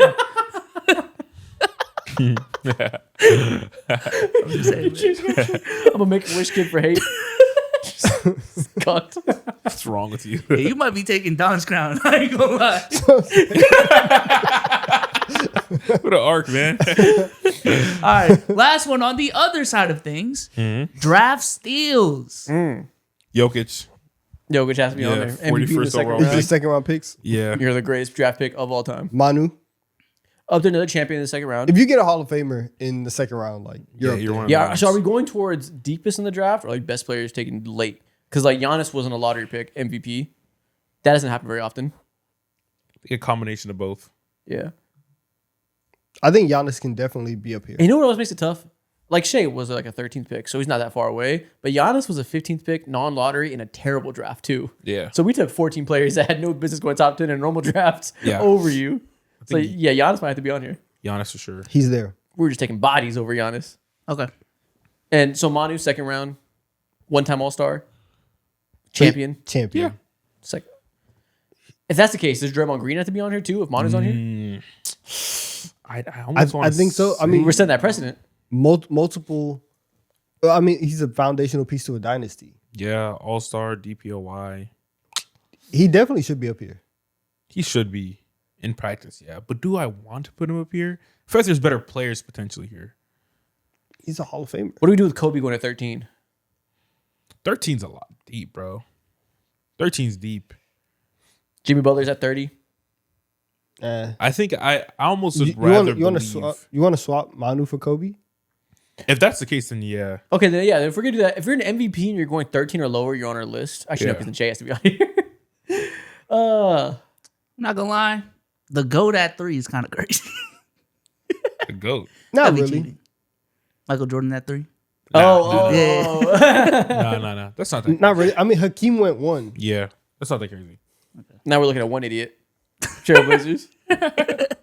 And the Rockets aren't even idiots. Yeah, I'm saying Fair, Trailblazers. fair, One Yeah. idiot. Yeah. All right, y'all want to switch Manu and Giannis? Nah, put Kobe. So we're at doing Kobe. 2. Yeah. Yeah, Kobe. Okay. Getting a Kobe 5-time champ at 13. So then I think the conversation becomes Manu versus Draymond. Oof. That's gonna piss people off. if we entertain Draymond Green over Manu, they're gonna get pitchforks. Yeah. And guess what I'm entertaining? Guess who's gonna get skewered? Nah, man. Give me.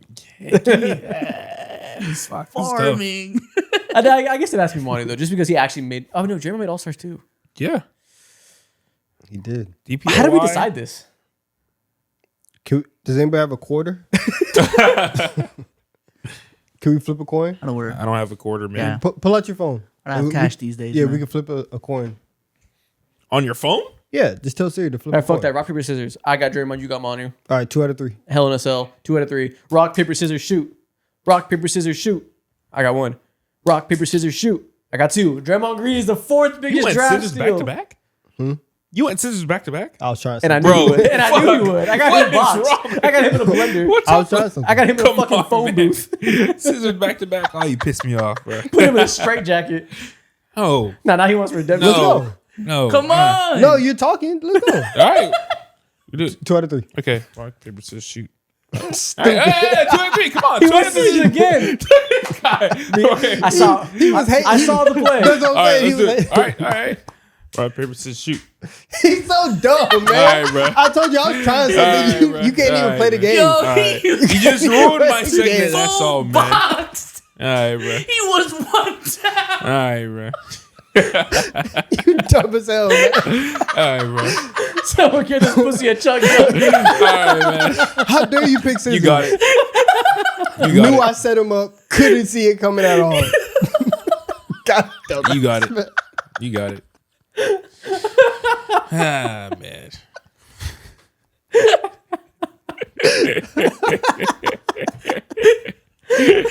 That was an embarrassing outing, Mo. I'm not gonna lie.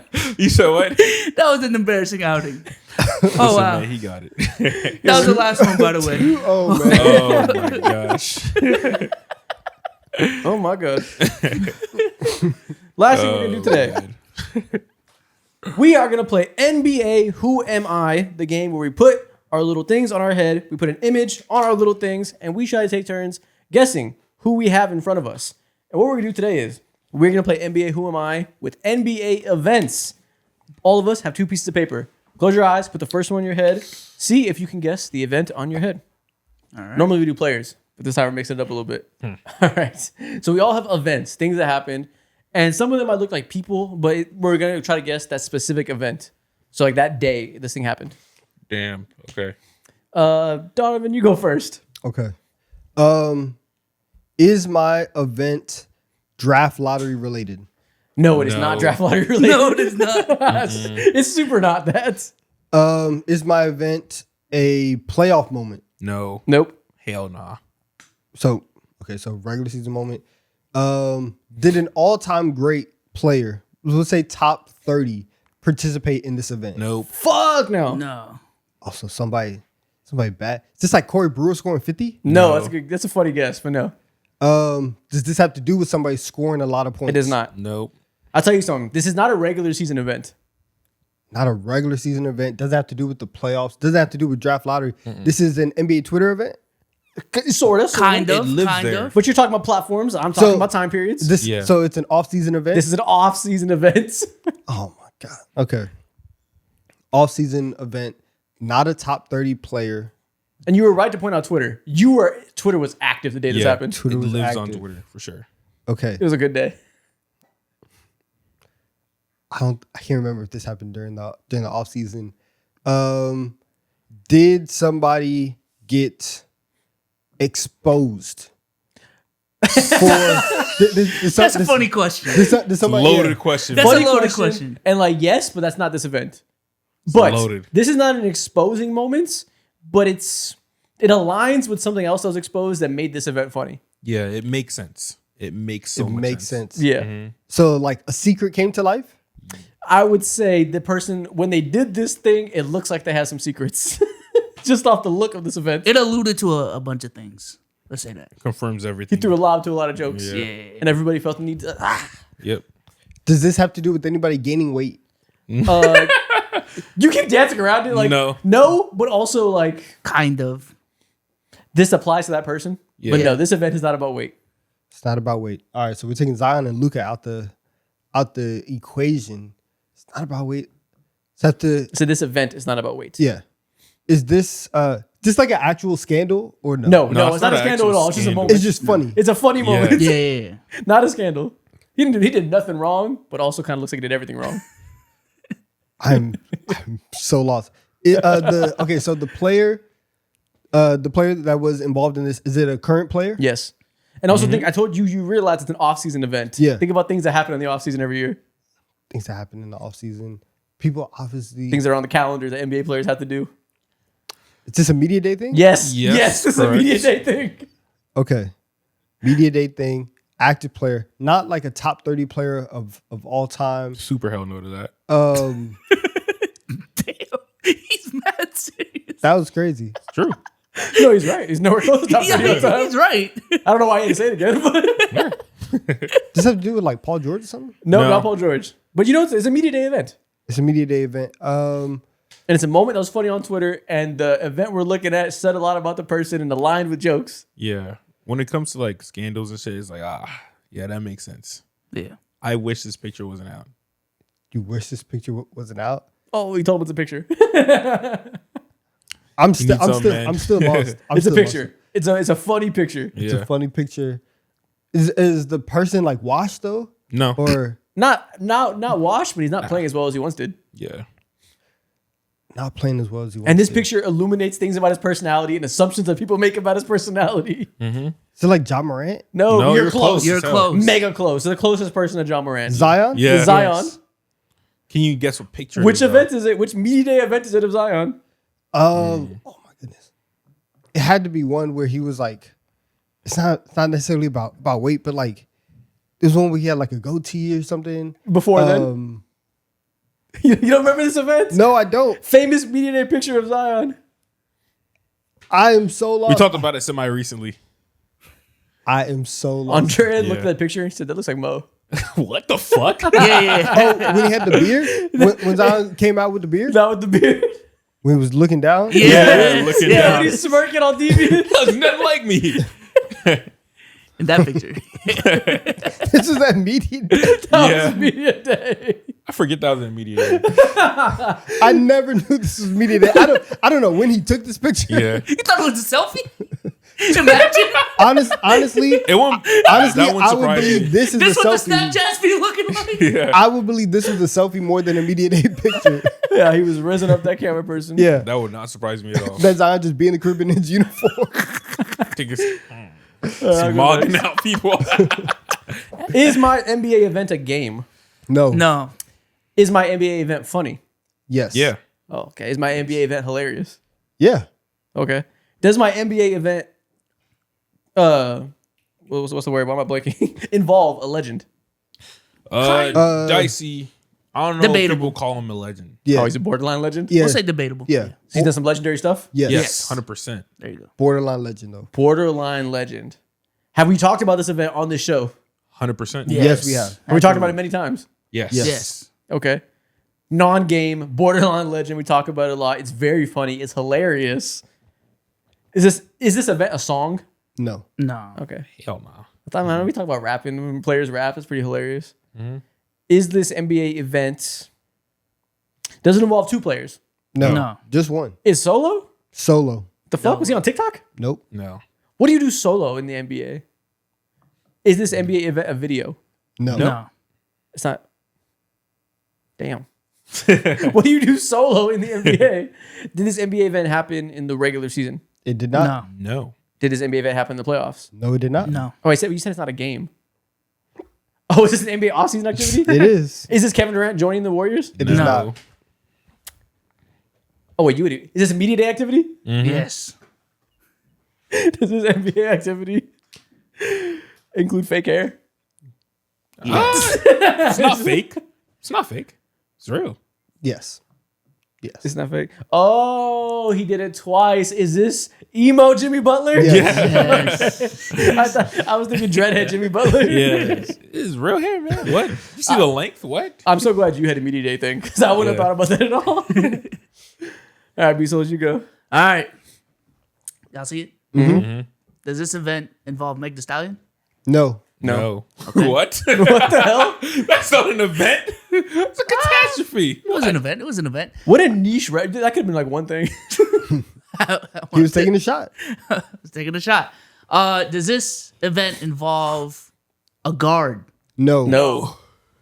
a current player, Yes. Eastern Conference? Mm-hmm. Okay. Most definitely. Did this event break NBA Twitter? Hell yeah. Yes, it broke it the did. world. Yeah. It broke This the was a world? national emergency. People you've never seen talking about basketball were talking about basketball this day. He's not lying. I'm not exaggerating even a little bit. Very true. Could you name a non-basketball creator that said something? That says something about this? Literally Yeah. everyone did. Probably Joe Budden said something Yeah. about this, which you would have Joe heard. Budden? Yeah. Joe Biden might have said something about this. Okay. Damn. Okay. Does this involve? Did I ask if it involved the guard already? You did. You said no. Big man. Yes. Okay. Mm-hmm. Nah. Okay. Well, Yes. yeah, Yes. big man. Okay. Do I hate this person? Low key. Yeah. Low key, you Does do. he? I don't know. I Yeah, think he it's does. not one of your like top tier like nemesis, but he's hated. You shouldn't think- love him.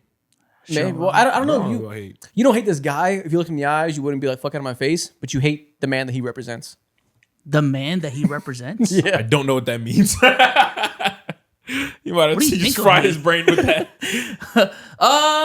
Okay. Was this on the record books? Yes. 100%. Well, actually, no. What? Technically, no. It's actually not. That really. gave it away.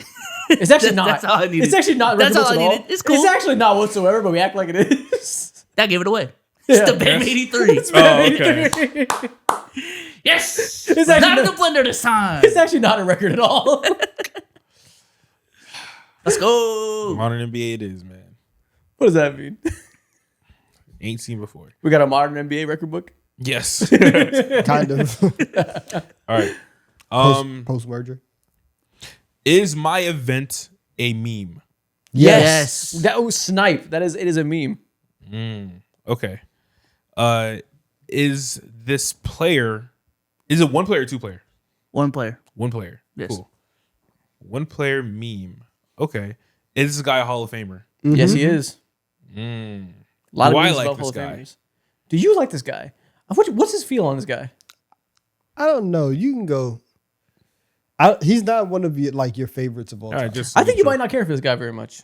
Okay. Cool. And this guy's a Hall of Famer, right? Yes. Okay. Yes. Cool. Okay, cool. Interesting. Is he still playing today? No. No. No. Hell no. Oh, okay. Is I this don't know, hell no. is It's this not meme in the 50s. used in like a funny way, Yeah. or is Yes. it like kind of sad? Well, what's the opposite? A sad meme? Yeah. Is he washed? Is the player currently washed? Well, he's not playing anymore. Yeah, but is this like does this meme mean washed? No, Yes. in the picture you're looking at, he was at a wash point of his career. Yes, I'd say. he means I guess that's fair. Okay. Okay. Cool. Does this guy have more than 3 championships?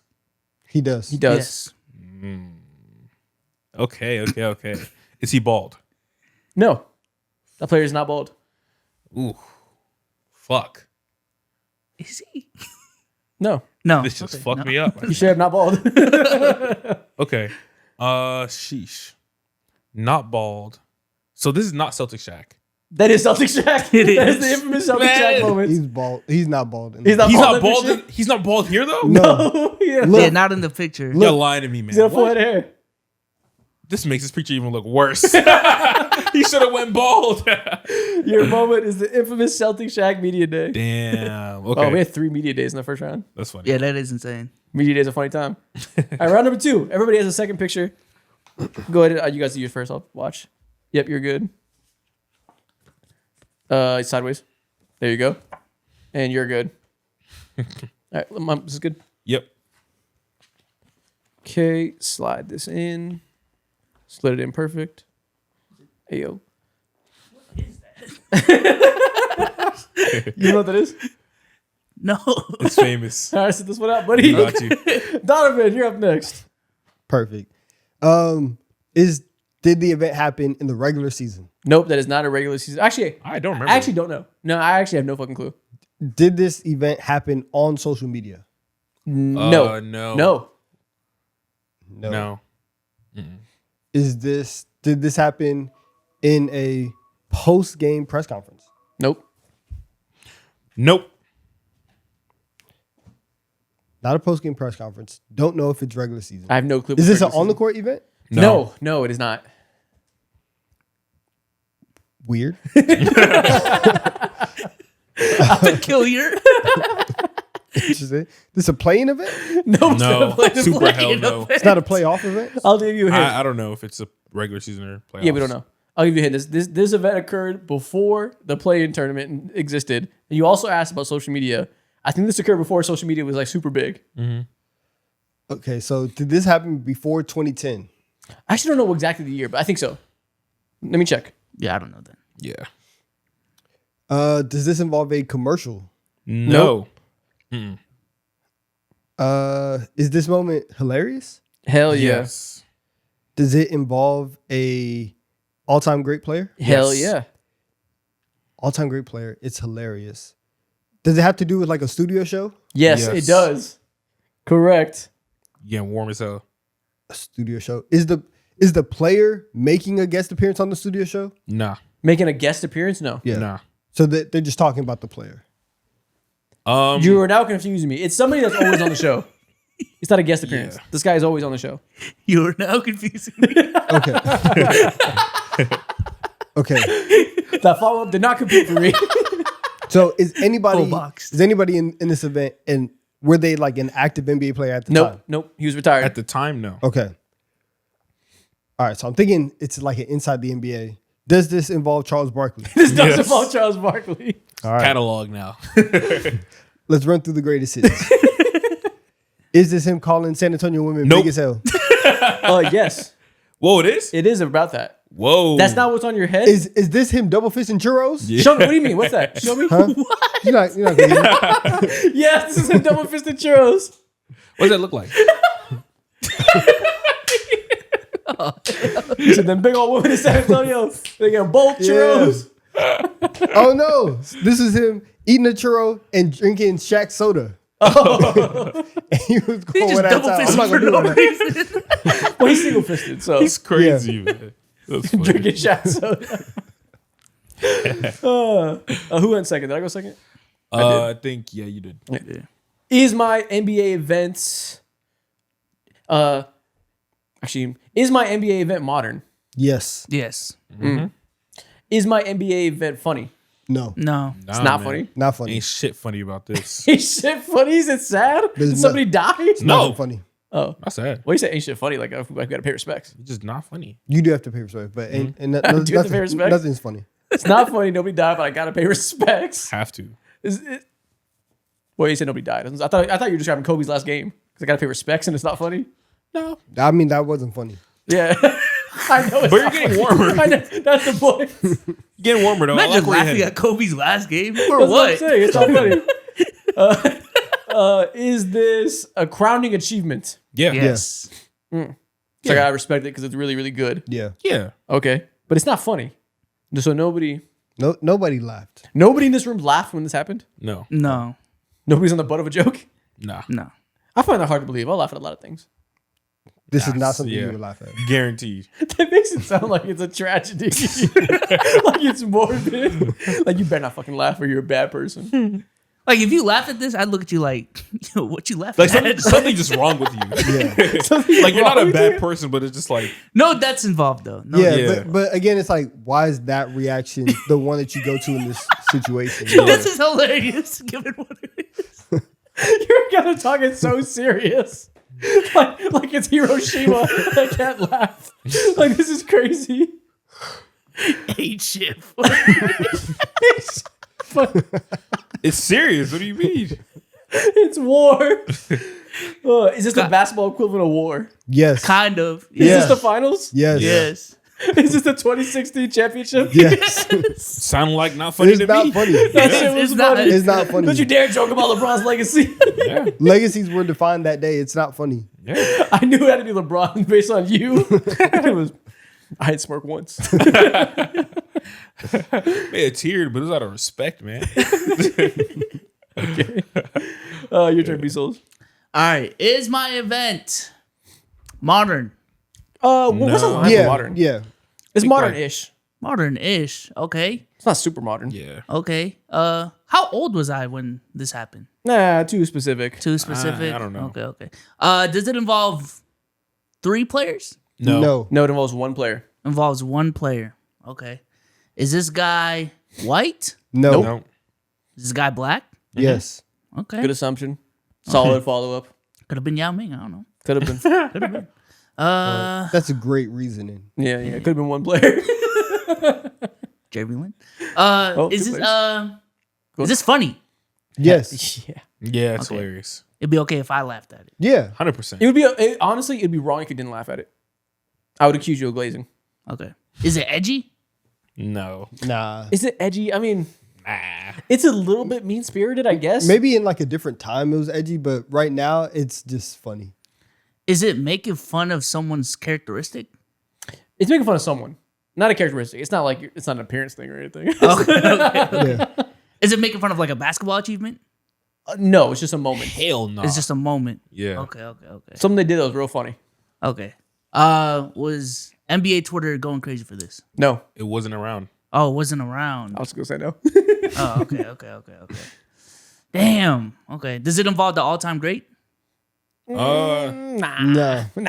All time great. It To is- me, it's not like he's a top 30 player of all time. He's not. Was this player a star when they were in the league? Yeah. Though? Yes. Okay. Multiple time All-Star? Yes. Okay. So not Pat Bev. Okay, this is also before Twitter. All right. Not bad, Ben. Was this on TV? Yes. It was on TV. Was it on TNT? No. No. Was it on ESPN? Yes. ESPN. Yes/no. Yes/no. What's that? I don't know what channel was it on. I have no idea what channel it was on. Okay, so not TNT. So it's not. Actually, no. It wasn't on ESPN. It was. What does that do for you, man? What's the next question? Don't get bogged down. No, in I'm this, trying to though. say it's on TV, so I'm trying to narrow down the network. Yeah. Okay. I'll give you a hint. It doesn't fucking matter. Yeah. It doesn't matter. It actually low key does. Like Oh. if you know what you're doing, it low key does. Oh, I don't know what I'm doing there because it wouldn't Yeah. matter for me. Is it on NBC? No. What the? That's all the networks. No. Keep thinking. The next won't help you. I but promise you. It but will. also, again, it low key would. But if he knew what he was doing, it low key would. Just ask different questions. Okay. He doesn't play about this network shit. Oh my god, I'm so boxed. Damn. Okay, so it's a star. Y'all said it's a star. Not an all-time great. Yeah. I'll say it's an embarrassing moment. Embarrassing moment. Yeah. Maybe it wasn't in the moment, but looking back, it's an embarrassing moment. Can we narrow? Was it in the 2000s? Yes. Yeah. Okay, in the 2000s. Embarrassing moments in the 2000s on TV. Okay, hold on. That's all you need. That right there. What did your mind jump to? A Shaq moment, low key, but it's not that. Not that guy. Okay, I'd say this guy's more embarrassing in general. Yeah, this is more embarrassing. more for sure. embarrassing. and this player is more. This is an embarrassing player. There's a lot of embarrassing moments. What? Yeah. JaVale McGee? No, No, less not embarrassing. JaVale McGee. No, This is a player that you probably liked as a kid. I probably like. Yeah, you probably liked him a lot. Paul Pierce. Yeah. Oh, was it when he pooped his pants? Yes. This is Paul Pierce. Allegedly. This is Paul Pierce dropping a dump, Yeah. filling up them undies. Got escorted out, man, on a wheelchair. Still got a ring though. That's all I'm saying. That's when you had to know it was fake. Because he came back immediately, hit 2 threes. It's like, man, that knee's fine. That shit was crazy. It was not the knee. Yeah, the network. Yeah. Those yeah, network how questions that- went through What's the it. network thing about? Yeah. Because it was on ABC. And so like it would have been on the finals. Man. Oh, Man. okay. I see where you was going. I would never would have cared about that. I never would have made that connection. I see. You were tapped in. All right. Is my moment, is it memeable? Hell, fuck yeah. Hell yeah. Hell yeah. Hell yeah. Okay. Big so time. it'd be on Twitter heavy. Yes. Heavy. Great. Okay. Is this sad? No, not at all. Nah, not even a little bit. If you cried, I would look at you differently. Yeah, you're weak. Okay. So this is like hysterical. Oh, hysterical. It's one of the funniest days of my life. And I'm not exaggerating even a little bit when I say that. He's not. He's And telling, I've had some funny fucking days. he's telling the truth. This is up there. I've had some hilarious days. Okay. Does this involve more than one player? Yes. Yes. Okay. Wow. More than one player. Does it involve more than two players? Kinda, but in this instance too. Okay. It involved more than two, but right now it's two. Okay, sure. Does this did this happen within the last 5 years? Yes. Yes. Okay, within the last 2 years. Can't. No. Ooh, okay. Can't remember. Okay, great. Now within okay, cool. So within the last few years, is this guy still playing? Yeah. Yes. Yeah, everybody involved is still in the league. Well, I don't know about everybody involved. These two guys are still in the league. Does this involve a crossover? No. No. Nope. No. Okay, so it's not on. So this is not a like on the court play. No, it happened on the court. Oh, this happened on the court. Like the location physically was on a court. Yes. Was this a fight? Yes, it is. Correct. It technically happened on a court.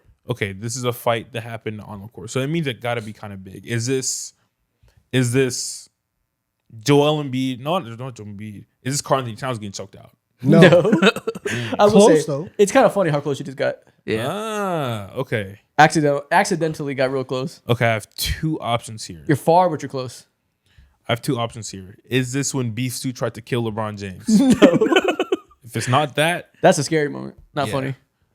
I didn't cry laughing that day. I was scared for my you king. thought he was coming out your house too. Yeah, I thought LeBron was dead. Okay, so does this involve Draymond Green? Hell yeah. Yes. This is fighting Draymond Green? Yeah, bro. He has a catalog of shit. Now go Run through the through. greatest. Now. Now. Which one of his many, many accolades in the ring would I say is one of the funniest days of my life? Okay, so what helped me a lot was knowing that it happened within these last few years. Now, specifically, There's still only a lot two to things. go through. There's still a lot. I think there's only two things though that just like that broke the internet that happened. It's when he punched Jordan Poole and also when he choked out Rudy Gobert. No love for stomping out Sabonis. Fuck, I forgot he did that too. Oh my god. Pick one. Fuck, this guy's a criminal. What is wrong with him? Yo, oh my gosh. Damn. All right, so obviously it's not going to be that. You wouldn't have said that. Okay, cool. I think this is him choking out Rudy Gobert. This is a choking out Rudy Gobert. Fuck. One of the funniest days of all time. Still don't understand why he felt the need to do that. Oh my gosh, man. That's funny as I hell. would love to. I'm sure he did on his podcast. I need to go back and look. I need to hear a play-by-play of what went through his mind in this moment. He did that. I remember a couple games after that or something like that. He slapped Yusuf Nurkic. Just Oh casually. yeah, I forgot about 2023, he was on a roll. Yeah, man. It's peak Draymond. Big Draymond. Damn. And with that being said, that is the end of this episode. People are still here. Comment your favorite moment of peak Draymond. For me personally, it's when he tackled Marcus Smart. Forgot. Oh my but that God. was good. He like flipped over, did a somersault. That was good. Let us know your favorite Draymond Green moment, and we'll see y'all on Monday. Yeah, buy some drip too while you're at it, man. Oh yeah, bye. But check out the merch while you're at it. Yeah. Go check it out. Go check it out. Good to go.